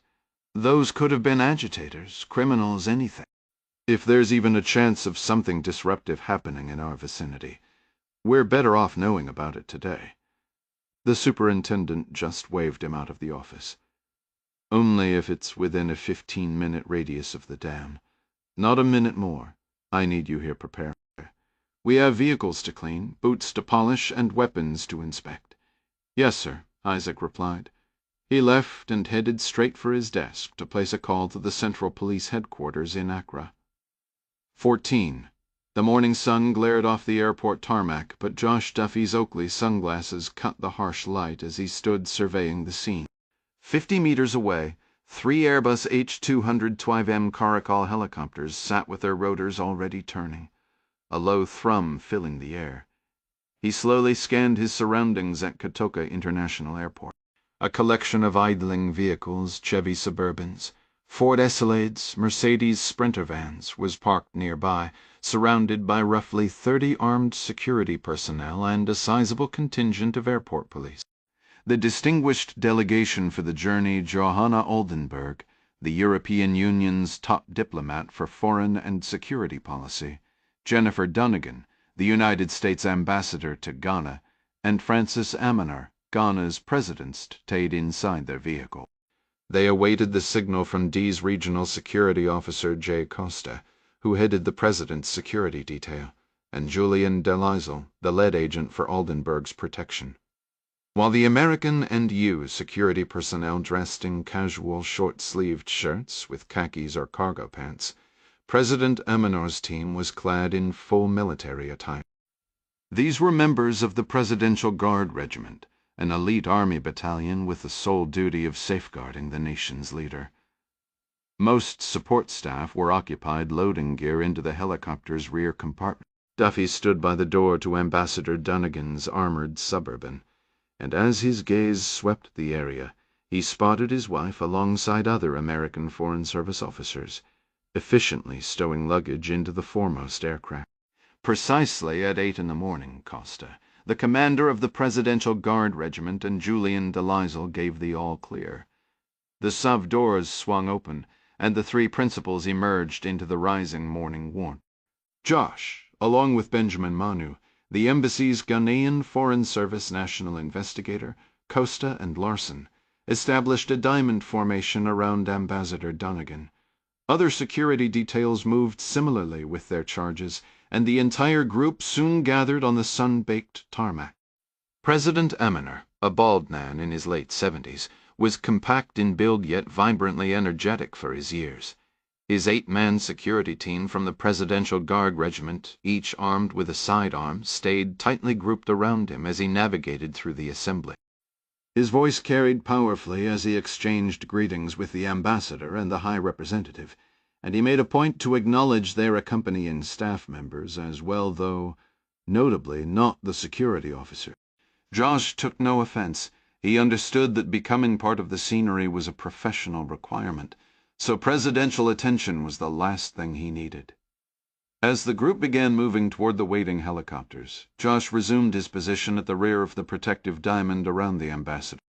His Glock 19 was holstered on his hip, a standard sidearm mirrored by the other 2 diplomatic security agents, the police liaison, and the 4-member U.S. Embassy Local Guard Force, a team of former police officers, hired and rigorously vetted by the embassy for close protection duties. His 8 handguns did not constitute overwhelming firepower, but a pair of pickup trucks flanking the path, each surrounded by 5 airport police officers cradling submachine guns, provided an additional layer of oversight for the foreigner's brief walk. These local officers had been vetted by the State Department, yet Josh instinctively scanned their faces and posture for any signs of nervous tension or excessive alertness. They appeared attentive, but suitably bored, which was precisely the demeanor Josh preferred to see. His attention also tracked the media contingent traveling with the party. This included a reporter and photographer from Euromedia, a duo from the national broadcaster Ghana Sat, a 2-person team from the BBC, and a couple of freelance journalists. All had been cleared by Costa's staff over preceding weeks. Josh himself had personally inspected their gear and searched their bags back inside the terminal, finding everything in order. Nevertheless, as they neared the aircraft, Josh maintained a watchful, habitual eye on them. From his operational briefings over recent days, Josh knew these French Army helicopters had been part of a training deployment in Tite-d'Ivoire before being flown here by military pilots specifically for this diplomatic transport mission within Ghana. The aircraft were unarmed, a detail Duffy wasn't thrilled about. Costa had relayed the High Representative's reasoning. Flying a diplomatic mission across Africa with miniguns visibly mounted on their transports was considered poor optics. The heavy weapons had been stripped away to present a more peaceful image for the journey. Josh had personally known individuals who'd lost their lives in the pursuit of good public relations, and while he doubted they'd need belt-fed machine guns on these Airbus H-2.5M helicopters, their absence offered little comfort should a crisis unfold. Each bird could carry 24 passengers. With 15 in the helicopter, 15 in the President's, and 20 in the American aircraft, not counting flight crews, there was ample room overall. This spaciousness, however, didn't extend to Josh and his fellow diplomatic security agent. In his helicopter, he knew the ambassador, the 4 Foreign Service officers, and the 8 accompanying press members would command the forward cabin area, while the security team would be crammed onto bench seats at the rear. Soon Dunnigan, Oldenburg, and Amanor each approached and boarded a separate helicopter. From 40 yards out, Josh had watched Nicole enter the first caracal. When he climbed inside, he found her and the 3 other FSOs already secured in their seats near the front. He flashed his wife the same exaggerated, playful wink she'd given him at the party the night before, eliciting a quiet laugh from her. He then buckled into a rear starboard window seat, sandwiched between Larson and Manu and facing the 4 members of the U.S. Embassy's local guard force. The helicopter labored into the sky, turning west toward Takoradi and leading the formation. The sprawling capital city drifted beneath them, a tapestry of stark contrast. To the south, the Gulf of Guinea glimmered a brilliant blue, while the streets and buildings below were awash of red brick, dusty brown, and faded white, punctuated by occasional pockets of green space. Traffic crawled along the congested, unpaved roads. As the caracals climbed, Josh donned his headset for communication. The moment it was in place, Chad Larson's voice crackled in his ear. "Might as well settle in. Not a single damn thing we can do for anyone until we're back on solid ground." Josh knew this truth all too well. His time on security details in the Middle East and North Africa had involved countless helicopter hours, and he was acutely aware that inside a metal tube 1,000 feet in the air, his ability to provide any meaningful protection was virtually non-existent. It was a feeling of professional helplessness he'd never quite learned to accept. By 12:20 p.m., the 3 helicopters were circling the airfield in Kumasi. Police units waited on the ground with trucks, and a line of armored vehicles stood ready for the principals. Delisle's voice came over the radio from Oldenburg's helicopter, instructing the pilots to land. The first event of the day at the port in Takoradi had concluded without incident. The President, the U High Representative, and finally the U.S. Ambassador had each delivered brief remarks. After the requisite photo session, the group was airborne again just 44 minutes after landing. Kumasi, however, promised a more complex operation. As the nation's second-largest city, they were required to land at the airport roughly 4 miles from their destination and proceed via a large consolidated motorcade. Josh and his team were prepared. The moment the Airbus settled on the tarmac, he exited and assumed his position before Ambassador Dunnigan disembarked. They escorted her to her vehicle, and after ensuring she, Nicole, and the other 3 American FSOs were securely inside, he jogged to the lead Toyota 4Ram. The 50-person motorcade, accompanied by a police escort, rolled out. The visit to inaugurate a new medical clinic in Kumasi proceeded smoothly, aided by the fact that only the facility's administrators and local police had been informed of the stop in advance. The return trip to the airfield 3 hours later was uneventful, the city's vibrant energy fading back into the routine hum of a normal afternoon. The element of surprise remained a vital tactic in any protective operation. While absolute secrecy was impossible, key personnel at all 6 stops on this 2-day itinerary had been notified in advance, and local law enforcement was integrated to bolster security at each location. Josh felt a wave of relief. This conspicuous, noisy delegation had managed to visit and depart the nation's second-largest city entirely without incident. Settled in the rear of the helicopter, Josh anticipated the rotors whirring to life at any second. To pass the time, he observed his wife at the front of the cabin. She was intently focused on her phone, undoubtedly coordinating with the embassy in Accra about the upcoming northern stop in Tamale. Seeing her so absorbed in her work, with the same determined focus she must have had during her years as a U.S. Army officer, filled him with a deep, quiet pride. It was a familiar sight, yet it never failed to move him. Then his radio crackled with an update from Costa, who was consulting with the European Union security team. The lead pilots had reported a severe weather system developing unexpectedly to the north, threatening their planned route to Tamale. Josh checked his phone, confirming the radar showed a massive thunderstorm, a surprise even to forecasters, churning west and south of their destination and drifting eastward. Costa's voice came over the net shortly after. "We're holding position here for now. Oldenburg's team is reviewing the itinerary to see if we can tackle another stop down here today and push Tamale to tomorrow morning." An hour drifted by. Security personnel allowed the media, foreign service officers, and other staff to disembark and stretch their legs, but the 3 principal individuals remained secured inside their aircraft, each encircled by their protective details. Duff stood post outside Caracal 1, his hands folded, his eyes constantly scanning behind dark sunglasses. Nicole knew better than to interrupt her husband on duty, but she stepped out with her phone, positioning herself near him to call Mandy and Huck back at their walled apartment complex, Iris Gardens. She put the call on speaker so Josh could listen in. Even though they had left the children only that morning, this first simultaneous absence made a few hours feel like an eternity to the parents. The kids, however, were perfectly content. After school, their caregiver Portia had treated them to ice cream. A neighbor girl named Shyla, whose parents worked for the CIA, had come over to draw pictures in the kitchen with Mandy, while Huck played nearby with a toy truck, half watching cartoons.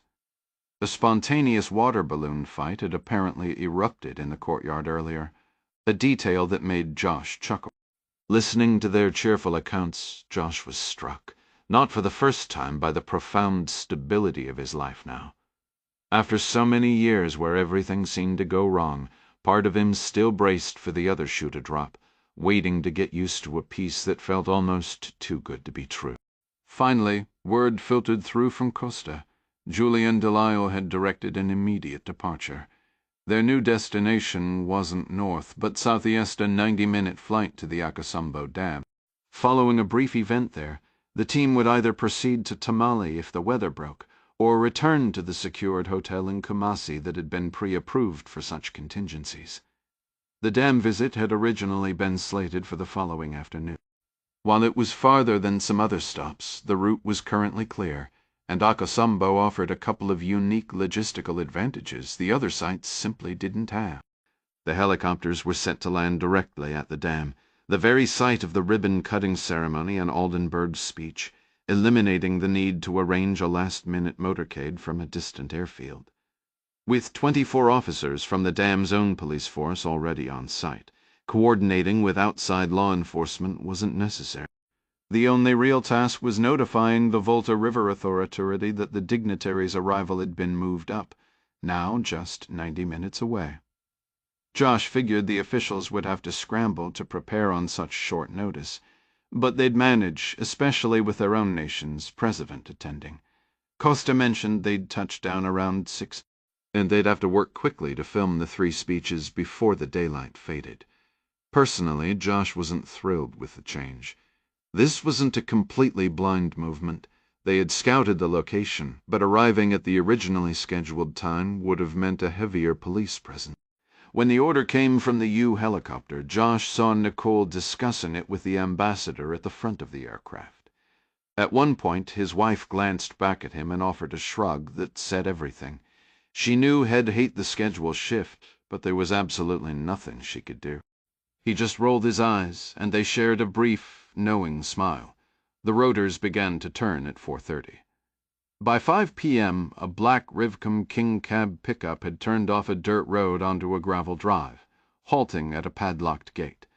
4 men in camouflage uniforms climbed out. Sergeant Isaac Opoku of the Volta River Authority's River Command, along with 3 corporals he'd saved from cleaning duties, hopped the low gate. A sign overhead read, Akawo Ojina, Mining Company, authorized personnel only. Checking his phone's GPS, Isaac realized they were at the property's rear entrance, not the front, but he decided to proceed anyway rather than drive around. He was the senior officer, and it seemed he was the only one who cared about what might be happening inside.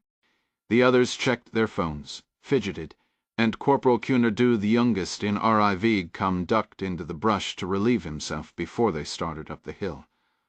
All 4 carried Browning pistols on their hips, but no one, not even Opoku, had brought a rifle. This was supposed to be a simple visit. Look around and ask the manager about the men Opoku had seen earlier.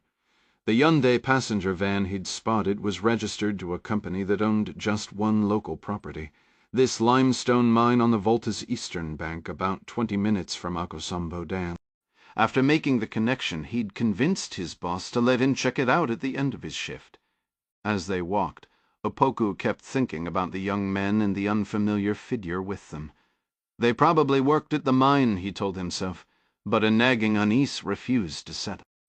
The air felt too still, and the usual distant sounds of machinery were absent, which struck him as odd for an active site. Ghana's wealth was built on its mines, and the men who worked them were everywhere. Yet something about the group he'd seen earlier didn't fit the image of limestone miners. Their companion, the masked and silent one, had the bearing of a foreign contractor or private security detail, which only deepened the mystery. Why the secrecy? Why avoid the police? Officially, Isaac had no authority on this road near Akuogena, as it was far from their jurisdiction. But authority wasn't his goal today. He was here to observe, to ask questions, and hopefully to gather enough information to ease his superintendent's mind about the upcoming event. A little advance intelligence could make all the difference. The trek to the quarry felt endless. The jungle road twisted and climbed, and just when he thought they were close, the large white shape of a warehouse emerged, still a good 100 meters off. To his left, the dense greenery pressed against the drive. To the right, the winding road revealed distant structure. He guessed the actual mining pit lay beyond the line of parked vehicles ahead. Behind him, a soft complaint about mosquitoes came from young Corporal Punadu, while Jassy and Kwabena lagged a few steps back, their boredom palpable. Isaac radioed their arrival to the communications room, then kept to the shaded jungle edge as they approached the warehouse. Moving quietly, the team scanned their surroundings until they stood beside the building's corrugated metal wall. Across the drive, past a row of vehicles, the gaping mouth of the quarry was silent. No machinery hummed, no workers shouted, just the buzz of the jungle at their backs. It was oddly deserted. His eyes were drawn back to the vehicles, and there it was, the same green Hyundai Starex van from the road, parked between two others, all coated in a fine, pale dust. The warehouse windows were frosted with the same chalky residue. Isaac started toward the side of the building, expecting to find an entrance, when the sound of voices stopped him. Men were speaking Yu, a language from Ghana's southeast. While Isaac could speak it, he rarely did outside the market or specific shops, as Twi and English dominated his work life. He peered around the corner. The large bay doors were shut, so the group moved toward a smaller pedestrian door. They were only halfway there when the heavy bay door to their left began to rumble upward, lifted by a rattling chain. All four officers stared into the growing rectangle of darkness. When the door clanked into place, the sight inside stole Isaac's breath. Parked before them were 4 King cab pickups, doors ajar and tailgates lowered. 2 were white, bearing the Volta River Authority emblem. The other 2 were black, and on their doors was a symbol and an abbreviation he knew all too well. The 2 black Toyota pickups were nearly identical to the one Isaac and his team had arrived in. A group of men, a dozen or more, milled around the vehicles in the oppressive heat. Most wore civilian clothes, with several stripped to the waist. While some were busy unloading crates, others casually held weapons. One man cradled a bundle of long rifles like a load of timber. They were mostly young and local. Isaac suspected a few faces might have been in the Hyundai he'd tried to stop earlier. A handful of older, heavier men were also present, but they too appeared to be from the area. No one aimed a weapon at him, and the rifles he saw lacked magazines, seeming unloaded. Yet every activity ceased as all eyes turned to the 4 newcomers. Isaac cleared his throat, summoning a tone of commanding Yu. "Explain this situation." A figure emerged from behind a pickup. He was shirtless, wearing khaki pants, a white man with a shaved head and a beard. A pistol was already leveled in his right hand. He aimed it at Isaac but barked in English to the black men surrounding him. "I told you idiots to keep watch at the gate." Isaac knew that voice. It was the masked man from the Hyundai. Now, hearing more words, the Rivcom sergeant picked up a distinct Russian accent. The man turned his aim back. Hands in the air. Drawing his own weapon now was suicide, Isaac knew. Surrender was the only play. "Do as he says," he whispered to his corporals. Slowly. He began to raise his hands. Corporals Kwabena and Gyasi complied, but to Isaac's dread, young Corporal Konadu went for his hip holster. The Russian shifted his aim in a flash. A single shot rang out, striking Kanadu squarely in the chest. The corporal's pistol clattered to the gravel as he collapsed. Corbena dropped to a knee, reaching for his comrade's shoulder, only to be spun to the dirt by a second shot from the Russian's pistol. What a professional mess this had become, the simple patrol devolving into a chaotic ambush in broad daylight. Isaac ducked low, yanked his Browning free, and fired a wild shot toward the Russian without aiming.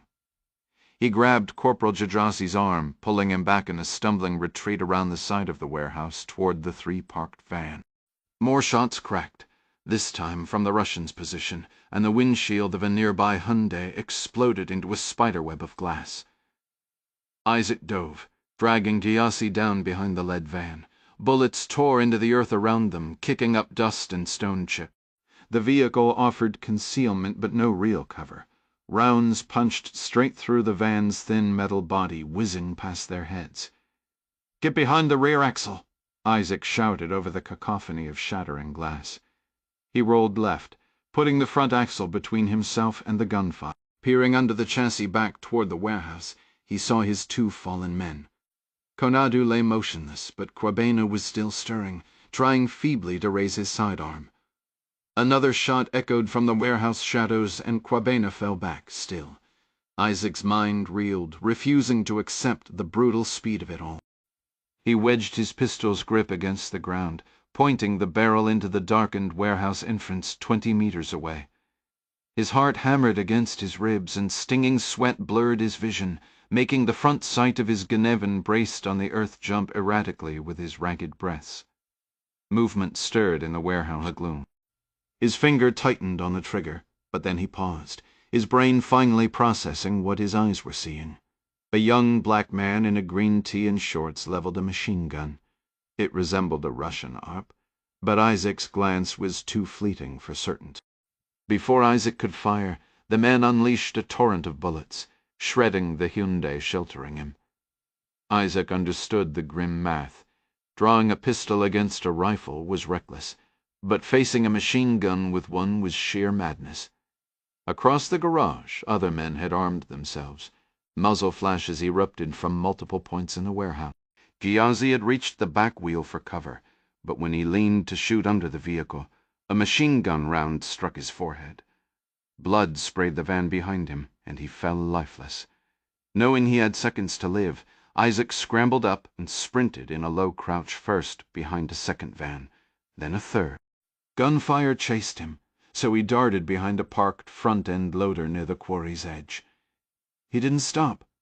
He ran harder, driven by pure adrenaline. A shock tug and sting bit into his right side, but he ignored it, racing until he reached the limestone cliff. He leapt into open air, hearing the snap of bullets whizzing past.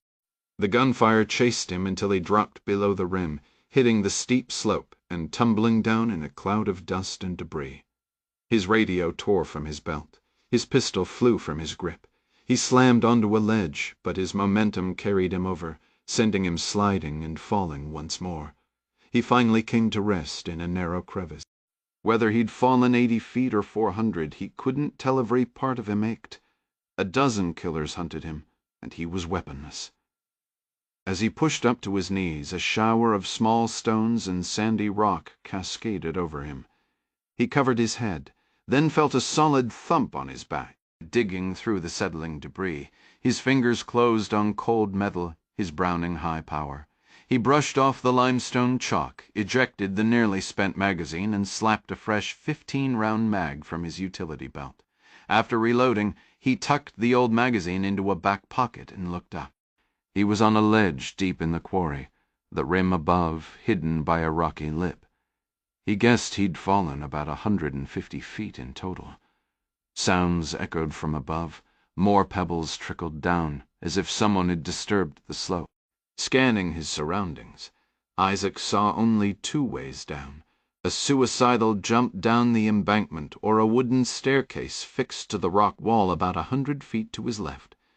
He raised his dust-caked pistol and moved low toward the stairs. The sting in his waist flared with each step, but he dared not inspect the wound. 10 yards from the staircase, an easy pistol-shoother ducked behind a parked dump truck, nestled against the wall, and dropped to his knees.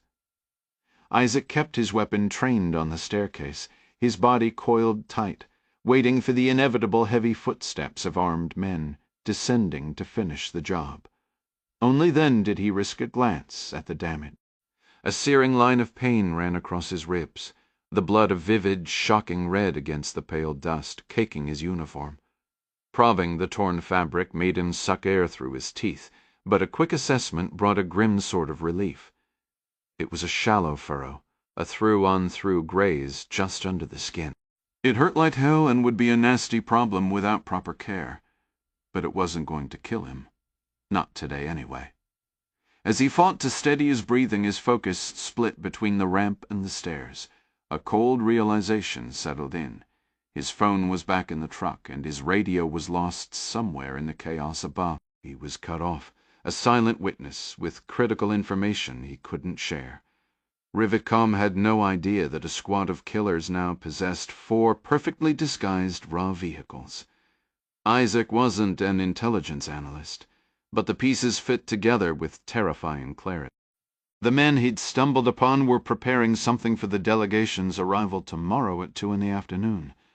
A strange dark humor bubbled up inside him. Here he was, bleeding in a chalk pit, and his biggest advantage was that he still had nearly a full day to somehow sound the alarm.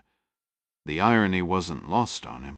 High above, in the rarefied air of the Aburi Hills, Kang Shikun sat in the study of his rented estate on Vangama Close, reviewing the latest updates on Northern Command troop movements around Taman. This enclave was a world apart, a sanctuary of sprawling mansions and gated resorts where a single meal cost more than most Ghanaians below earned in a week. 4 of his personal guards were stationed around the 3-acre walled property, while 2 Chinese security officers monitored a bank of screens in a dedicated room, watching every gate, garden path, and entrance. He set the reports aside and rose, intending to clear his mind with the fluid, deliberate movements of Tai Chi. But as he shifted through the familiar poses, a profound sense of calm eluded him. It wasn't anxiety that disrupted his focus. It was anticipation, a quiet, thrilling certainty. Kang understood the playing field. So completely he felt the victory was already his. He had constructed an impossible scenario for an opponent blissfully ignorant that the game had even begun. His meditation quickly gave way to mental review of his strategy, an exercise far more soothing than any breathing technique. With 36 hours until the operation commenced, every piece was perfectly positioned. His opponent's forces remained inert in their starting squares, unaware a match was underway. He had assets everywhere. 20 technical specialists split between this house and a staging area near the Volta Dam, hundreds of rebels to the northeast, teams of mercenaries in the east and south, and Colonel Zahidi's group of roughly 100 operatives already embedded in the capital, waiting for Saturday morning. Kang moved into a new stance, forcibly smoothing the satisfied smile from his face, commanding himself to focus on the movement, not the coming triumph. The sharp ring of his satellite phone on the desk broke the silence. He let his arms fall to his sides, walked over and pressed the speaker button. "Yes?" Conrad Tremaine's voice erupted from the device, strained and furious. "The dragons have been compromised."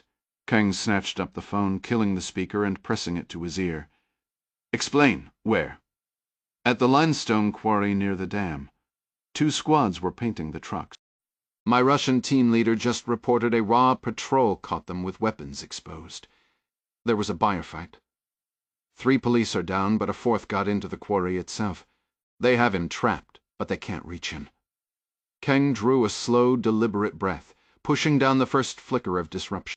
"The vehicles? Our guy's okay. The Russian took a hit, but he'll pull through. One of the dragons got hurt too. Not sure how serious.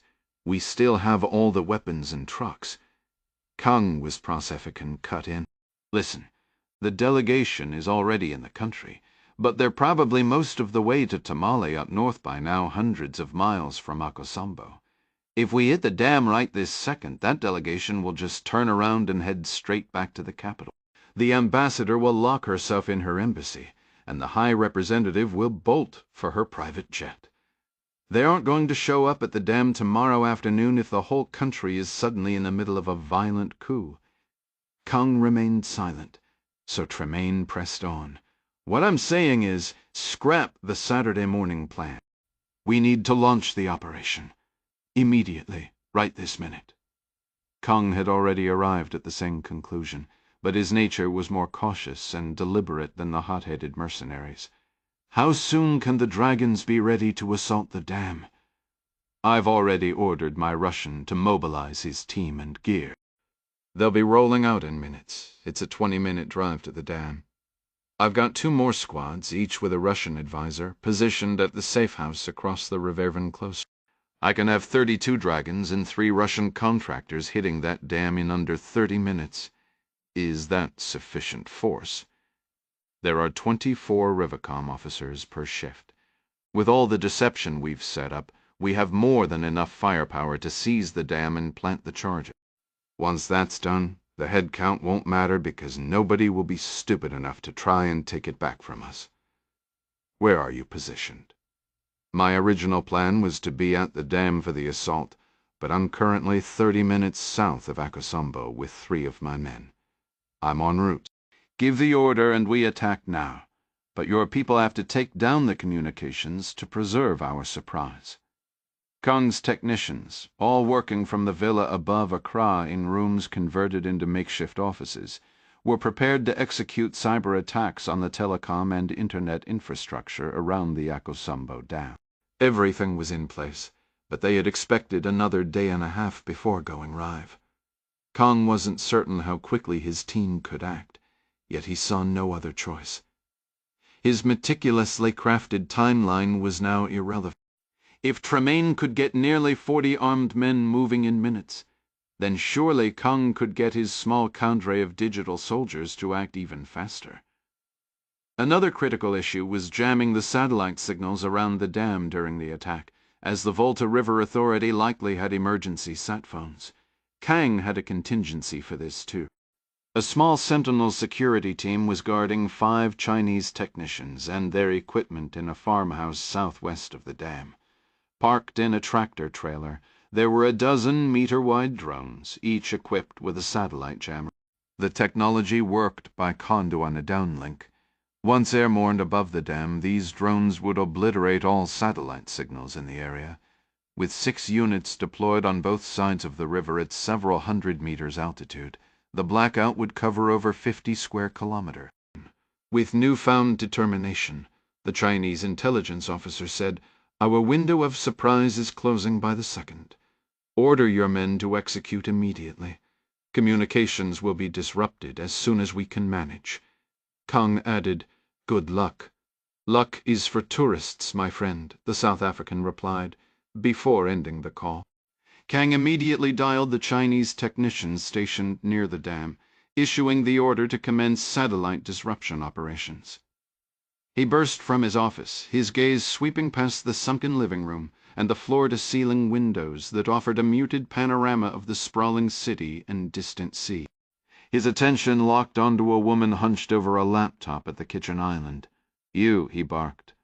Chen Jia jolted upright, her eyes wide. "Sir?"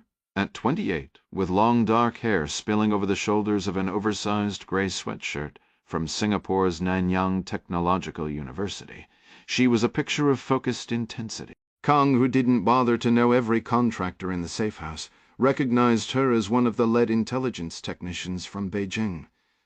"Note everyone," he commanded, his voice cutting through the quiet. "We move now. Immediately." "Understood, sir," Jia responded, pivoting back to her array of screens. Her fingers danced across a keyboard. "All disruption protocols are initiating." Kung was aware that communications would black out around the dam once the operation commenced. When the rebels seized control, the national grid would plunge into darkness, but not this compound. A Skylink satellite receiver maintained his lifeline to Beijing. Diesel generators.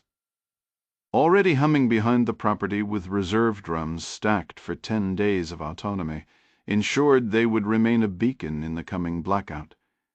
He didn't anticipate needing the full reserve. The sequence was clear.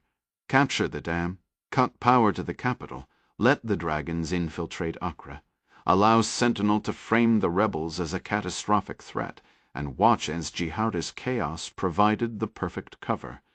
Then General Bootang would roll down the N6 highway from Kumasi, mop up the scattered insurgents, and seize power. Professor Addo and his misguided Western Togoland allies would pay the ultimate price for their interference. A cold smile touched Kang's lips. The accelerated timetable was no disruption. It was an opportunity, and he was more than ready. 16 Isaac Opoku had patched his wounded side with a field dressing from his belt kit. Every muscle screamed in protest, a deep radiating ache, but miraculously nothing seemed broken and his head was clear, a small victory given the violence of his descent. His self-assessment was cut short by the roar of engines overhead. Multiple vehicles were speeding away down the long gravel rear drive. Were they the trucks disguised with raw markings, or the passenger vans he'd seen earlier? Their reason for abandoning him was a puzzle. Did they assume the fall had killed him? A fair guess, he supposed, for someone who'd been shot and tumbled into a rock quarry. Then a darker, more urgent thought crystallized. They left because they had a more pressing destination. His unexpected arrival had spooked them into a hurried exit. He desperately hoped it meant their plans for the following day were scrapped. The terrifying alternative was that they were moving to execute those plans right now. Either way, the superintendent needed to be warned immediately. He pushed himself up on unsteady legs and began the long, painful climb up the wooden stairs out of the pit. The ascent was a 5-minute ordeal of gritted teeth and burning exertion.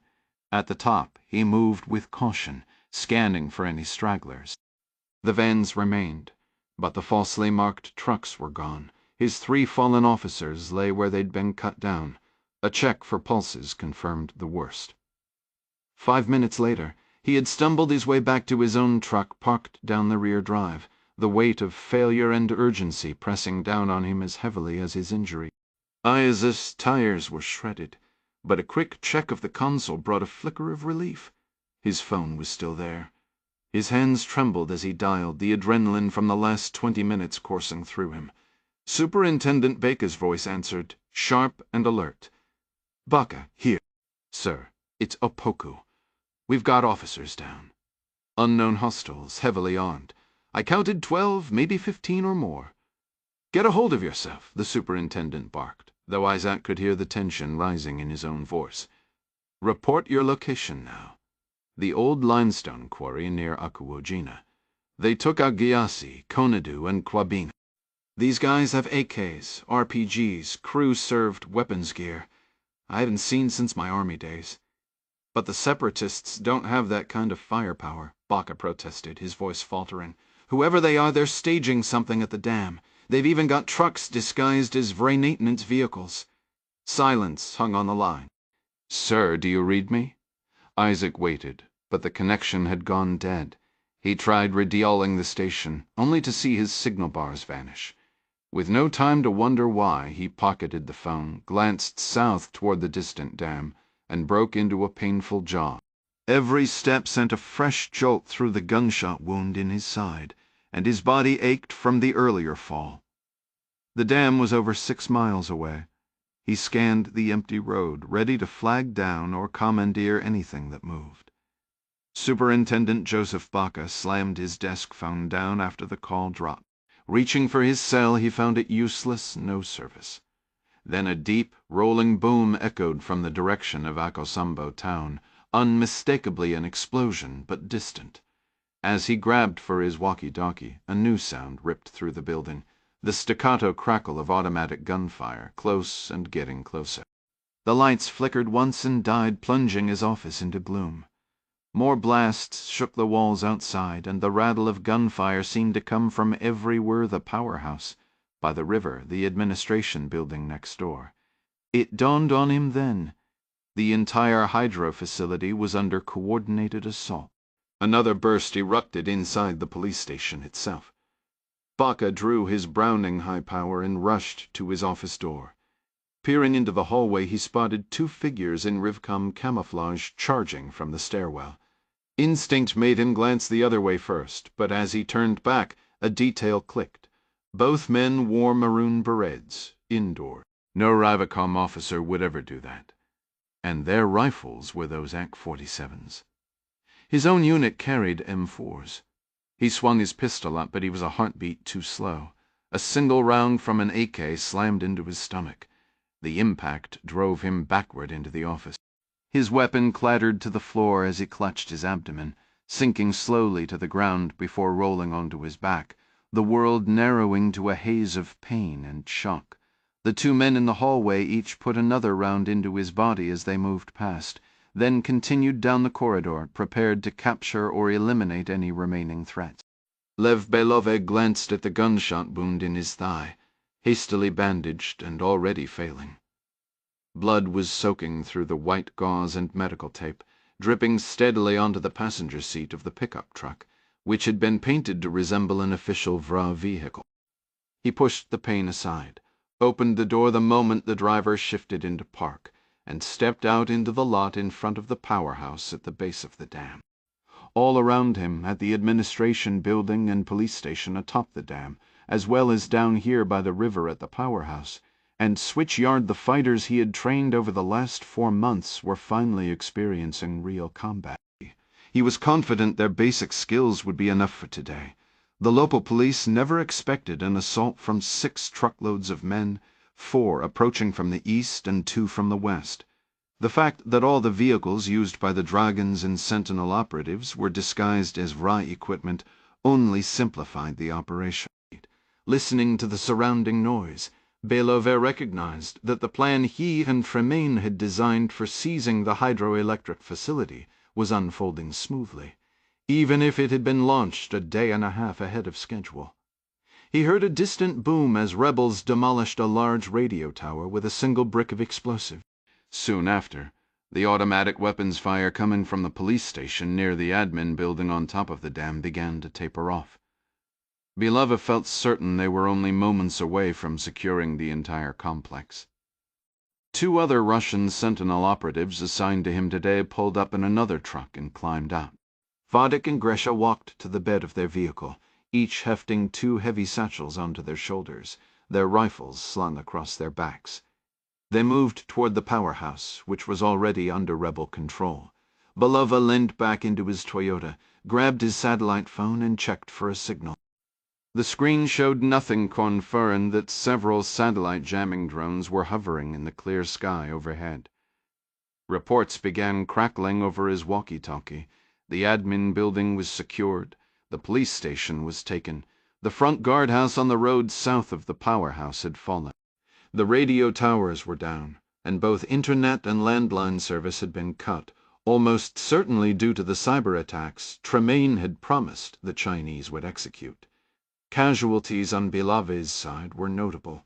The Dragons reported 5 dead, 3 at the station and 2 at the front gate, with 3 more wounded. Yet, thanks to the use of counterfeit Rivcom uniforms and the disguised vehicles, Belove felt a surge of pride, seeing his Dragons of Western Togoland seize full control of the Akosambo hydroelectric facility in under 8 minutes. He headed for the building's entrance, already guarded by one of his men wearing a Rivcom uniform. Vadik and Gresha caught up to him. "You all right, boss?" Gresha asked. These 2 hadn't been at the limestone quarry where the vehicles were being painted and where Belove had taken the bullet in his leg. "I'm fine. Just a lucky shot from a cop." "Alive." He pushed the door open, and the 3 Russians entered the building's lobby. They had studied YouTube footage of the facility, so they knew the route to the main control room, located on the ground floor above the massive generator gallery. Inside the control room, they found a squad of 8 Dragons holding a dozen powerhouse operators at gunpoint, all standing at their workstations with their hands raised. Other than a single dead Rivcom officer in the lobby, there were no signs of a struggle here. Belove was relieved to see the personnel who knew how to operate the dam and manage its power output were still alive. After all, he hadn't the faintest idea how any of this machinery actually worked. He moved into the heart of the control room, the sharp ache in his right leg from the Rivcom officers. Bullet a persistent nuisance he chose to disregard. His eyes swept over the huddled VRA staff. Who's running this show? Silence hung thick in the air. In one fluid motion, he drew his Beretta from its holster and pressed the cold barrel against the temple of a woman frozen beside her cubicle. A choked cry escaped her, dissolving into helpless sobs as he started to repeat his demand. "Who's in I am?" The declaration came from near the front. A man stood there, hands raised like all the others, positioned beside a digital map depicting Ghana's national grid. His gray hair and thick glasses framed a face etched with the same stunned terror visible throughout the room. Bilave lowered the pistol. A slight grimace tightened his features as he limped forward. "Your name?" "Martin Mensah." "In the deputy plant operator." "Perfect. You're going to shut down the power grid. Immediately." Mensah's raised hands trembled. Which section?" "All of it, every watt flowing from this facility stops now." "You want me to shut everything down?" Bilave glanced meaningfully, back toward the weeping woman. "Should I make my point clearer for you?" No, I'll do it." Mensah turned slowly to face a large console crowded with aging monitors, analog switches, and dials. He looked back, his voice quiet, yet weighted with consequence. "If I do this, within minutes the entire country goes dark. Only places with backup generators will have any power at all. I'm aware. Hospitals, the international airport, they'll be on generators for a few hours at most. For everyone else, it's total blackout. This will create absolute chaos." Bilava offered a cold, dismissive shrug. "Your country deals with blackouts constantly. You'll cope. Scheduled outages are nothing like a complete national collapse." Mensah's protest was cut short as the pistol was raised again, this time level with his own face. "Do it?" With a slow, resigned nod, the deputy operator turned back.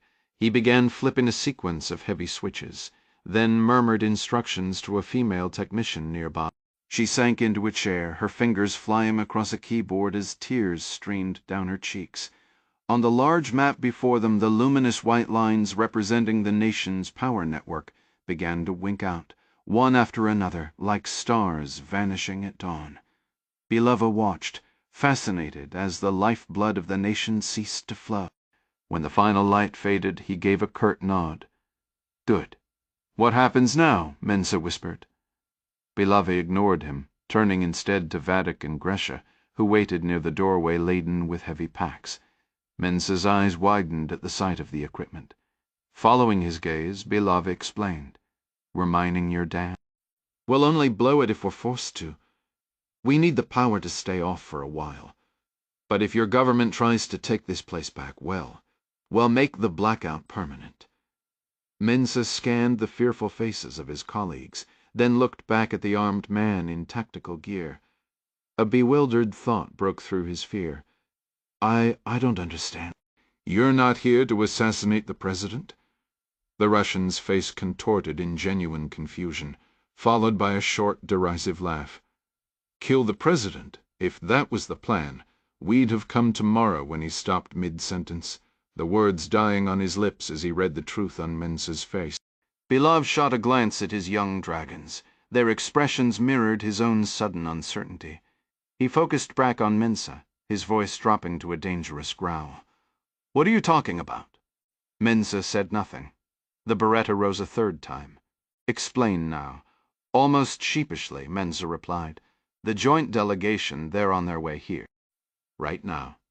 Bilava was utterly stunned. "You're lying. When they see you've seized the dam, they won't land. They'll return to Accra and mobilize the entire army. You might have gotten past our police, but you won't stand a chance against." Bilava tilted his head, a predator processing unexpected prey. He was convinced by the man's words now. "When are they arriving?"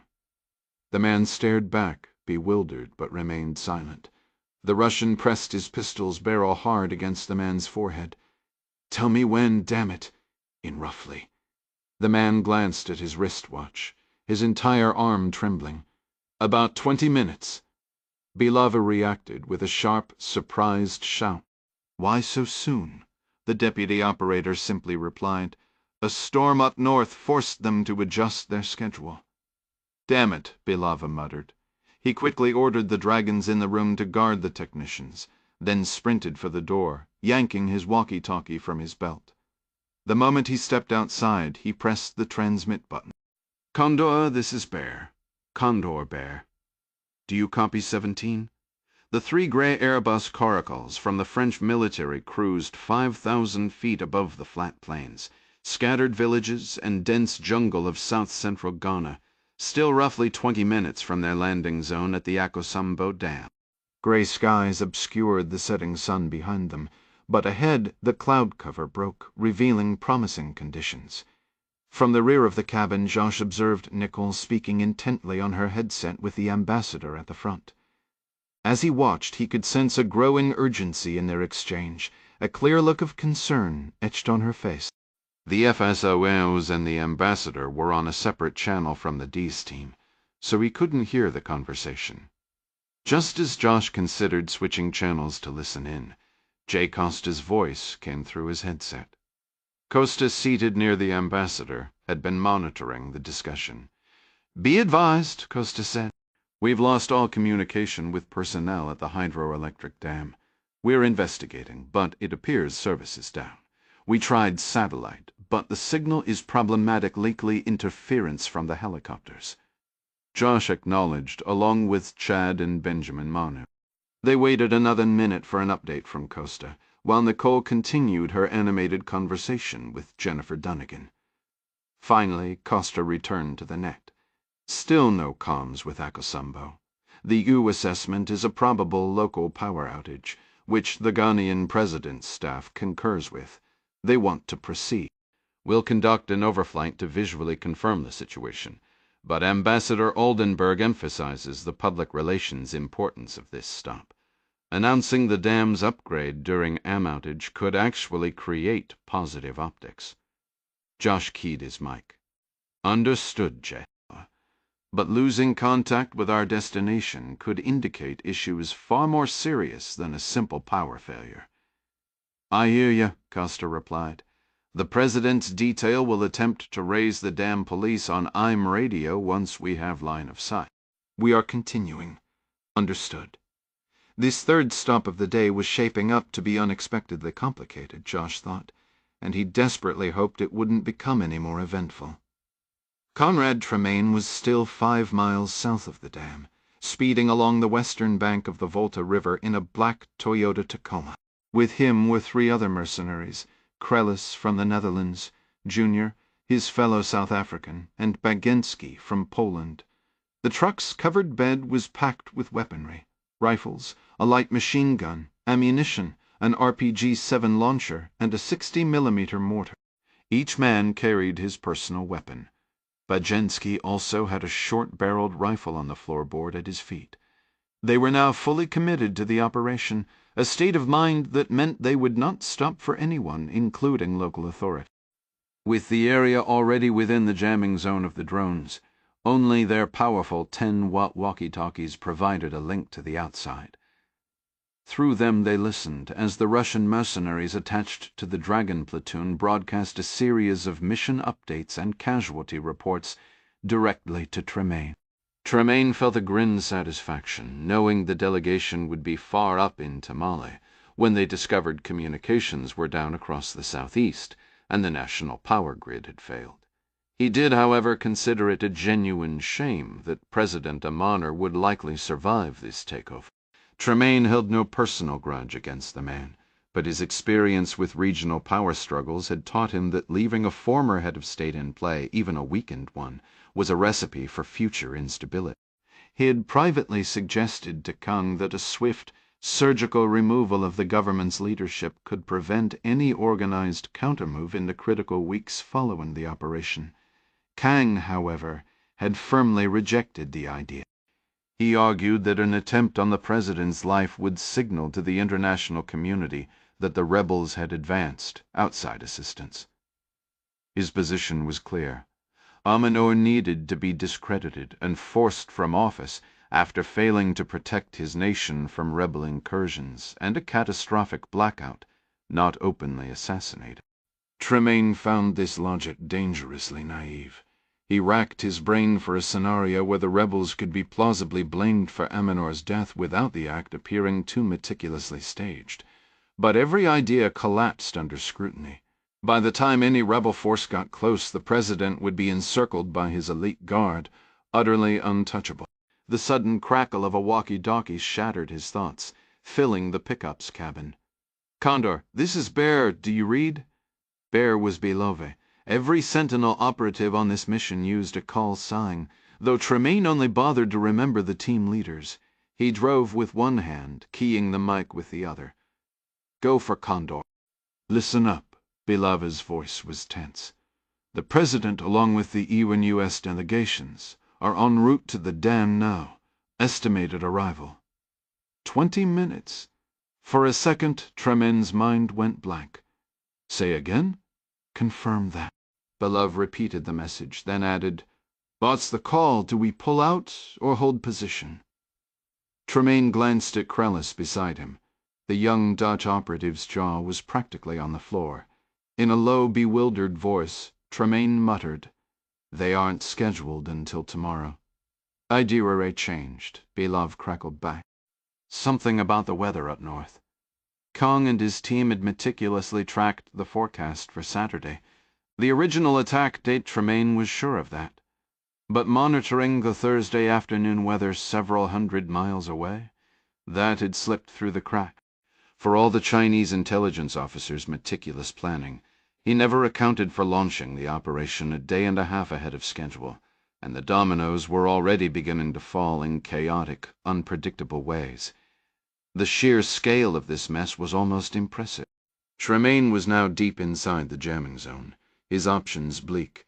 He could spend precious minutes relaying a message through his mercenaries to the Chinese tech team to temporarily shut down the jammers, risking exposure at the dam site or turn around and drive 10 minutes back to get a clear signal, which would mean losing contact with Belove entirely. There was no good choice. He was effectively on his own. Belove's voice came through again. "Our comms are dead here at the dam. Maybe the choppers won't even land if they can't raise anyone on the ground." Tremaine's shout echoed in the truck. "They already made contact. Otherwise the dam staff wouldn't know they were coming. They might do a flyover if they lose the link again, but you can't just assume they'll abort the visit because of a radio glitch." Belove transmitted once more, urgency clear. "We haven't placed the charges in the turbines yet. Doing it properly takes time. My guys need to remove an access panel, descend to the structural weak point, secure the explosives, and program the detonation sequences. They need a minimum of 30 minutes. Maybe we should just scrub this and go." Tremaine weighed the collapsing timeline. "You can't leave now. If you abort, the entire operation is finished." "Is that right?" "The scene is about to be swarmed by 50 people arriving in helicopters," the commander warned, his voice tight. He pressed the accelerator, the vehicle surging forward. After a tense silence, he issued his orders. "Stay put. Keep planting the explosive. But round up every captive you have, keep them under heavy guard, and erase any sign of a fight that could be spotted from the air. What's the next move? All your rebels are dressed in either Rivercomb uniforms or Rye badges, right? Except for me and my 2 Sentinel guys. Make sure the rebels are carrying authentic Rivercomb weapons. Stash the AKs and bring out the police-issue M4s, the sidearms, the tactical vests. Any security team will raise an alarm if they see cops with rebel gear." "I'm aware of that," Belove shot back, irritation clearing his tone. "Then position the hostages where the helicopters can see them. Let the birds land. Let the official party proceed to the switchyard and the powerhouse for their planned media visit. They're only scheduled to be on site for 25 minutes. Before Belove could voice another concern, the commander cut in. "Get the rest of the Sentinel team working on the charges. Tell the dam employees they need to act perfectly normal. They have to convince the entire delegation that everything is running smoothly for the entire duration of the visit. If they don't, you and your men will execute every single one of them." Belave grumbled. "They aren't paying me enough for this circus. What's your other option? You run now, the operation collapses, and you don't see another dime." A stream of Russian curses followed. The commander didn't need a translator to recognize the word suka. Finally, Belave relented. "Fine, I'll inform the deputy plant manager that if he doesn't handle the delegation, I'll personally put a bullet in every member of his staff. One last thing, Bear." The commander, known as Condor, paused, thinking. "This was rushed. You didn't have time for proper prep. Is there anything on you, or with the other Sentinel operatives, that could link back to me, to Sentinel, or to our Chinese partners?" Belave was the leader of the 50 Russian operatives. Besides Condor himself, he was the only one carrying a tablet containing all the mission's radio codes, waypoints, code names, and geographic coordinates. "I've got my tablet," Belave said. "I wasn't about to leave it at a compromised safe house, was I?" Condor slammed a fist on the steering wheel. "That device cannot fall into enemy hands. Do you understand me?" "Obviously I know that," Belave retorted defensively. "You never should have brought it to the dam site." "I didn't exactly have time to find a hotel for it, Condor. It has a built-in 5-watt radio. I'll program the detonation codes into it and use it to blow the dam if we need to." The South African commander was seething, but he knew he had to let it go. He took a breath. "If you find yourself about to be overrun, you strap a grenade to that tablet. Are we clear?" "I'm not getting overrun, Condor. Bear out." Belave ended the transmission, presumably to scramble his forces and prepare his captives for the incoming helicopters. The Sentinel chief kept racing down the highway, a cold dread settling in his gut about the tablet in the Russians' possession and the catastrophic damage its capture could cause. But then a new, darker thought emerged, cutting through the panic. He turned to his lieutenant, Krillis. "This mess, this complete derailment of the plan. Maybe we can twist it into an opportunity. What are you thinking, boss? Kang wants the dragons to take the blame for the whole operation so his general can seize power, right?" Krillis nodded slowly. "Right. Well, what if the dragons assassinate the president of Ghana? Right here, right now. Seems to me it would clear a major obstacle if Amanor wasn't around to fight for control later." The idea hung in the air, audacious and brutal. Krillis stared at his boss as if he'd lost his mind. "That was never part of Kang's plan." "Yeah, well, Kang isn't here, is he? And this is a superior plan, don't you think?" "Is it?" Krillis asked, his voice laced with doubt.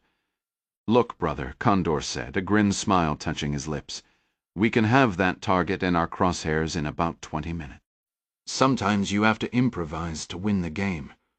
The dragons could handle the task, but they'd likely just botch it. It made more sense to keep them under cover, ensuring the whole team didn't get drawn into a fight. This needed to look like an external attack. The moment the president is hit, those dragons will blow their cover. It'll be painfully clear. They aren't actual police." Tremaine gave a slow nod. "It's going to be absolute chaos down there, no question." He glanced at Krillis, noting the man's discomfort. "We're not playing games here. We're dismantling a democracy. If I take out the president and collapse the government, even if it costs us all 35 rebels at the dam, that's a hell of a return on investment in my book. What will Kang say? I'll tell him the dragons did it. Professor Addo will tell him they didn't. Odo's still hiding in the bush, prepping his move on Accra. He has no comms with his men. He won't be able to tell Kang a thing. By the time I see Kang in the capital, he'll just be relieved President Amanor is no longer an obstacle for the election. He won't sweat the details." Krillis still looked uncertain, but he asked, "So how do we do it?" "An RPG when his helicopter lifts off." Tremaine shook his head. "I've got a Dragunov in the trunk." The Russian Dragunov's sniper rifle fired a 7.62 ACK 54mm round, effective out to 800 meters. Krellis thought for a moment. If you're going to do it, take the shot from across the river. About 350 meters. Should be a straightforward job. Just then, the Adomi Bridge appeared ahead, a couple miles south of the dam. The massive steel suspension structure was the only crossing over the Volta for miles. Tremaine steered toward it, mentally steeling himself for the biggest operation of his career. His primary worry wasn't failure. It was the nagging fear that his team at the dam might spook the helicopters before they even touched down. Josh Duffy sat by the rear portside window of the lead Caracal helicopter. His wife was seated far forward, having been intensely focused on her iPad for the last several minutes. Josh figured she was probably making last-second edits to the U.S. ambassador's remarks for the dam ceremony. He peered out the window, spotted something in the distance, and keyed his mic. "Jay, take a look out the portside window. You're 9 o'clock." A thin, dark column of smoke rose over the town of Ekosamba. After a pause, Costa replied, "Yeah, I see it. Let me see if I can find out what's over there." A minute later, his voice came back over the radio. "No one seems to know what's burning down there, but they're not overly concerned. They want to proceed to the dam," Josh simply acknowledged. "Roger that." Soon the 3 helicopters were flying over the vast expanse of Lake Volta, the largest man-made reservoir on Earth, heading south toward the hydroelectric facility. As they approached the north side of the dam, they reduced speed, passing over the colossal structure at an altitude of 200 meters. The lake level was high. The dam's spillways were open, sending torrents of water cascading down the steep concrete face on the southeastern side, churning the river below into white foam. It was a staggering, awe-inspiring sight, and Josh caught himself staring for a moment before forcing his eyes back to scanning the terrain out his window for any threats. Costa's voice came over the radio again. "Benjamin, I'm passing you the binoculars. Sweep the area and tell me if anything looks off." Duff understood the procedure. With no comms established with the ground team, they had to visually confirm the landing zone was clear before setting down. While in the air, even in their unarmed Airbus helicopters, they could rocket away at the first sign of trouble. That option would vanish the moment their skids touched the earth. Even without binoculars, Duff could make out figures in camouflage uniforms moving along the dam's crest, alongside official-looking vehicles. Benjamin Manu took the offered binoculars from Costa and scanned the scene through the portal window. After a moment, he reported, "Revcom trucks and officers are positioned on the dam and at the powerhouse. There's a vehicle with civilians near the switchyard. Rivcom has the main gate secured." "How many officers total? Plenty?" "At least 20, maybe more." "Good," Costa acknowledged. He paused briefly, listening to his headset. "Stand by." A few seconds later, his voice came through again. "All right, confirmation just came in. The President's helicopter has established communication with the VA team on site. They verify all power from the dam is offline, and crews are actively working on restoration." He took a breath. "We are proceeding to land behind the powerhouse as planned. The speaking platform is set up in front of the switchyard.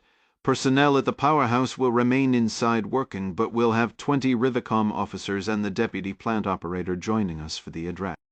An additional Revicom contingent is securing facility access." The helicopter banked to the right, descending toward its designated landing zone. On the ground, within the powerhouse control room, Russian Sentinel officer Lev Belov stood over the deputy plant operator, Martin Mensa. Mensa was sweating profusely, his thick glasses fogged. Belov spoke with deliberate, heavy emphasis. "This rests entirely with you. You must persuade those visitors that operations here are normal, that every effort is being made to restore power. Should you fail, should they sense a problem and reach for their weapons, we have over 30 men prepared to open fire immediately." Mensa understood the grim assignment. He pulled a handkerchief from his trousers, mopping his brow before nodding. The delegation won't enter the building? They are scheduled to stand on that platform outside with the dam behind them, speak to the cameras for under 20 minutes, and depart. Belov jabbed a finger against the man's chest. And that is precisely what will occur. If it does not, you and your staff will be the first casualties. The middle-aged Ghanaian nodded again, wiping his forehead. Yes, just do not harm anyone, and I will do my part. 2 other Russians stood nearby, equipped with tactical packs, rifles slung across their body armor, and additional gray packs at their feet. Leaving Mensa, Belova strode over to them. He unzipped a pouch on his chest rig, retrieving a rugged black tablet. Powering it on, he addressed his men in Russian. "Quickly, give me the detonation codes from your devices." Gresha recited a long string of digits, which Belov inputted, followed by Vadek doing the same.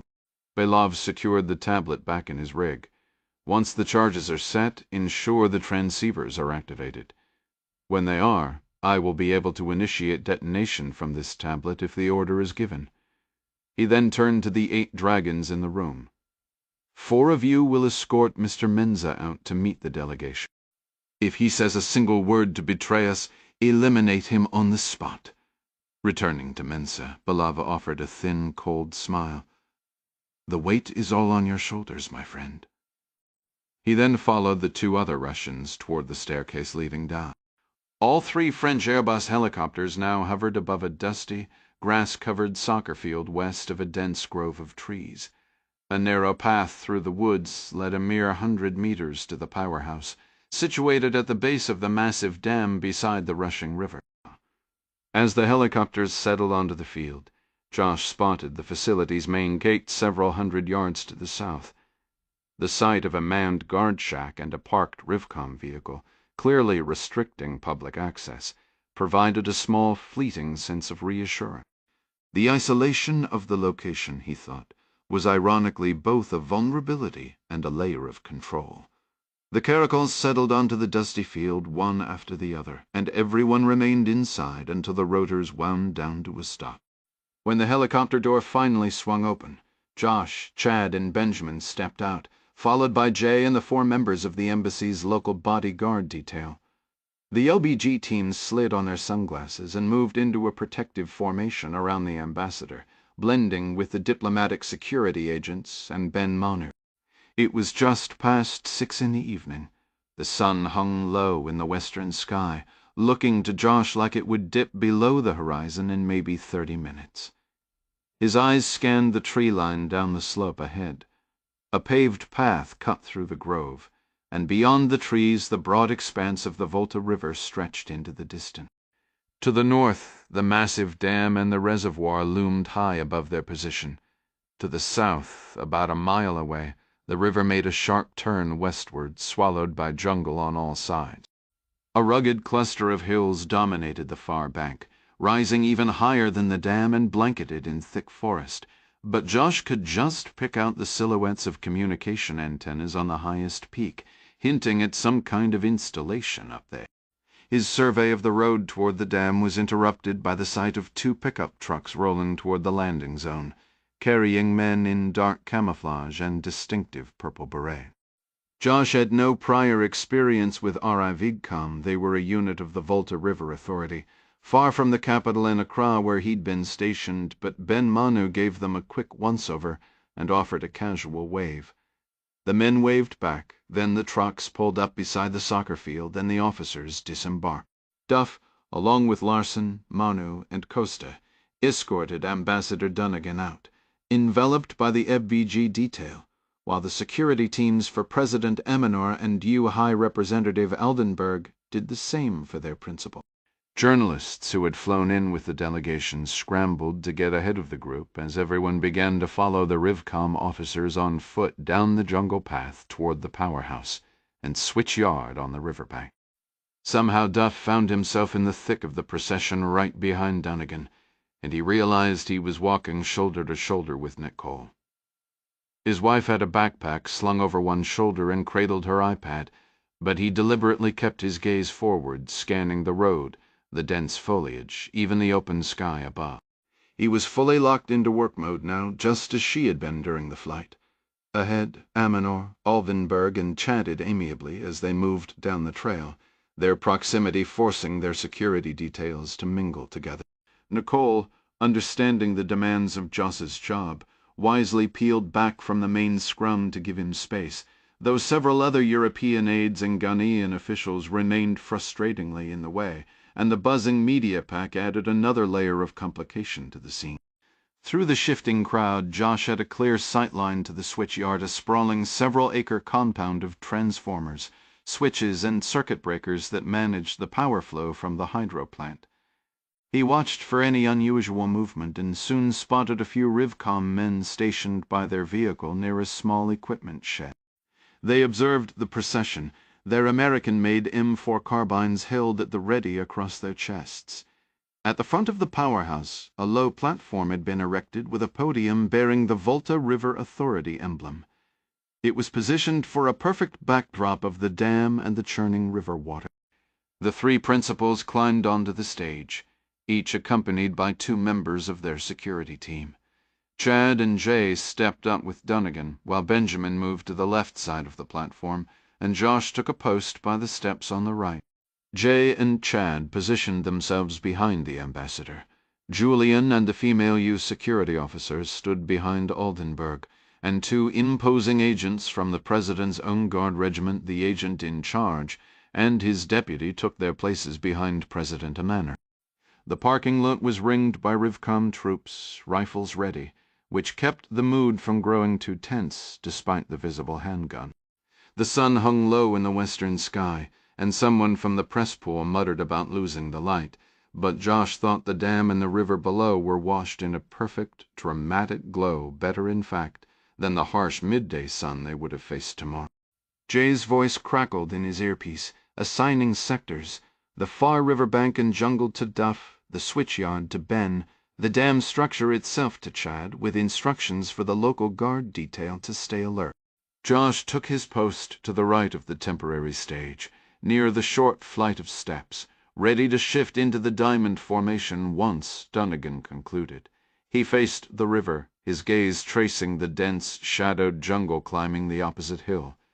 Behind him, the door to the powerhouse swung open. A man in a suit and tie emerged, flanked by two Revicom officers, and approached the stage.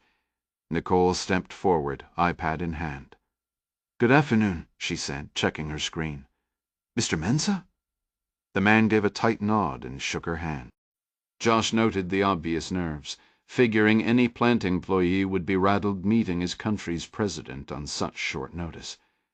Nicole guided him up onto the riser, where he greeted the three dignitaries. Though Mensa spoke softly, Josh caught every word over the whir of camera. "My apologies for the lack of proper preparation," Mensa said, his voice strained.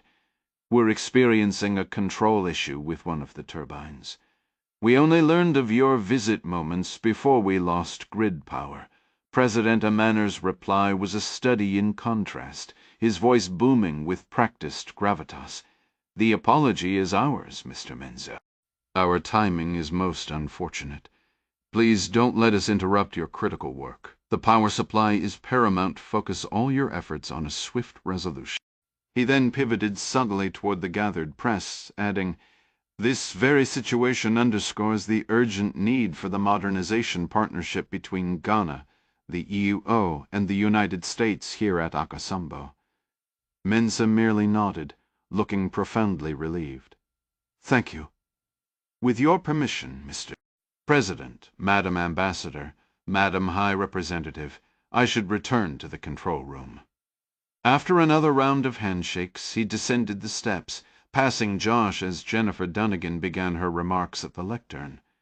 Josh observed the clear beads of sweat at the man's temple. Classic social anxiety, he thought, having seen similar reactions from officers around generals or aides around ambassadors. Nothing unusual there. But as the two Rivicum escorts began to steer Mensa back toward the powerhouse, Joss's professional habit kicked in. He gave the local guards a once-over. They were young early 20s, clad in camouflage with Rivcom shoulder patches, armed with M4s and Brownings. Maroon berets pulled low over serious expressions. Standard gear, standard serious young soldier demeanor, presumably amplified by the presidential presence. Josh was about to turn his attention back to the river when he paused, his eyes lingering. A detail, slight and almost missed, nagged at him. Something in their posture, or perhaps the way one adjusted his grip on his rifle, didn't align.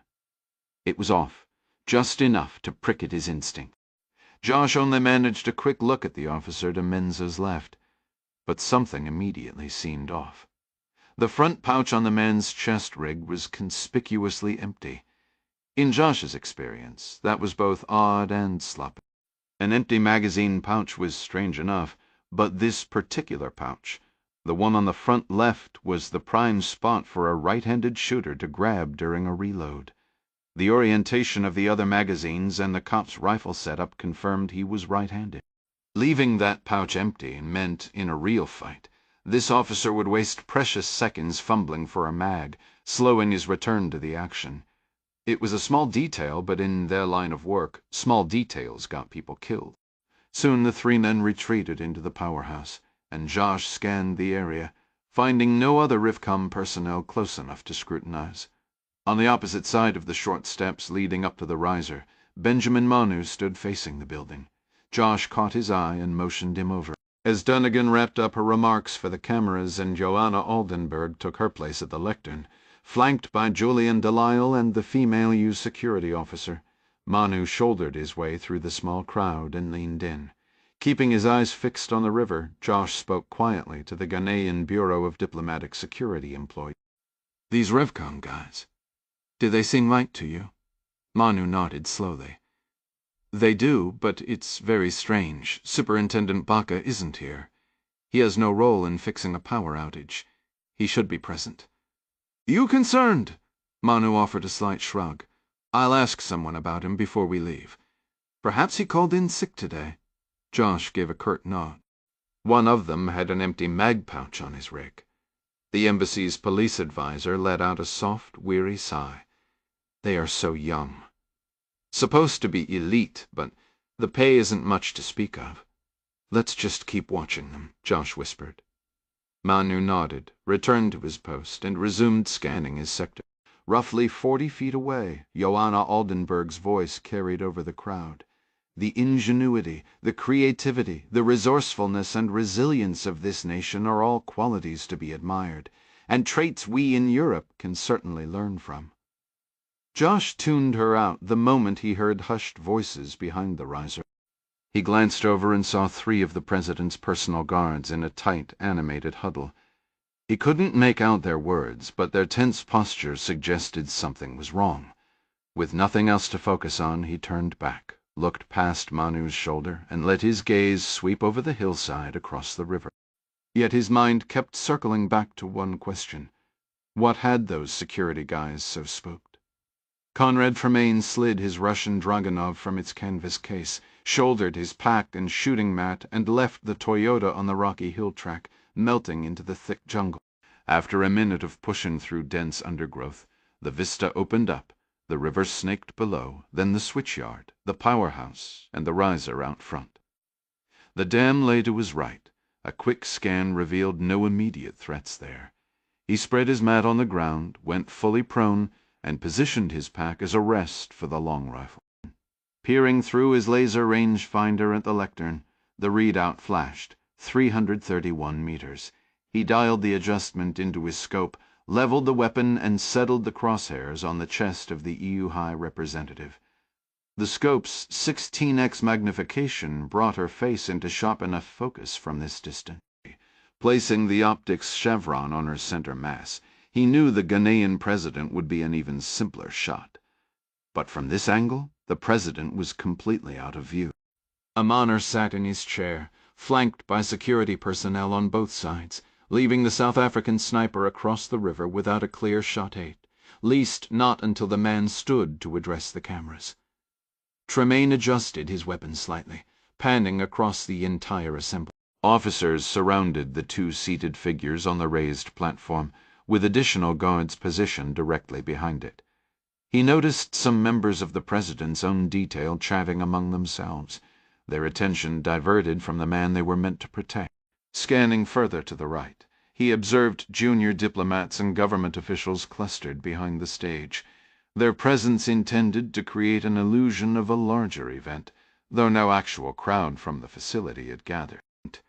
Tremaine felt a flicker of satisfaction seeing the dragons of western Togoland most dressed as Rivcom soldiers, with 4 posing as ray technicians near the switchyard, keeping their distance, staying at least 25 meters from the security team. He knew any serious inspection would expose them as outsiders who had never entered this facility before, and he desperately hoped no such scrutiny occurred before he took his shot. The entire operation could collapse in an instant if the delegation realized rebel infiltrators surrounded them. None of these dragons suspected he intended to target the president, and Tremaine had no clue how they would react when he did. He expected the protective details to draw their weapons immediately, and he imagined the poorly trained rebels would panic, triggering chaos. He doubted the U.S. ambassador or the EU representative would escape unharmed, but he saw that as an unexpected advantage for Kang's scheme. If high-level Western officials were killed by the dragons, and Kang's General Botang then seized power by crushing those very rebels, the West would likely rally behind Botang, viewing him as the avenger for their fallen diplomats. A faint smile touched Tremaine's lips. It seemed the Chinese strategist wasn't the only one on this continent who could play the long game. Shifting his view to the right side of the platform, he noted 2 more security men, one white and facing his general direction, the other black and turned toward the powerhouse. They might have been with the American or European delegation, Shid couldn't be sure, but they definitely weren't part of the president's team. Tremaine studied the man facing him, locking onto his figure as if making eye contact across the distance. For a fleeting moment he felt a strange sense of recognition, as if he'd seen that face somewhere before. But before he could focus further, Joanna Aldenburg stepped away from the lectern, and President Amanur rose from his seat, moving forward into the crosshairs of the rifle concealed in the jungle. The bald-headed man placed his hands on the podium.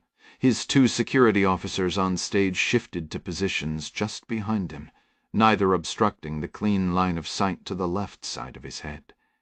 As Amanur began to speak, the Sentinel mercenary flicked off the safety, drew a deep breath, and let it out slowly.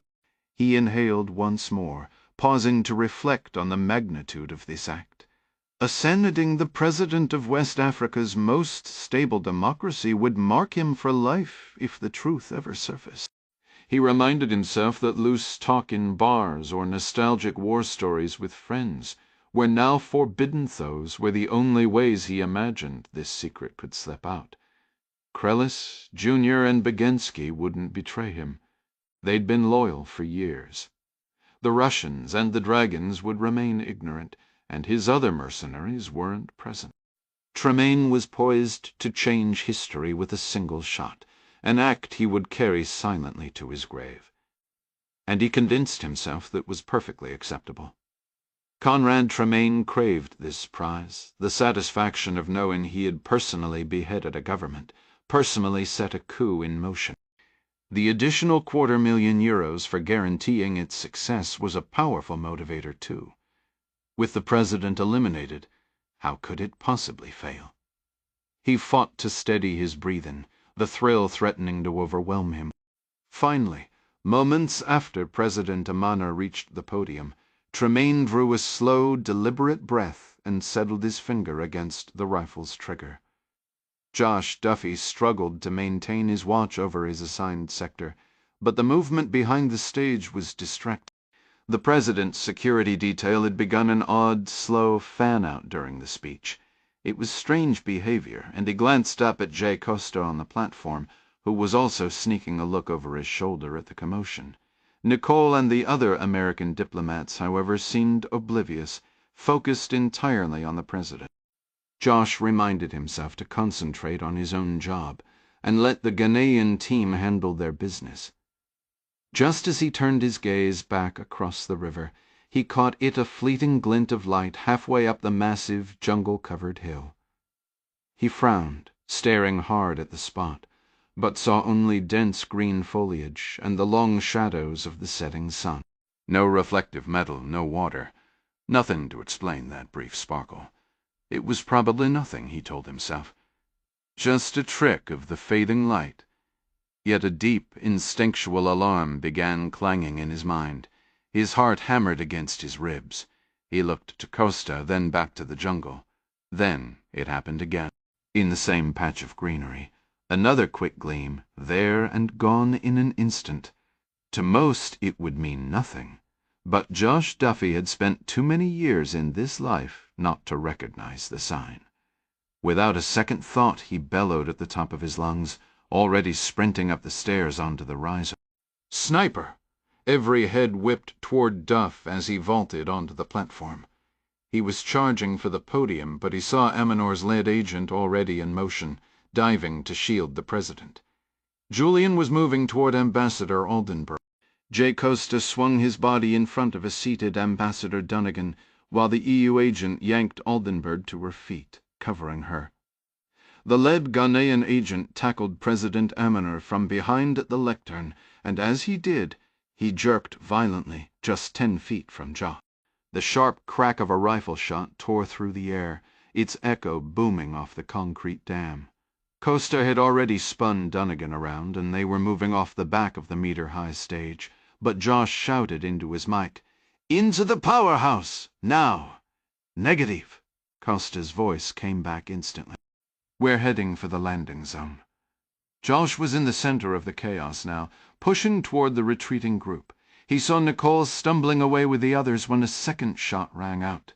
A Ghanaian security man near him pitched forward, collapsing into the crowd of diplomats on the concrete. Josh was too far from Dunnigan to provide physical cover. That was Jay's responsibility. His own duty was clear. Hold the line and counter the threat. His pistol was in his hand in a flash. He spun back toward the river, raising his weapon. Taking out a concealed sniper hundreds of yards away with a handgun was a near impossible task, and Duff knew it. His plan was simpler. Lay down suppressing fire, and hope to buy the others precious seconds. Before he could squeeze off a shot toward the jungle-covered slope on the other side of the water, the sharp crack of a rifle shot echoed from the direction of the power station on his left. Benjamin Monnis' voice erupted in his earpiece, almost before the sound registered. "Contact! Right!" Immediately a barrage of gunfire erupted to Duff's right. He pivoted with his pistol, his mind catching up to the scene. The Rivcom officers and the dam operations staff who had been standing there moments before now had their weapons trained on the visiting delegation. He brought his Glock up, sighted on a shooter, and fired. The man staggered, dropped his rifle, and scrambled behind a pickup truck. Josh was fairly sure he'd scored a hit, though clearly not a decisive one. Costa's voice was next, sharp in his ear. "Alamo, Alamo!" That was the signal to move the principal to the designated safe room here, a reinforced stairwell on the powerhouse's ground floor. The president and the European officials, he'd been briefed, would use a separate stairwell on the other side of the building lobby. Josh wasn't going there, not yet. Neither were Ben or the other security contractors. Their job was to stay and fight. Chad and Jay would hustle Dunnigan to safety while Duff and the rest laid down covering fire, drawing the enemy's attention to themselves. It was a grim calculus. Make yourself the target so the people you're sworn to protect can escape. Behind him, nearly 40 people, including his own whiffier, scrambling for whatever cover they could find. He alone remained exposed on the large platform, a perfect silhouette for an unseen sniper who could end him with a single shot. The air snapped beside his ear, a bullet's shockwave from the switchyard 30 yards away. Without hesitation, he returned fire toward the half-dozen figures taking positions there. Conrad Tremaine scrambled backward through the thorny undergrowth, dragging his rifle and the camouflaged drag mat behind him. He had to get clear to distance himself from the pandemonium he'd just unleashed. He understood the mistake instantly. The morning's gray clouds had parted in the west, and a sudden shaft of sunlight had glinted off his scope's lens. Someone had seen that telltale flash and recognized it for what it was. His first shot had been intercepted by the President's lead agent, who threw himself into the path. His second round missed the President entirely, striking another bodyguard instead. Then all hell broke loose as the disguised dragon militants, whether reacting to defensive fire or simply seizing the moment, opened up on the security team. "Damn it all," he snarled, pushing deeper into the jungle as the racket of gunfire swelled around him. He shoved himself up from the ground, grabbed his gear, and broke into a sprint toward the waiting truck. Sliding into the passenger seat of the Toyota, he glared at Krellis behind the wheel. "Get us off this mountain, now!" "What happened back there?" the Dutchman asked, stomping on the accelerator. The tires spun on the loose gravel before catching and lurching the vehicle forward. Tremaine wiped the sweat from his forehead and propped the still warm Dragunov between his knees, its barrel pointing at the roof. "I didn't get Aminor," he said, a cold, cynical smile touching his lips. "But look on the bright side. As far as history will record, the dragons of western Togoland just kicked off their little revolution with one spectacularly bloody opening act. Rivcom Sergeant Isaac Opoku had spent the last quarter hour pushing a commandeered Kawasaki motorcycle up a steep gravel road, having borrowed it from a startled teenager near the old limestone quarry. He was now closing in on the dam's eastern perimeter when he heard a concerning pop from the engine. He rolled off the throttle, shifted to neutral, and in the sudden quiet, the distant, unmistakable sound of sustained gunfire reached his ears. The unmistakable crackle of gunfire echoed from the direction of the dam, and a cold dread settled in his chest. He was the one who had kicked the hornet's nest, and now his friends were paying the price.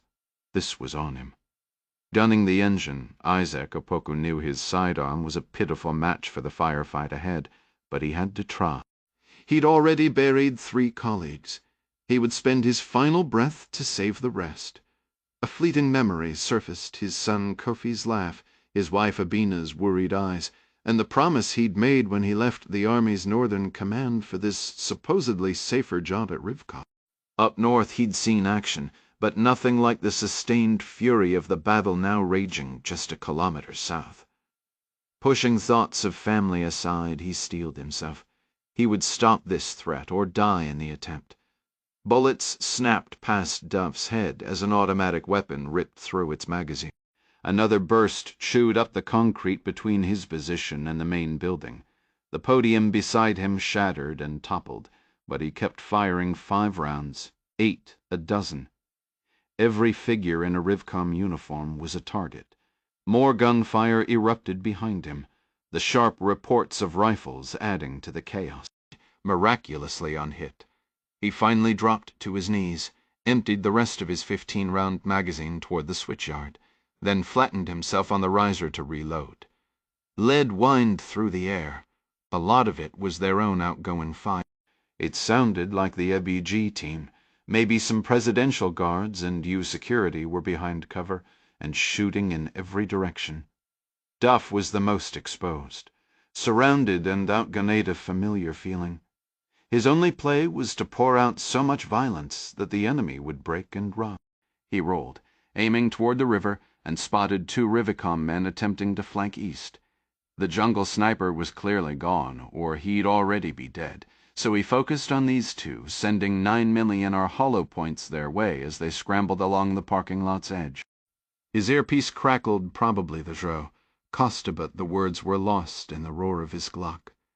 Ben Vanus' voice came through, then Chad Larson's, but it was all noise.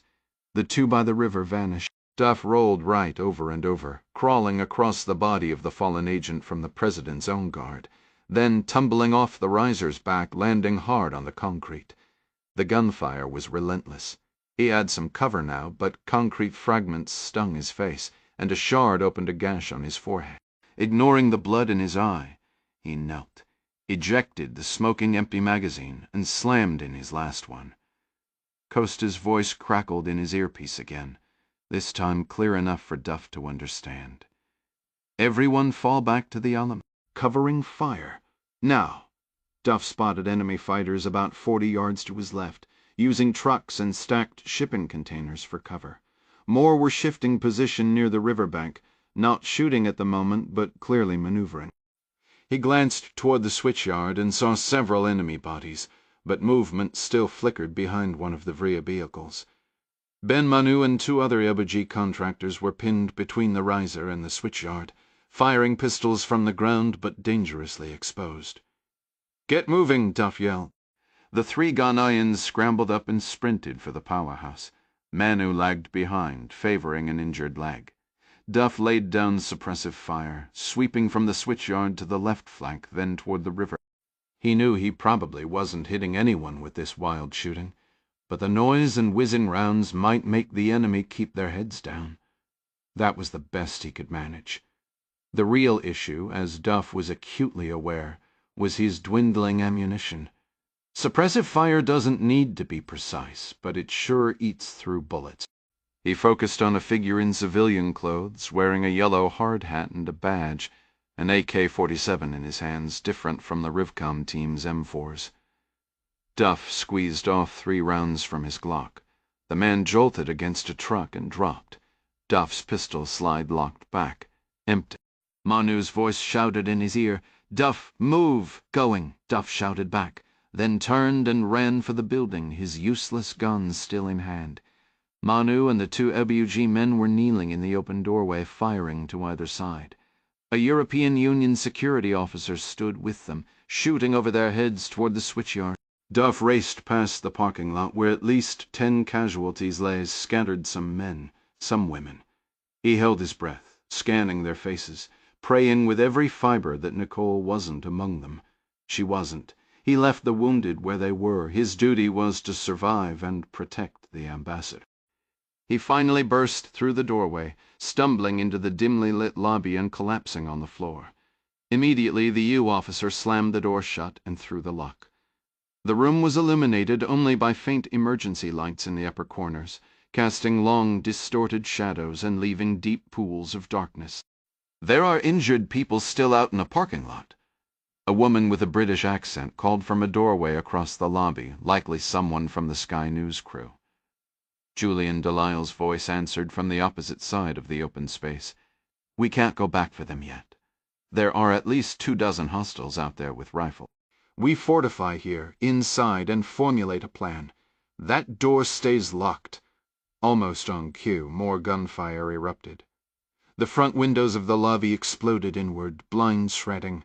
Dabjosh, in his thoughts, spushed himself up and hurried toward the designated safe room, the Alamo. He entered a large stairwell area. Ambassador Dunnigan sat on the steps, her face speckled with blood, staring vacantly. 2 other Foreign Service officers, Scott Clark and Arletta Janes, crouched beside her.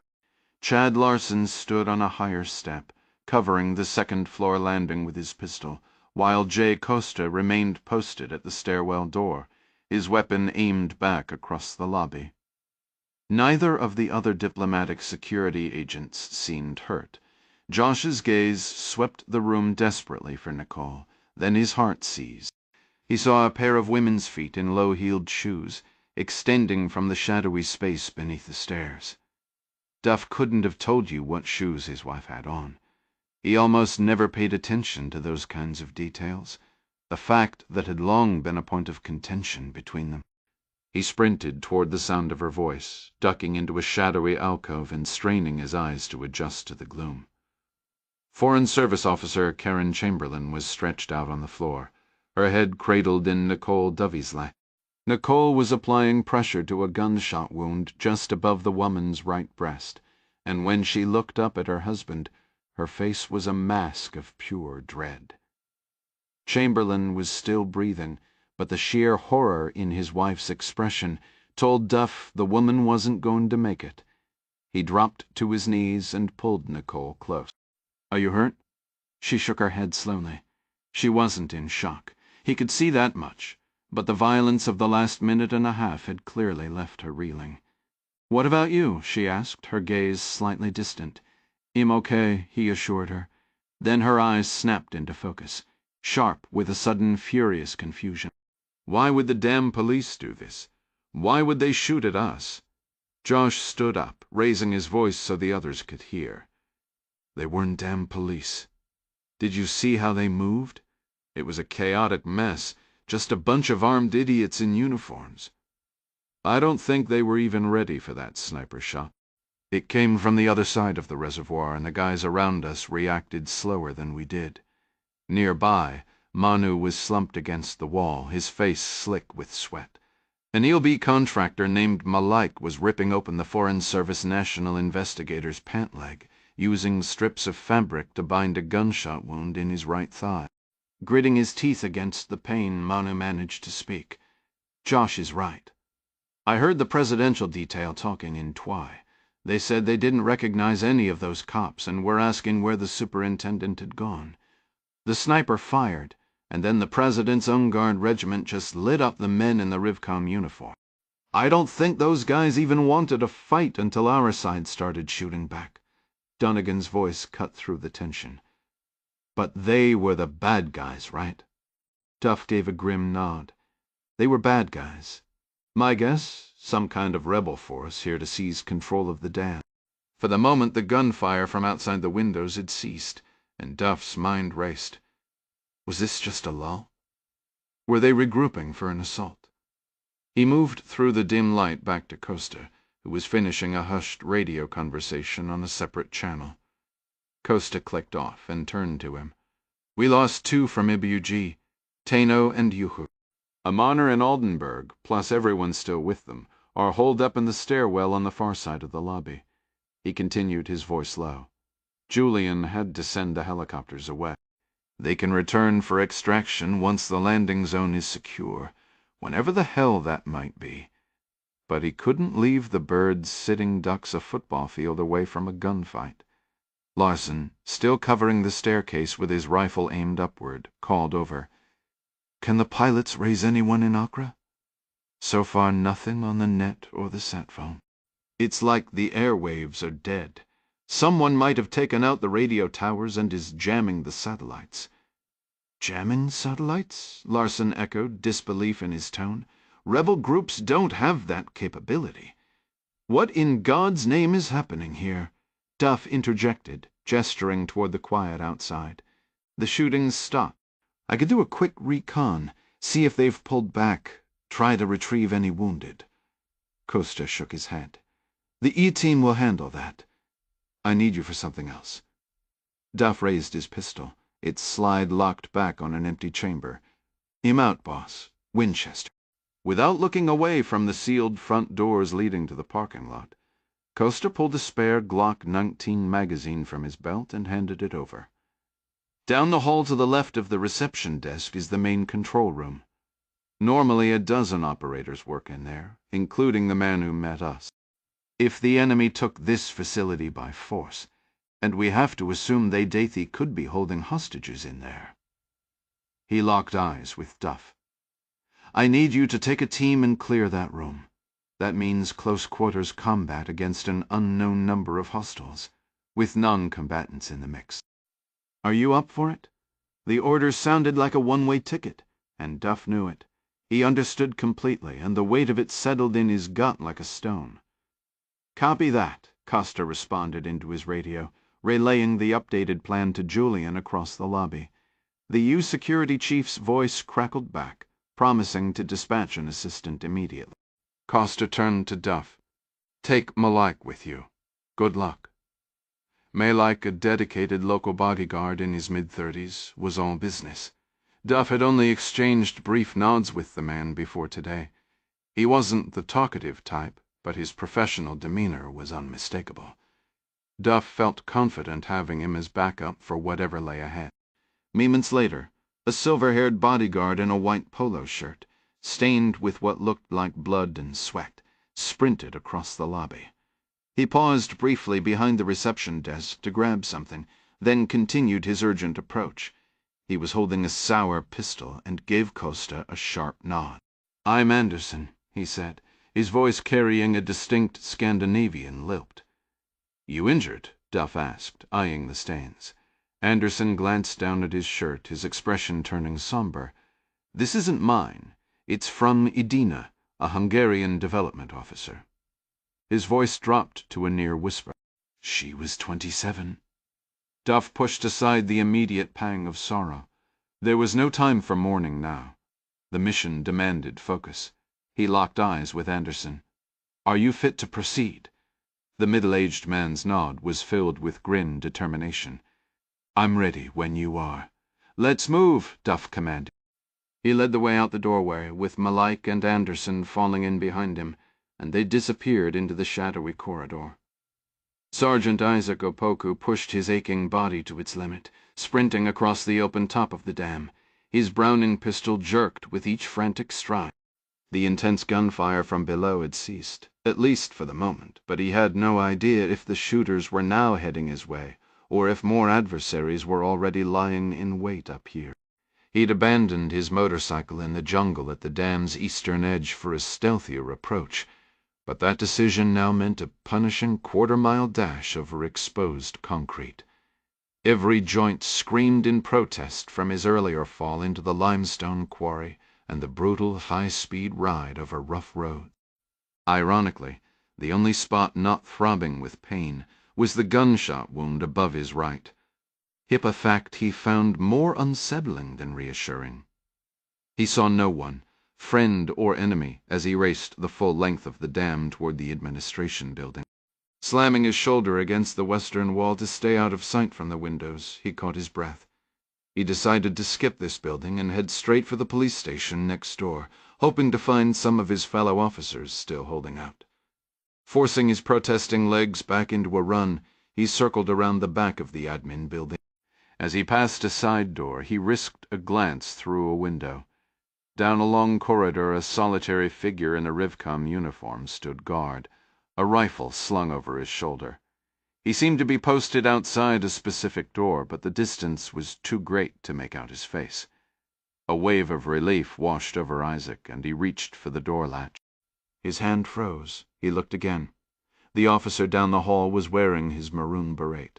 There was exactly one person at Rivcom who would be foolish enough to wear his beret indoors during an active crisis: Corporal Kwabena.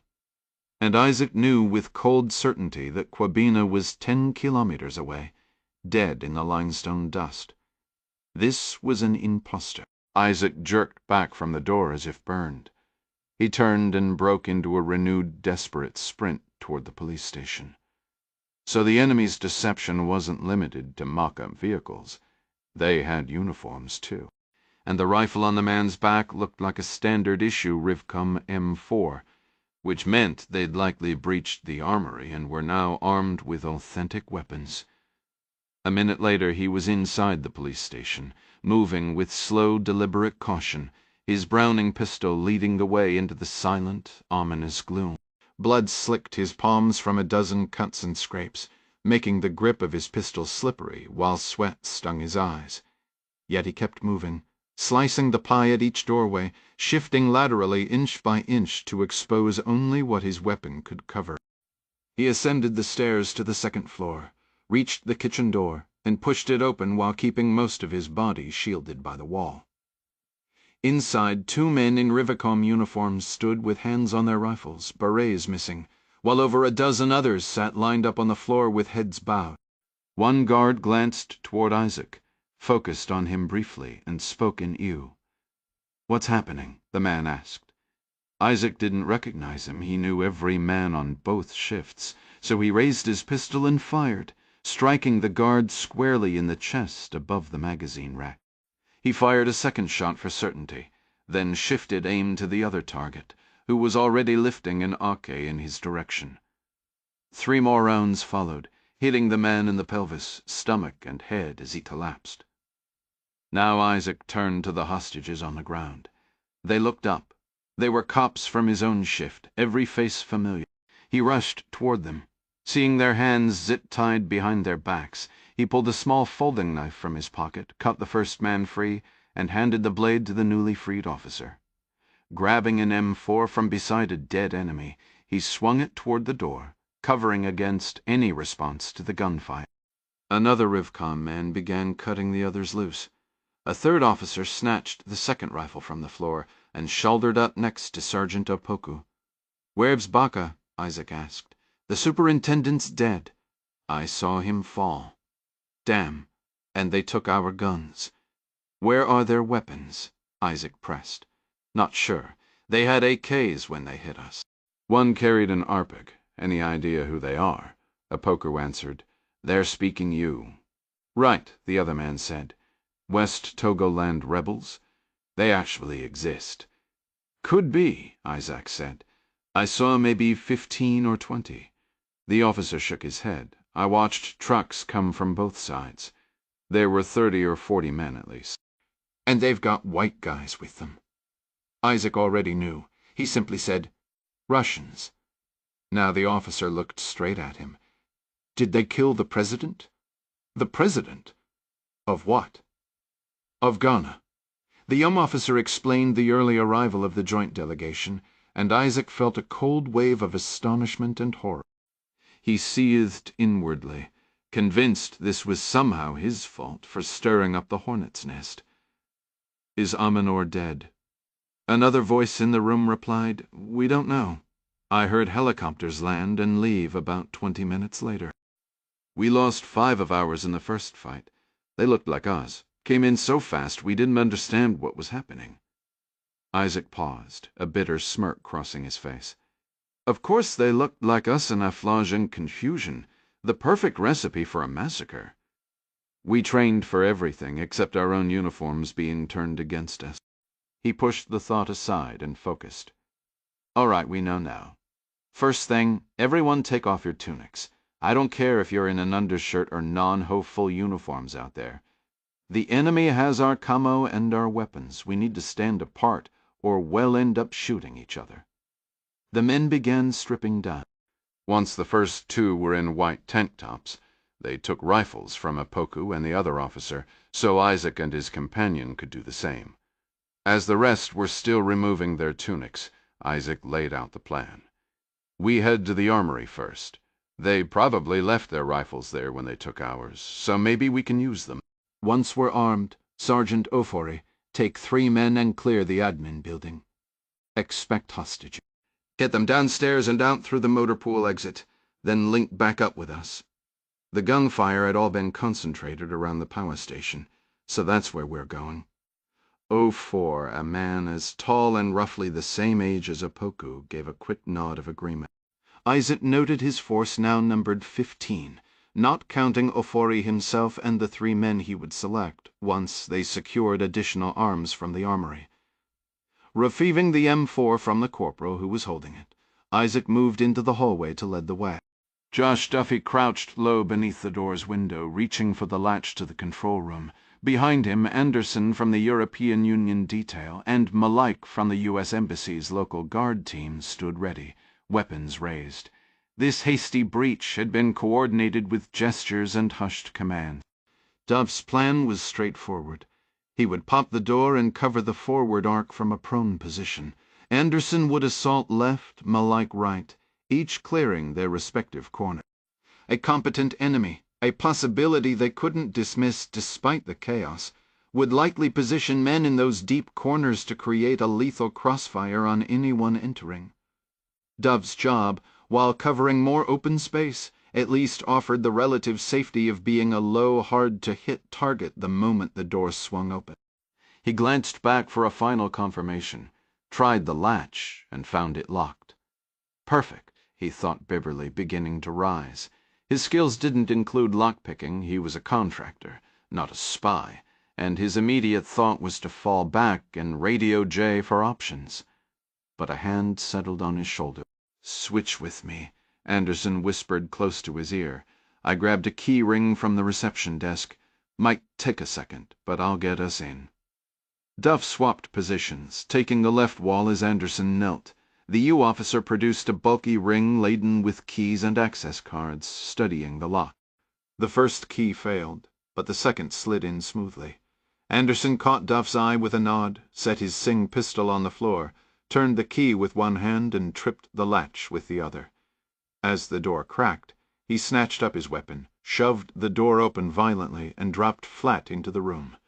Duff and Malik surged in on either flank. A gunshot erupted from Duff's side even before he was fully through the doorway. He pivoted in to see a uniformed man shouldering an AK-47, the barrel aimed right at him. Duff fired, then hurled himself to his right into the room, squeezing off 2 more rounds before crashing to the floor. The shooter in the corner managed another wild shot before one of Duff's hollow-point rounds tore into the side of his neck. A spray of blood painted the white wall behind him as he collapsed, hands clawing at his throat. Duff put another round into him as more gunfire echoed behind. Lying on his side, he scanned his sector. Several terrified civilians were huddled under desks, but there were no other hostiles. He rolled to check the opposite corner. Another man in a Rifcom uniform was slumped against the wall, a dark red stain blooming behind his head. The room was clear. Duff sat up, his breath catching as he checked his team. Anderson lay face down in the doorway, a bullet wound through the left side of his skull killed by the man Duff had just shot. A cold, sickening panic began to churn in Duff's gut. That could have been him. Anderson had simply taken his place at the door and, through sheer brutal chance, had paid the price instead. The randomness of it felt like a punch to the chest. He forced the panic back as his eyes fell on Malik, watching blood stream from the Ghanaian's left hand and pool on the floor. The Ilbu operative gave his arm a sharp shake, sending another spray of crimson downward. Duff pushed himself up, wobbling for a second on his prosthetic leg before steadying himself, then hurried over, his earlier dread pushed aside, even though his weapon stayed raised and trained on the civilians. "You okay?" Forearms hit. "I'll manage." Duff pivoted to scan the room. "Any more hostiles in here?" A man stood up slowly, hands lifted. Duff recognized him immediately. The assistant plant operator who'd met them outside. "None in this room, sir, but there are more inside the building." Duff keyed his mic. "Jay, we're secure in the control room. Get the principals moving fast. We could have more company." Costa rushed in first, the ambassador on his heels, with Larson and Manu close behind. Nicole, Scott Clark, and Arletta James followed, and Josh noticed Karen Chamberlain, the injured Foreign Service officer, was missing. He knew his wife wouldn't have left Karen if she were still alive. The U delegation entered moments later, trailed by the president, the remaining government staff, and the few surviving members of the President Guard Regiment. Julian spotted his fallen colleague on the floor, and Costa took in Malik's injury. He pointed to a control room technician, a woman in a dress still crouched in a corner. "Do you have a first aid kit?" Yes, we do." "We need it. Is there a restroom?" A man beside her gestured toward a door. Costa turned to his 3 standing agents. "Get the High Representative into that room." Joanna Oldenburg was guided past the control room staff and into the bathroom. Seconds later, the 7 surviving members of President Amanner's detail brought him in as well. Duff counted 5 members of the press present, which meant they'd likely lost 3 in the initial firefight. The technician pulled a first aid kit from a wall-mounted box, and the only uninjured LVG man, a burly 51-year-old named Kakuluk, it over to Malik, who was now sitting on the floor, clutching his bleeding arm. Costa hurried to Mensa. "Are there any other ways into this room besides the door we used?" "A stairwell down. Right there, next to the restroom door." "That's it. If you go back into the hall, there's an elevator. On the opposite side of the lobby are more stairs and a freight elevator, but from here the only access to the main dam structure is by taking those stairs down to the generator gallery." "Total building entrances?" Mensa paused only briefly. 10, maybe 12, counting the underground levels. "Son of a gun," Larson muttered under his breath. "We have to lock this room down." "We can't secure the whole building." Julian directed 2 of his men to hold the hallway door and sent 2 more to the stairwell. Costa turned back to Mensa. "Tell me everything, quickly." "There's only time for one thing, man. 3 Russians are here and they're planting explosives." "Russians? They came with the attackers?" "Yeah." Costa glanced at Duff and said a single word. "Wagner?" Duff gave a grim nod. "Where are they planting the bombs?" Mensa looked on the verge of collapse. Sweat soaked his face and his words tumbled out in a rush. "Downstairs. They're doing it right now." "Okay, take a breath." Where exactly? Mensa thought for a second. Below us is the generator gallery, and below that the turbine gallery. There are elevators up to the top of the dam, other levels with equipment, piping, electrical relay system. He shook his head. They were talking in Russian, looking at a tablet. The one in charge mentioned turbines and programming detonators. You speak Russian? Costa asked. No, but they said turbina, viwenden, and detonators. Not exactly subtle. Duff let out a low, muttered curse. Oh, damn. He glanced at Nicole for backup, only to find her quickly wrapping a bandage around the upper leg of a wounded male official from the European Union delegation. Costa needed clearer detail. What's the worst-case scenario if they detonate explosives below us, based on the amount they were carrying? They had 4 bags, but I'm not sure all contained bombs. One seemed different. The other 3 each appeared to hold roughly 20 kilo. So, 60 kilos total, probably not enough to collapse the dam itself, in my opinion, but I'm no expert on structures. He paused, thinking it over. I suppose if they've been given precise instructions on where to place the charges at the turbine foundations, they could rupture the penstock lines. That would flood the chambers with water. If that occurs, the dam wall might fail, wiping out thousands of people downstream. His gaze grew distant, and it could knock out power across the national grid for a year or longer, leading to countless more deaths. The president, listening from the open bathroom doorway, began consulting with his aide. What type of explosives are we talking about? Julian pressed. What kind? I have no clue. They brought 3 rebels with them. Those rebels were told to stand guard while the bombs were set. That's the extent of my information. How long ago did this happen? Right before the helicopters arrived. Costa checked his watch. 20 minutes. Hell, how long does it usually take to plant? He cut himself off, obviously aware that Mensa couldn't answer that. The regional security officer then turned to Duff. Those bombs pose a direct threat to the ambassador, which makes them our top priority. We have to neutralize that team. Duff lifted the AK-47 from the floor. I don't know the first thing about disarming explosives. If you can't stop them before they're set, you'd better make damn sure you get control of whatever trigger they're using. Then Manu sat in a chair, pressing his hand against his bleeding thigh while the U.S. Embassy's local guard force member, Kaku, pulled more gauze from the medical kit. Manu asked, You know how to handle that AK, Josh? In his time as a contractor, Josh Duffy had likely fired the AK-47 and its variants more than all other firearms combined, including the M4 he carried in the Army. He simply nodded. I'm familiar with it, yeah. Duff raised the Kalashnikov, checked the sights, worked the bolt briefly to inspect the chamber, then ejected the magazine. After reseating it, he moved to a fallen rebel and took 2 additional magazines from his chest rig. Julian said, I'm sorry. My entire team is committed to securing this room, and I must stay with the principal. I can't spare anyone. Kaku retrieved a fresh Browning pistol from the hip of a deceased guard. I'll go. Both Manu and Malike started to stand, but Costa ordered them back down. You 2 aren't fully patched up yet, and you're still bleeding. Get yourselves stabilized, then you can rejoin the fight. Duff sensed he was about to head out with only Kaku, and his wife clearly shared that fear. Nicole overheard the conversation and rushed over. Facing J. Costa squarely, she began, You can't seriously expect a commanding voice cut her off. President Francis Amanor emerged from the bathroom, brushing past his security detail's attempts to restrain him. He approached Costa, though he hardly needed to 2 steps out. His voice filled the room. I have 6 men remaining. How many do you require? Duff answered. Before Jay could. 2.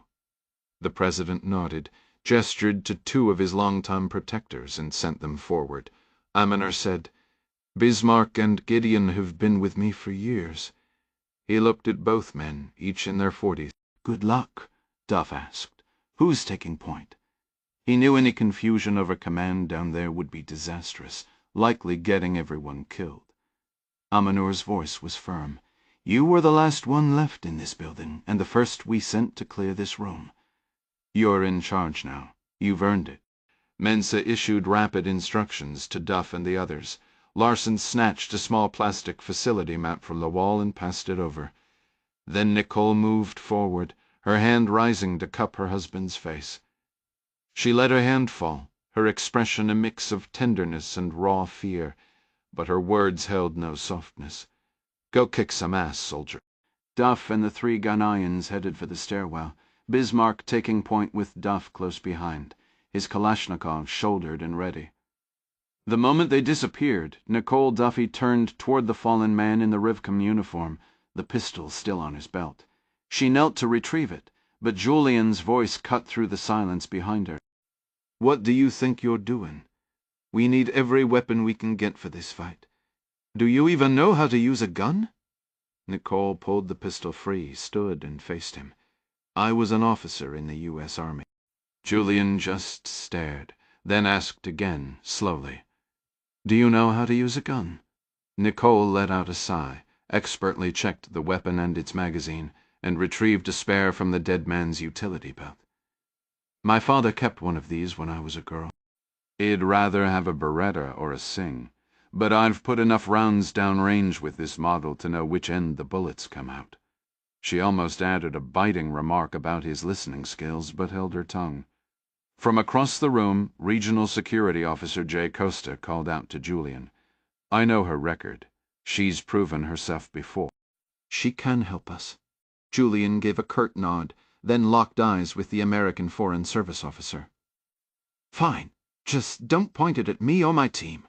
Fighting the urge to roll her eyes, Nicole shoved the pistol into her waistband. She recognized this wasn't about her being a woman. It was about her being an officer. Probably a former enlisted man with a chip on his shoulder, she guessed, and dismissed the thought just as quickly. 21 Voir River Command Sergeant Isaac Opoku burst from the police station's front door, his sweat-drenched Super Dad V-neck clinging to his chest, an old wooden-stocked AK-47 at his shoulder that looked older than some of the men trailing him. The rest of the Rivcom team carried similar rifles, small canvas chest rigs holding mostly 3 extra 30-round magazines. Nearly half were bare-chested. Others wore tank tops or thin undershirts. 4 men broke left toward the administration building, while Isaac and 11 others veered right. The western edge of the dam lay 300 meters ahead. There, on the riverside, stood a small concrete structure, housing an elevator shaft and a ladder shaft, stenchily a brutally steep metal stairwell. Both plunged 36 stories down into the facility's subterranean levels. Just beyond, hidden from Isaac's view, a massive concrete staircase descended the entire embankment to the river, the powerhouse and the transformer switchyard.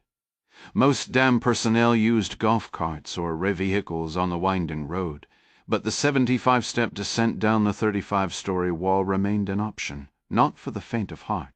Beza's plan wasn't to go down yet. He and his men sprinted the 300 meters, reaching the dam wall railing just past the elevator building and to the left of the stairs. They fanned out, aiming their unfamiliar rifles down at the scene below. The roar of water rushing through the spillway to their left was deafening, but they could tell the shooting near the powerhouse had stopped. From this vantage, the parking lot, the powerhouse, the switchyard, and the churning river were all visible. Isaac counted roughly 15 bodies scattered around the riser set up for the delegation visit, though from this distance friend and foe were impossible to distinguish. Isaac spotted groups of men below, very much alive, and aiming rifles toward the powerhouse. He felt reasonably sure they wore Rivcom uniform. "Anyone have binoculars?" he called to the men around him. A young corporal shuffled closer, reached into his pocket, and produced his iPhone. Opoku shook his head. "The phones are dead, remember?" The corporal aimed the phone's camera at the scene below. "The camera still works, Sergeant." Zooming in, Isaac could make out the red berets, the dark camouflage, and the familiar M4 carbines of his own police unit. "That's them," Isaac confirmed. If they don't have control of the powerhouse, then someone inside is holding out. We're going to support them. One soldier asked about using the tunnel's maze several stories down, accessible from their position via elevator or ladder shaft, then through a series of internal walkways and stairs. Isaac dismissed the idea. That route would take 15 minutes. Our best move is to engage from right here. Everyone pick a target. Aim half a meter above their heads. At this range, these older Ike rounds will drop significantly. Another voice objected. We can't make accurate shots with these old rifles and iron sights. Isaac's tone shifted, edged with a dry, almost sarcastic resolve. We don't need to pick them off one by one. We just need to draw their fire, keep their heads down, maybe drop a few and give them something else to worry about. Let's make some noise. Each man rested his weapon on the railing, but before Opoku gave the order to shoot, he scanned the length of the dam. Hold on, he said. I want the men on the far left and far right to take a knee and provide security to the west and east. We have no idea who else might be up here with us. Just then, several gunshots echoed from the direction of the administration building. Recognizing the disciplined rhythm of Kalashnikov fire, Isaac said, That's our guy. They've made contact with rebels. Stay sharp for more. Turning his focus back to the enemy, now roughly 300 meters away and 35 stories below, he sighted on a cluster of figures gathered around a truck, their rifles braced on the hood and pointed at the building. He shouted, Fire! Suddenly a dozen AK-47s roared to life. Semi-automatic rounds raced down the steep incline, and a hail of lead, steel, and copper began impacting around their targets. Meanwhile, Conrad Tremaine, along with Junior Krillis and Baggins, could rove at speed onto the eastern side of the dam, heading west. Their plan was simply to cross the river and then turn south toward Akusambo.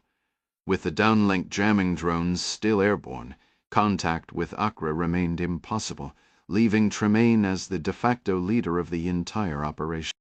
He intended to link up with other rebel forces to the south, report a carefully edited version of events to Kang, and ensure no surviving witnesses could contradict his story once the dust settled in Accra. They had traveled only 100 meters across the dam when a heavy volley of muted gunfire erupted somewhere ahead. Krellis swerved the vehicle, assuming they were under attack, but quickly the men realized no rounds were striking near their truck. Someone was shooting, but not at Tremaine's team.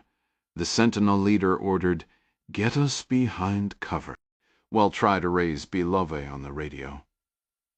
They pulled behind a line of trucks parked on the northern reservoir side, all 4 men spilling out with assault rifles ready.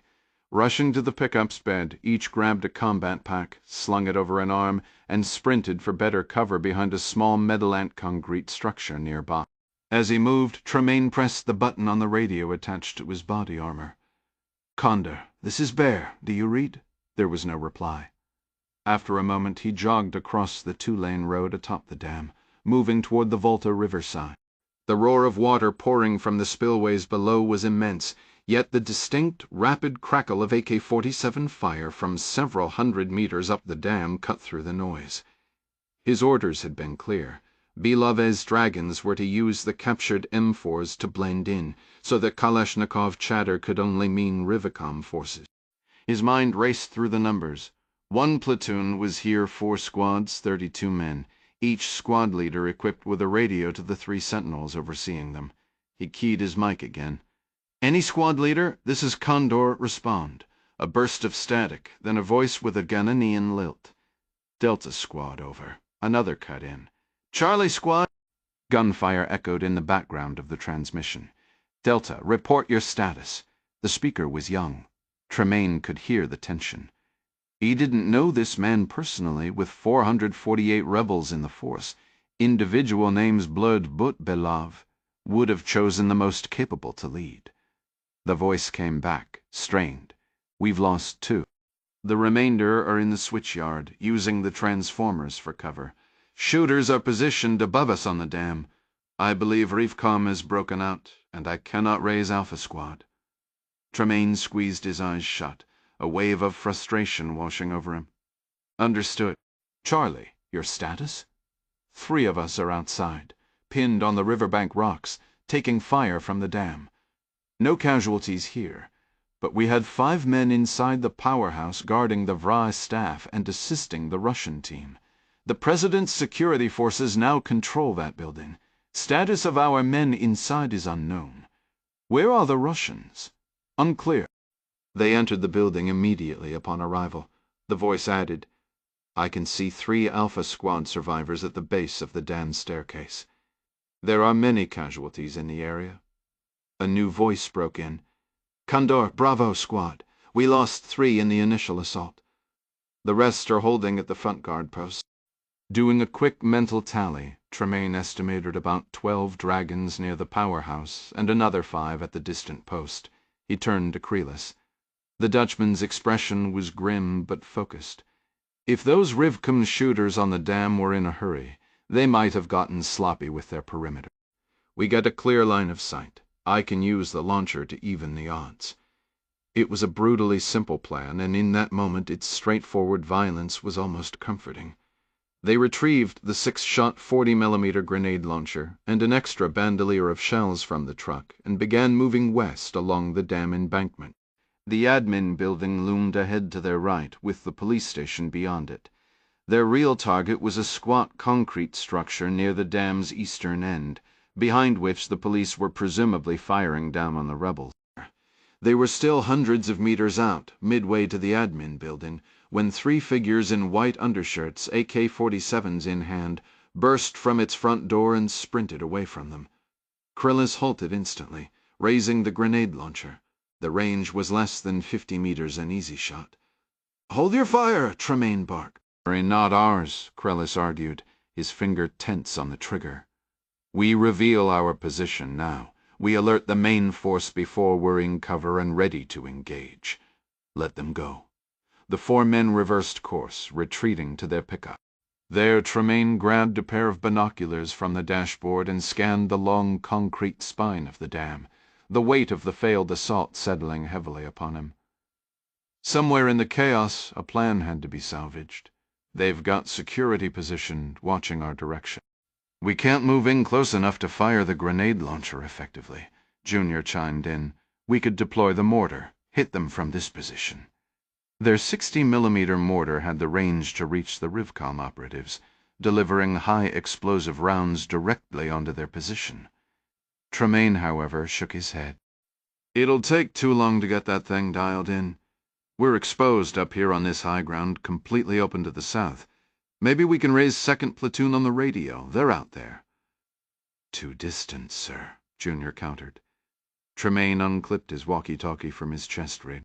"These units can manage up to 20 kilometers, peak to valley." He keyed the mic. "2nd Platoon, this is Condor. Respond." A weak, crackling reply came through after a few seconds. "1st Company, 2nd Platoon. Over." Tremaine recognized the voice immediately. It was Copper, a Sentinel officer attached to the Dragon platoon that had been handling the radio tower demolition and the police station operation in Akosambo. Copper was Liberian, and Tremaine had served alongside him in the Rock. "We've got a situation at the BAM. Rivcom is still active. Move north to our position." "Copy." "We're about 10 clicks out. The road's in rough shape, though. Figure at least 20 minutes. Make it fast." "Roger. Copper out." "Hold on," Tremaine barked, his mind racing. "Copper, who's positioned directly south of you?" Copper responded. "That would be 1st Company, 3rd Platoon. They're on the N2 highway, already en route south toward Accra. Try to raise them on your radio. Turn them around and get them up here. If the delegation managed to get a warning out, there could be a counter-assault on the dam before we finish setting the charge. We need to be ready to stop it." "Understood." Tremaine's initial plan hadn't called for him to be here at the dam at all, so he hadn't pored over the schematics of this hydroelectric facility the way Belov had. Now Belava was somewhere deep inside the structure with the 2 other men who knew the layout, leaving Tremaine topside to manage the defense with limited intel. After a moment's consideration, a new resolve hardened his voice. "Fine. If waiting was the risk, then action was the only play. He turned to Krelis. "Krell, let's get that 60 set up. Start dropping rounds on those police." He'd been reluctant to waste time with the mortar, but options had run out. The Sentinel commander looked at Bagensky. "Help, Krell. Fire from cover behind the truck. Try to walk the rounds in past that concrete building the Rivcom team is using for cover." "Got it," the Pole said. While Junior and Tremaine provided covering fire to the east and west, Bagensky began assisting Krelis in unloading the mortar tube, baseplate, and shells from the pickup's bed. Duff, Kaku, and the two members of Aminor's security detail emerged from the stairwell into a cavernous, dimly lit space that felt to Duff like the hold of a giant ship. It was a massive concrete chamber beneath the powerhouse, roughly 50 meters deep and 200 across. In the faint glow of emergency lights, he could make out a line of 5 colossal circular structures, each as large as a swimming pool and rising about 5 meters high. Duff wasn't an engineer, but he could deduce these were the generators the deputy plant operator had mentioned, with the turbines housed beneath them. A deep, constant rumble filled the air, which he guessed came from the water surging through the facility, or from the spillways he'd seen outside. He scanned the vast room. It appeared empty, but a thorough search would take precious minutes. Menza had been clear the Russians were heading for the turbines. Duff made a decision. "No movement in here. We need to go down another level and check there." Returning to the stairwell, they advanced cautiously, hunting for targets for any rebel sentries left to control this critical access point. It seemed impossible that anyone operating down here would leave the stairwell to the control room completely unguarded.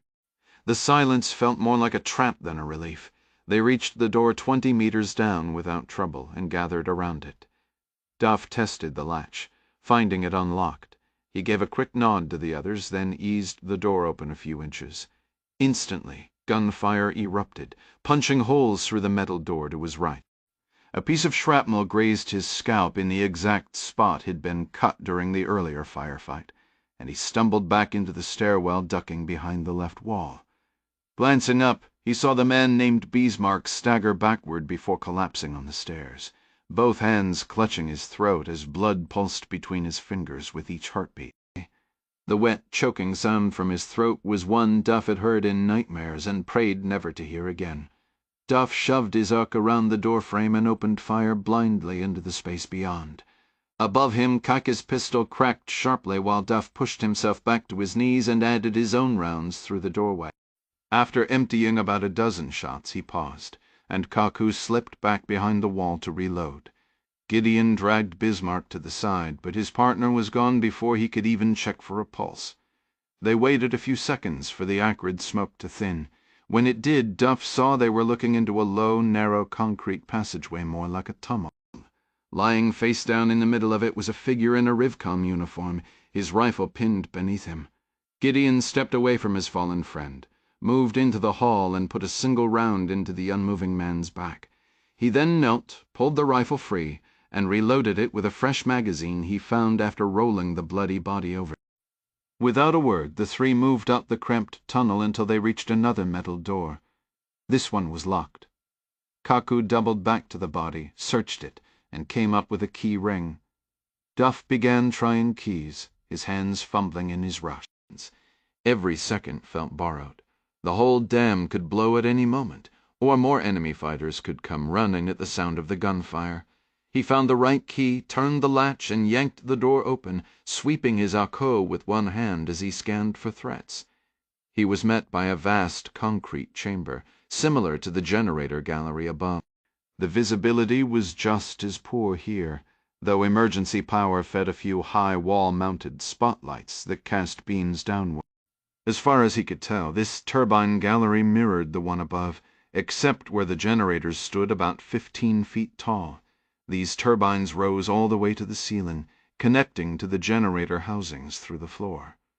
The result was 5 colossal column-like structures filling a space as long as a football field. Clearing it with just 3 men seemed almost impossible, but he had no choice. Somewhere above them, his ambassador, the president of Ghana, the European Union's chief diplomat, and even his own wife were trapped, surrounded by gunmen, and with no way to escape the blast radius of the bombs hidden down here. Duff stepped onto the gallery floor, his wooden stocked rifle swinging nervously from side to side. The roar of spillway water crashing into the river outside was deafening, like a jet engine idling nearby. For a fleeting, grimly sarcastic moment, Duff thought about the absurd pressure, both physical and political, bearing down on this concrete monolith. One well-placed explosion could undo it all, and here he was, playing hide-and-seek around giant turbines. As he advanced, Kaku and Gideon followed closely, sticking to the wall where the shadows were deepest, avoiding the pools of light focused on the center of the gallery and the massive turbines there. Duff scanned the dimly choked corridor, hunting for 3 Russian operatives and at least 2 more local insurgents disguised as Rivcom officers. The low, flickering light, the massive brown equipment cabinets lining both walls, and the frequent maintenance rooms and offices made his task feel nearly hopeless. With the persistent ringing in his ears from the earlier gunfight and the constant hum of machinery, he couldn't trust his hearing to warn him of threats. For a fleeting moment he considered firing a few shots into the air to draw the enemy out, but he dismissed the idea as too reckless. Instead, he melted into the shadows, moving forward with a grim determination. He had to get lucky, and fast, before those Russian bastards found and detonated the explosives he knew were hidden somewhere in the depths below. After a solid minute of relentless shooting, reloading, and firing again, Sergeant Opoku commanded his men to cease fire from their position atop the dam. A half-dozen rebels, likely more, were still dug in near the powerhouse, but accurate shots at this range with the iron sights of their newly acquired AKs were almost impossible. Opoku was acutely aware of their limited ammunition. To be effective, they needed to close the distance, even if charging down the massive stairway on the embankment meant exposing themselves to enemy fire. The alternative, taking the elevator or the interior ladder shaft, would waste precious minutes and leave them blind, giving the hunkered-down rebels time to regroup and possibly storm the building where the president was sheltered. There was no safe path. It had to be done the hard way. He called out to the officers around the railing. "Everyone, reload a fresh magazine if you have one. We're taking the stairs. Ill lead. Maintain 3 meters of separation. Keep your eyes on the switch yard and the riverbank. Watch for any." He fell silent, his head snapping east toward the police station and the admin building. Had that been a gunshot? The young corporal he'd posted for Eastern Security was still aiming in that direction. "Montari, do you see anything?" "No, Sergeant, but I heard something." Opoku yanked out his cell phone, opened the camera, and zoomed in as far as it would go, pointing it toward the admin building in the road. He had just focused on a lone black civilian truck parked there when a deafening explosion erupted near the center of the dam, just 40 meters from Corporal Montari. A hailstorm of shrapnel, concrete, and asphalt rained down on them. In that instant, Opadu's military experience connected the dots. The earlier noise, the truck, the explosion. They were being targeted. "Mortars!" he screamed. "Take cover!" A second explosion shook the ground 30 seconds later, landing 25 meters closer. To Opoku, a former Ghanaian Army's Special Forces captain, this was a clear sign. The enemy mortar crew was walking their rounds in, adjusting their aim directly toward his position. His team was sheltered behind the elevator building, but the enemy obviously had their location pinpointed. He shouted for the officers to follow him and bolted down the stairs. His AA shouldered, his eyes locked on the parking lot below. He was prepared to drop and fire at any enemy that appeared, but he desperately hoped it wouldn't come to that. Not while his men were still scrambling to get off the dam and onto the stairs. A third mortar shell slammed into the top of the elevator shaft building, a mere 10 meters from his last man.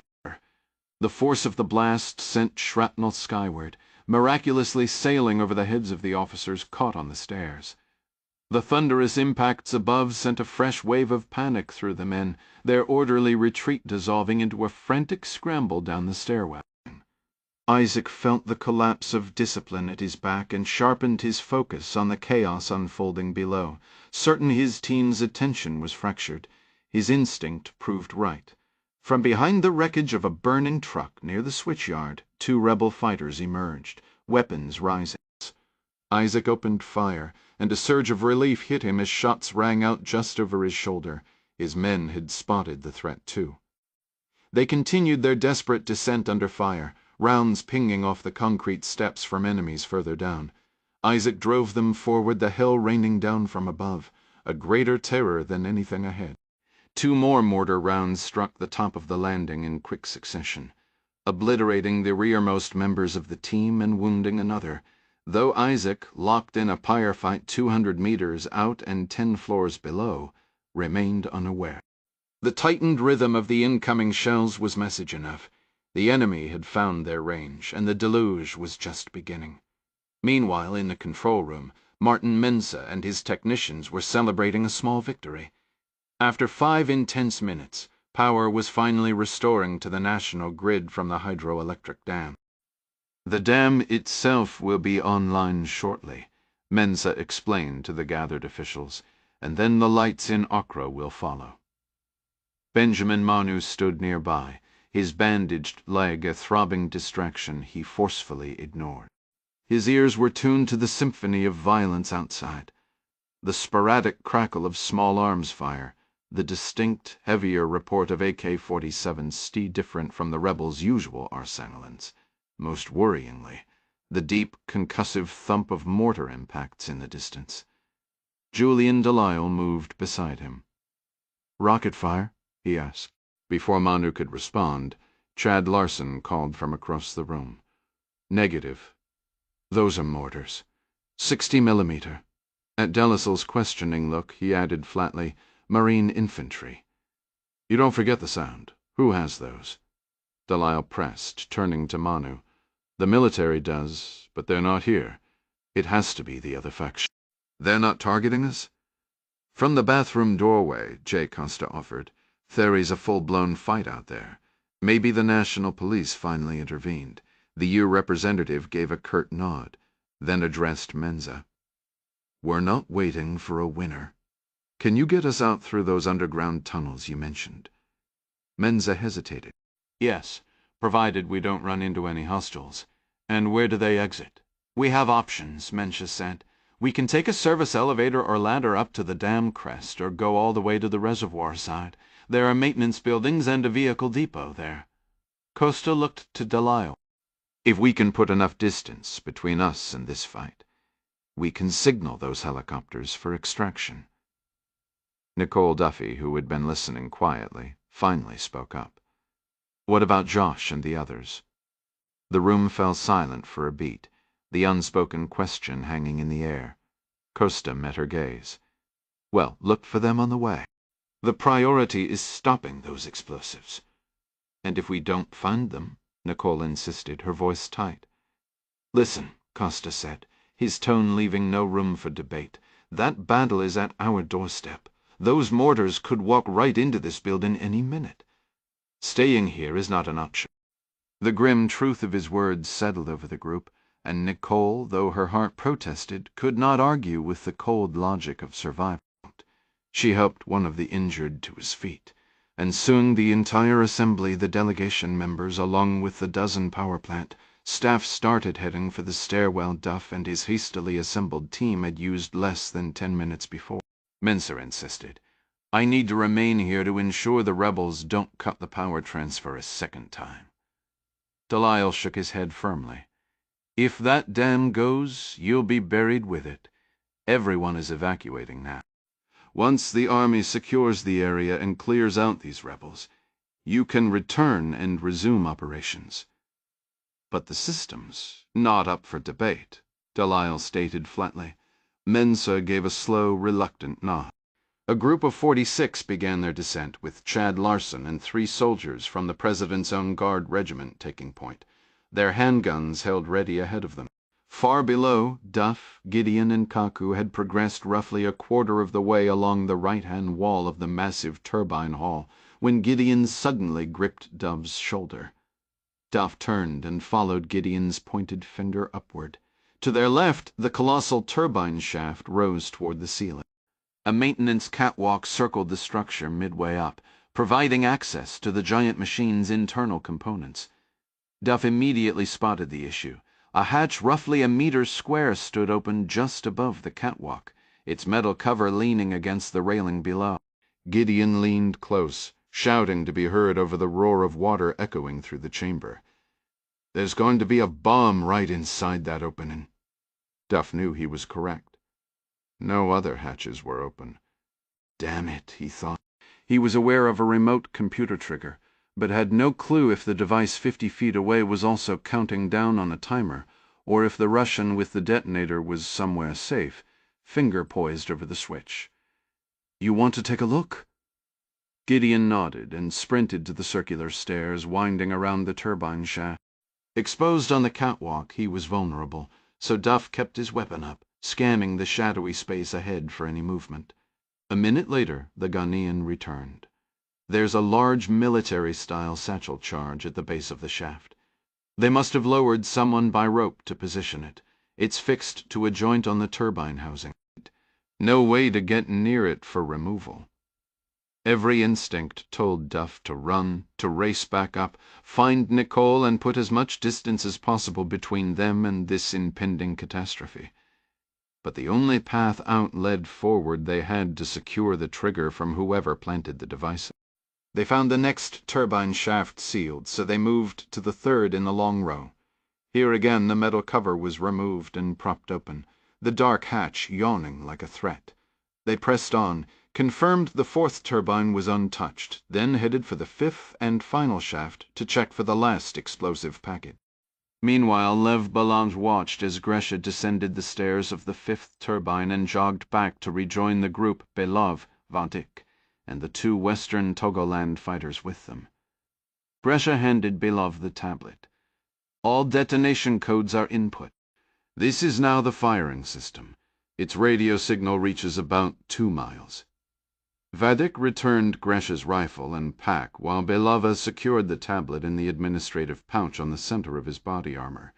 Then all 5 men entered the stairwell at the far end of the turbine gallery. Their plan was to ascend 1 level, traverse half the length of the generator floor, and reach the ladder shaft that led to the top of the dam. The power was still off, of course, so Belova assumed the elevators would be useless. The ascent up 35 flights of a steep ladder, burdened by full body armor, heavy packs, and all their weaponry, was every bit the brutal slog they had anticipated. On the generator floor, the team broke into a cautious jog, rifles shouldered, occasionally sweeping their weapon-mounted lights into the deep shadows to check for any dam personnel or hidden threats. The corridor remained empty, and they soon reached the ladder shaft adjacent to the large freight elevator. Belov moved to enter first, but a burst of static from his walkie-talkie, clipped to his vest strap, stopped him. He signaled a halt with a clenched fist and keyed the radio. "Bear here, say again. Delta squad for Bear." Belov's brow furrowed. Delta should have been far above and out of range. "Go ahead." "We're inside the powerhouse. The control room is a scene too dead, weapons missing, and the hostages are gone." If they were gone, Belova reasoned swiftly, the delegation's security detail was likely somewhere in the bowels of this massive facility, hunting for another way out. He translated the update into Russian for his men, raising his voice over the omnipresent roar of water.